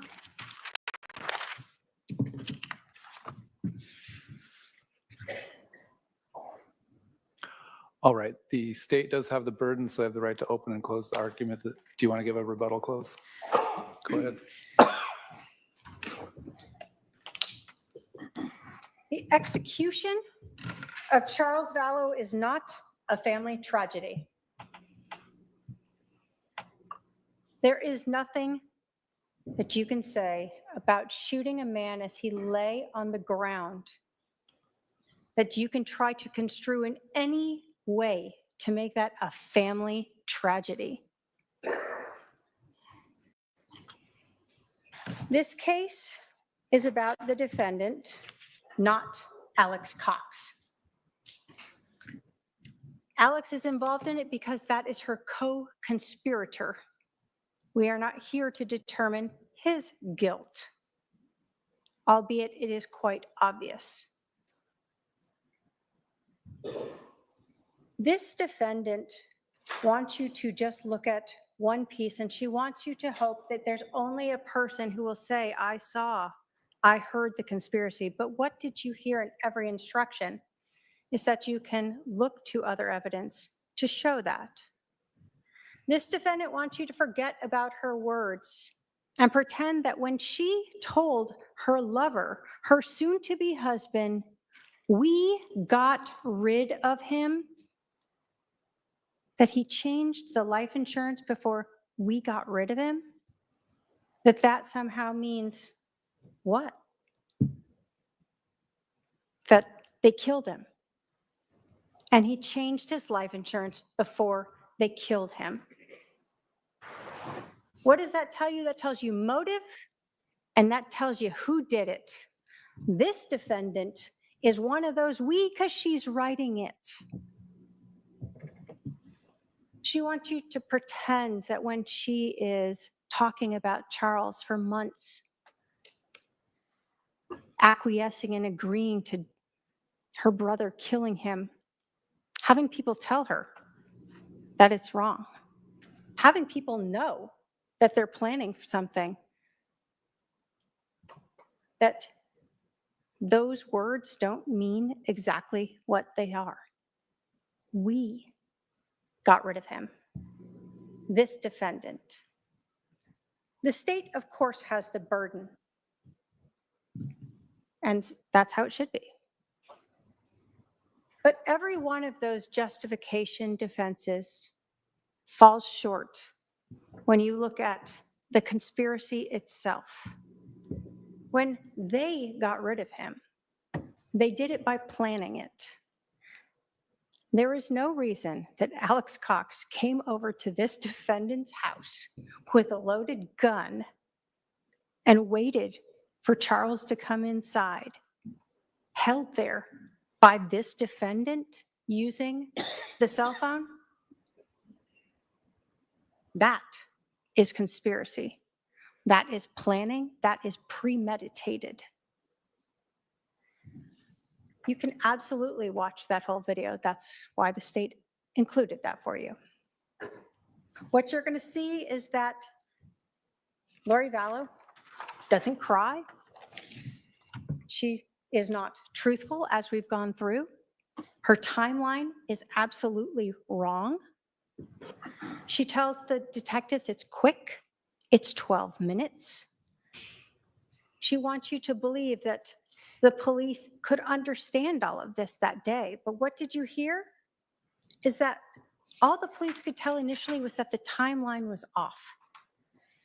And then they started learning that the physical evidence seemed to be showing that Charles was executed on the floor, but they needed to see if the medical examiner agreed with them 2 days later. And then they needed to pull all those iCloud accounts, phone records, and go through terabytes of data to bring forth these things that you have now learned and hold. They interviewed these people who learned of the defendant's religious beliefs, that she was exalted, that she was celestial being, that she didn't have to repent. Of course she thought she was Nephi. We learned that the physical evidence on Charles and at the scene show us that he was executed. And every single one of those defenses that the defendant has asked you to look at, the state has met its burden. Because even if you somehow believe that Charles actually had that bat and it wasn't staged like the rest of the scene with the shoes and the lack of blood there, that second shot is not justified for self-defense, crime prevention, or third-party defense. Arizona law does not allow you to execute a man on the ground.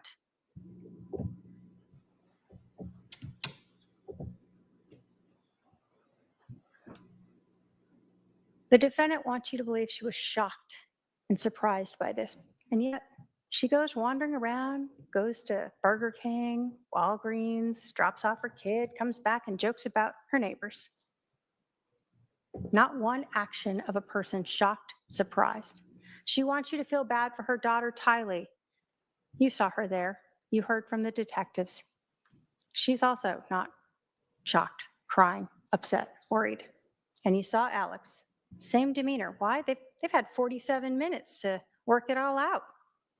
Go through Charles's phone, figure out what they're going to say. They've talked on the phone twice in this time period. This case relies upon all of the investigation that the police did. That day, when they knew that timeline was wrong, that day when they started to understand that the physical evidence at the scene was staged and wrong and didn't match what the defendant was saying, and then all of the evidence after that, culminating when this defendant told the man that she married later that she was having an affair with as many times as she wants to say Charles was my husband. She didn't want him as her husband. She wanted Chad Daybell. She wanted that life insurance policy, and yes, she was angry about it. And she said, we got rid of him. That is her confession to you. That is why she is guilty of conspiracy to commit first-degree murder. Thank you. All right. Do we have Izzy coming over? Izzy to be sworn in? All right, members of the jury, there are 14 of you, only 12 of you can deliberate. At this time, we're going to choose the alternate jurors by random lot here. So we have our scientific method here of random numbers. 14. Juror 14.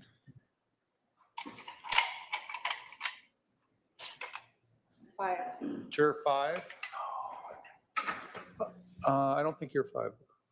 Well, maybe you are. Okay, so to the alternates, if I don't see you again, I want to thank you for participating in this process. The admonition still applies to you until we call you and tell you that it's been lifted. I have in the past had to have callback alternate jurors to testify or to deliberate when for whatever reason, one of the jurors can't continue to deliberate, becomes sick, has a family emergency, etc.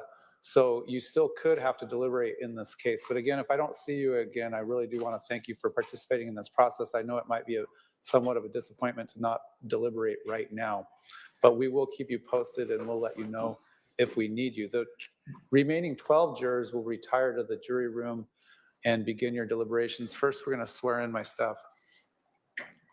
Do you swear that you will take charge of this jury and protect their deliberations from all outside interference and communication? And when they have reached a verdict, you will bring them back into court without revealing the verdict to anyone, so help you God? I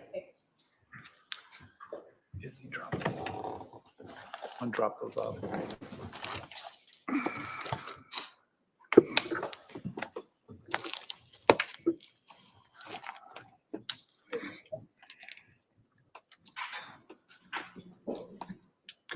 All right, to the jury.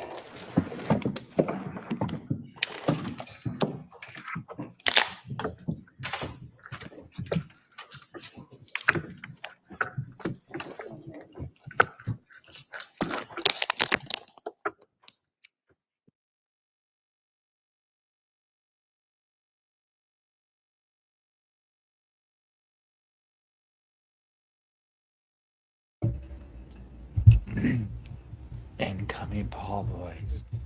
Incoming Paul voice.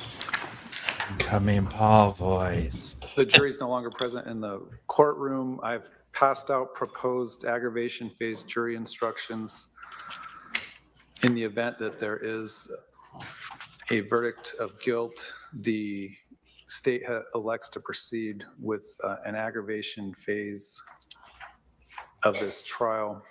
So I'll let the parties review that. It's not too long. I could just spelling mistake on page 3. That's as a 3 in it. Got it. All right, we'll be at recess until we hear from the jury. All right. All rise.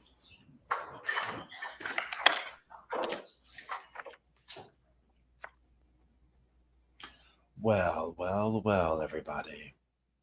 Okay, so what do we think? What do we think? What do we think? Okay. What do we think? What do we think? What do we think? So, Laura, I'm surprised we didn't get more baby. Like K Bush, first of all, thank you. 45 minutes to pee and return. So I'm surprised we didn't get more of a baby voice. I'm just gonna say that.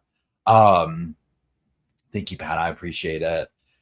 I mean, again, when the state got up there and left those words off, using execution, using me, that statement right there, we, on a jury went home, I have a friend in court. Okay. So we're getting a report, because remember, we're 30 minutes behind that the jury went home. Which, I mean, it's 7. I'm honestly surprised he didn't just go ahead and send them. But you know what? He's probably thinking they probably got back there and kind of organized, like, this is how we're going to set the situation up. And then, like, we're through. It's the end of the day. It's the end of the day.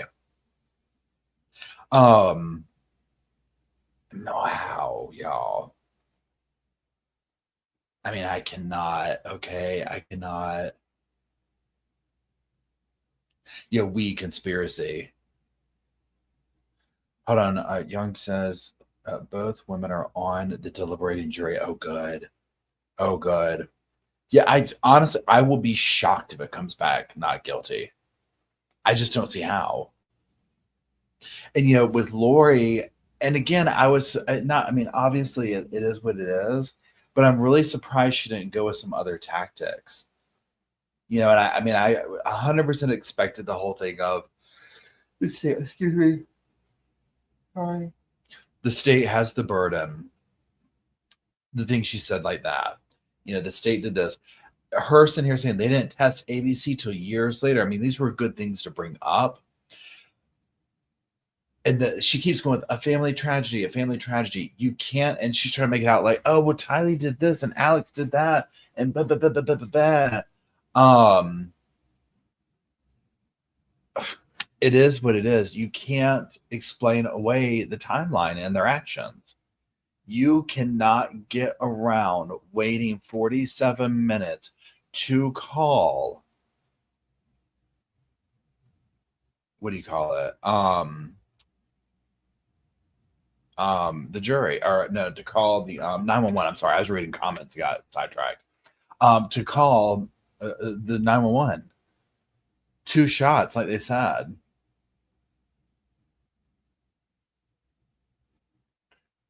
Oh, thank you, Jenny. I appreciate the super chat, the compliment, and all of your help being a moderator for the Sofa Squad. I appreciate it. I appreciate everybody being here and hanging out, making this bearable. Pardon me. But yeah, I figured that we were going to get more baby voice. I figured maybe some more dramatic. We already knew we were going to get a bunch of objections. That part didn't really surprise me. Lori's little like, I expected.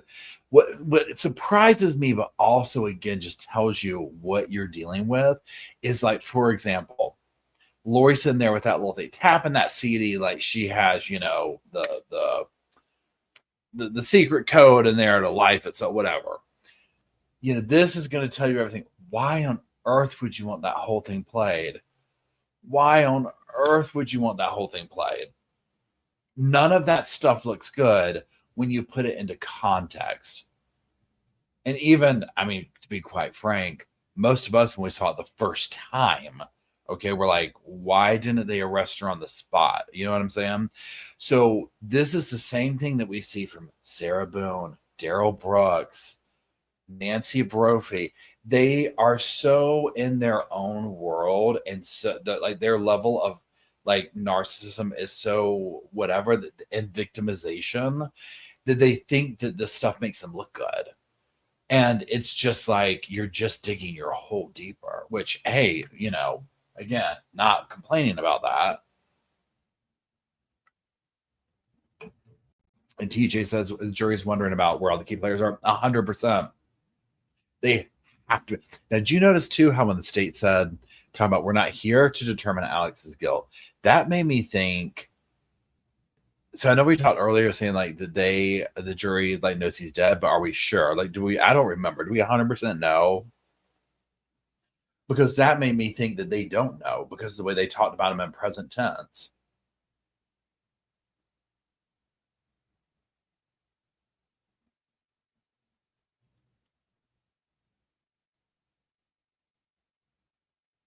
Lori said in an opening. Okay, thank you. Okay.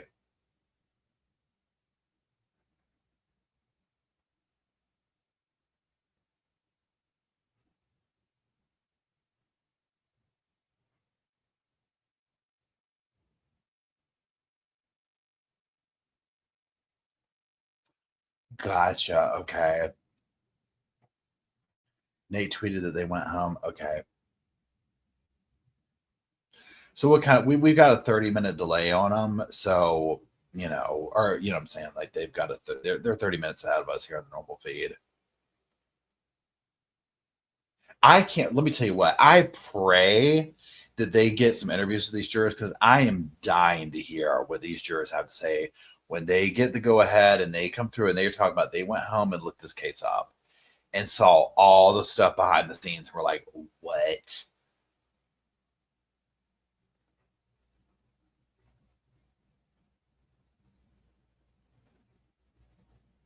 And again, so this is the thing, and I guess this is how juries work for the most part. You go in the back, you kind of say, hey, what's up? What's going on? Hey, I like those shoes. What's up? And almost like, okay, well, do y'all want to take a poll just right off the rip? What do y'all think? And then you take a poll and you see what you're working with, and you start there. Let's say it's 10 people think guilty, 2 people think not guilty. Okay, so let's go around now. So what are you thinking? Like, what makes you say not guilty? What's your reasoning? What makes you say guilty?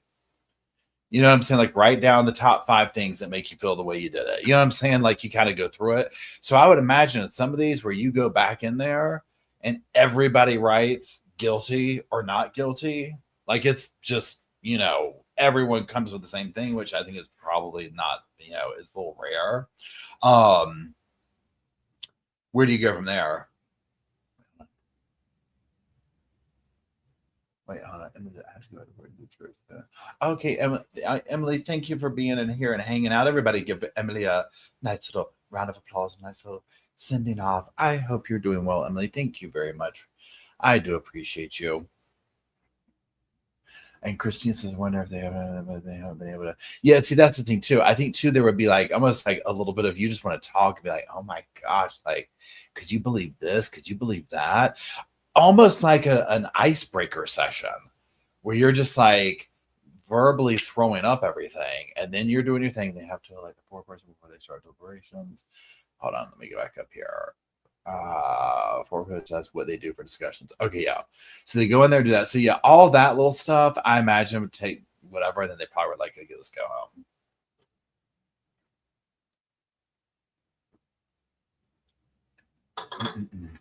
That is good. Yeah, Christian says, I think it's human nature to let it all out. Online crime, they're saying the jury wanted to go home, but the judge said no because it was so early. Here's my thing. I mean, I get it. But on the same note, if I was, I'd be like, okay.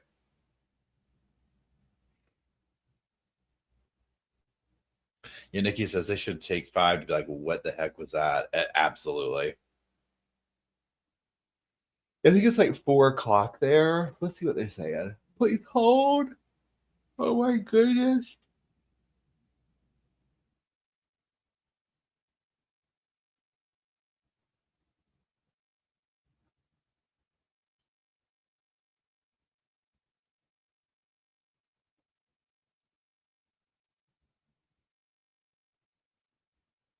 And let me respond to this.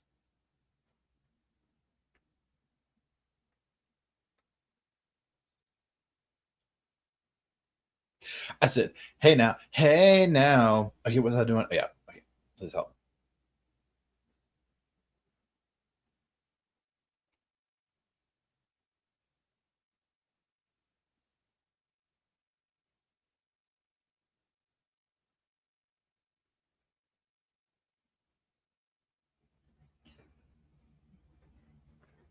"26 minutes ago, Nate said the jury wants to go home. We will be back tomorrow." First comment, Tracy says, they had a long weekend and didn't show up till 11 this morning. Unbelievable. They went home? I'm reading comments. This person, they probably took an early poll. Everyone was guilty. Now they will sleep on it. They think it is a lot at stake for the defendant. Yeah, that's one thing they don't know. If they find out, we hemmed and hawed over this and she's already doing life, oh, well, right?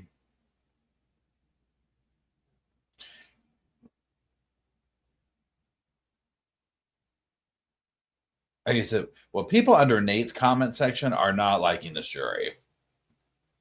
I mean, people are like saying, I don't want to say it here, but they're saying that, the state, they're coming after the state, the jury. Not a good sign. Unbelievable.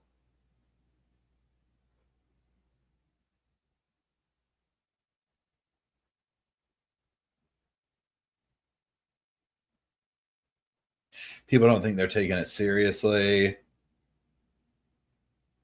I mean, maybe I could be wrong, but I mean, I don't see, because to me, I'm kind of like this. I'm like, I kind of get, of course, like you get into the intensity of it and you want things to happen and you want it to be whatever, I get that. Right. But these people, they are coming for this jury.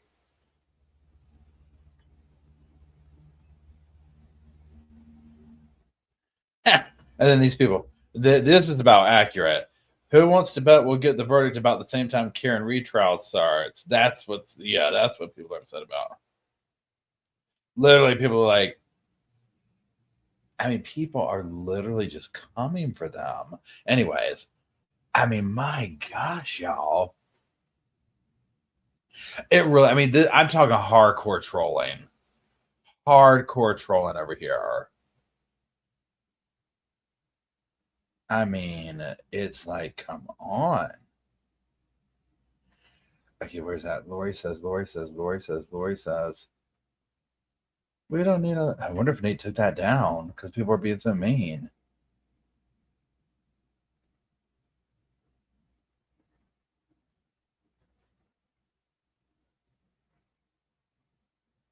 Let's see what Hidden True Crime's saying.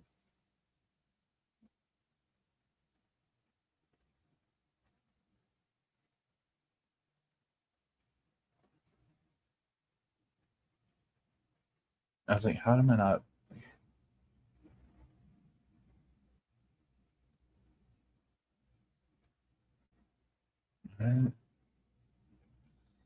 There has to be something wrong with this.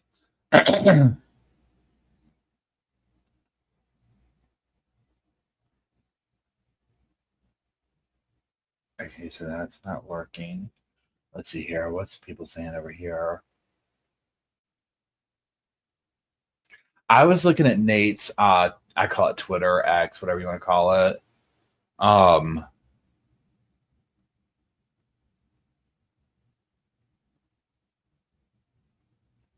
Let's see what Justin's saying.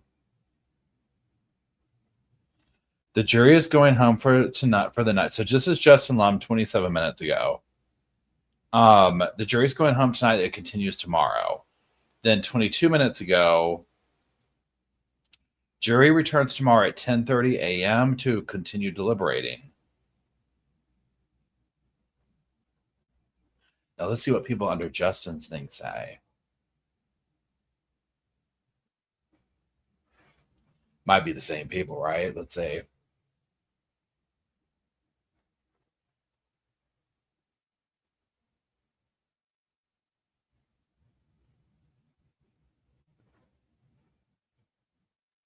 Not as bad, but there's not that many people on Justin's thing.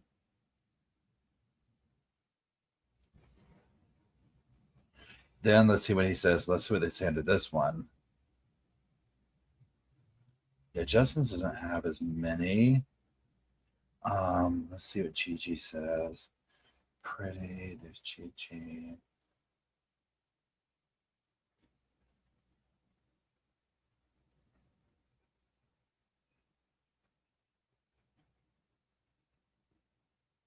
So Gigi's just reporting the same stuff.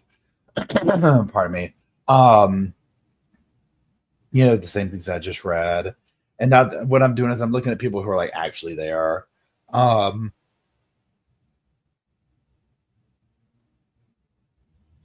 Yeah, people, I mean, a lot of these are the same people.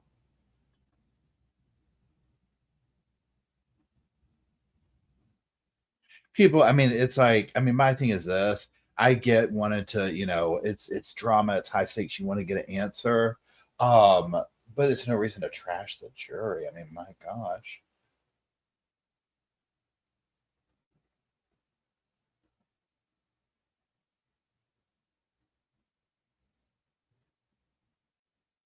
So yeah, so there's that. So I mean, we can hang out, talk for a few minutes, but I'm like just letting you know what's going to happen is he'll come back on here in a little bit and basically say that the jury's going home. And they're going to come back tomorrow. And Hidden True Crime ended their live, I think. Okay, yeah. So this is the plan. So per, Justin and what's his name, Nate and Gigi, they've ended, jury's gone home. Now per Justin Lum, I believe, he's saying that 10:30 tomorrow. So same, 2:00 our time. So I'm going to kind of stick with our usual plan. And we'll do the Karen Reed opening statements. Now, my guess on that is this. You already know how the first day of court goes. It's this, that, and the other. So Karen Reed could literally be like, okay, well, here we are. It's after lunch and we're going to start. It'll be time for Lori. We'll switch over to Lori. We'll be on a verdict watch for Lori, basically. So 5-minute delay for that.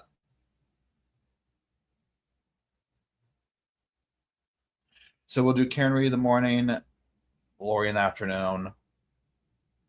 So if you want to, so for Lori, 2 o'clock. Karen Reed, 9 a.m.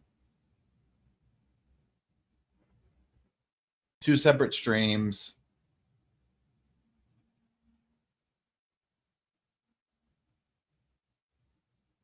So Tux, and thank you. Tux says, where'd you go again? 5-minute delay for verdict, 1 hour notice. So what will happen is we will get the notice, the 1 hour thing or whatever, and we'll kind of like, we'll assemble. Well, shoulder pads, unite. Yeah, remember, Karen Reed is our time. So Karen Reed's East Coast. So I say our time. In my world, like you all like live like right around the town that I'm in, right? So Karen Reed is Eastern time. So that's the time zone I'm in. So she's 9 a.m. Eastern time. Lori is over obviously Arizona. So it's 2 p.m. Eastern time.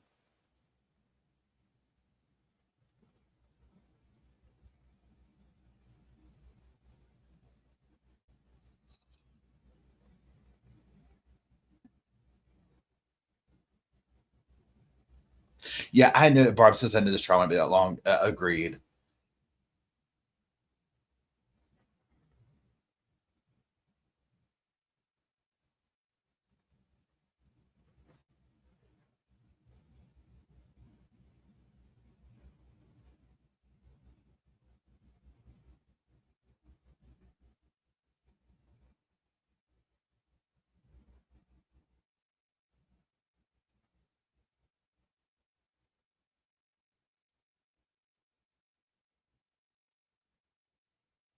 So here's what we'll do, y'all. So let's go ahead and do this. Because it's 7 o'clock here.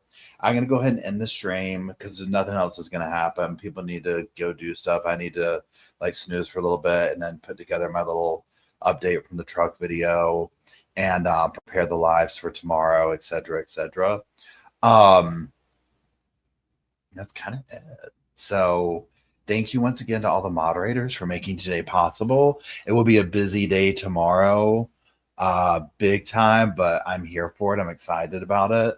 And so that's it. I love y'all. Have a good evening. Sleep tight. Thanks for being here. Thank you again, moderators, for making it possible. We'll close out on an upbeat note with Slow Morrison's Sofa Squad theme song. And that's it. I will see y'all at 9 a.m. Eastern time for Karen Reed, 2 p.m. Eastern time for Lori.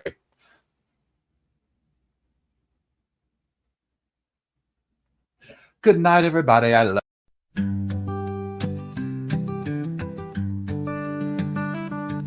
The pillows are fluff thanks to Miss Emily.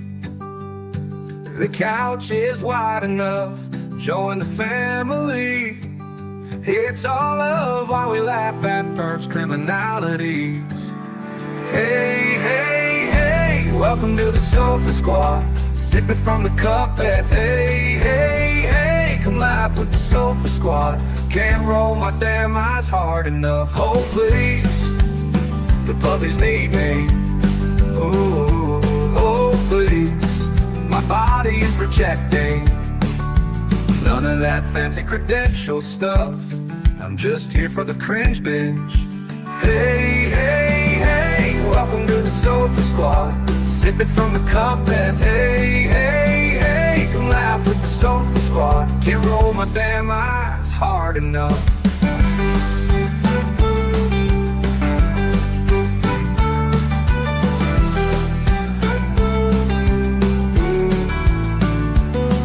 Oh, please, the puppies need me. Oh, please, my body is rejecting none of that fancy credentialed stuff. I'm just here for the cringe binge. Hey, hey, hey, welcome to the Sofa Squad. Sipping from the cup that hey, hey, hey, come laugh with the Sofa Squad. Can't roll my damn eyes hard enough.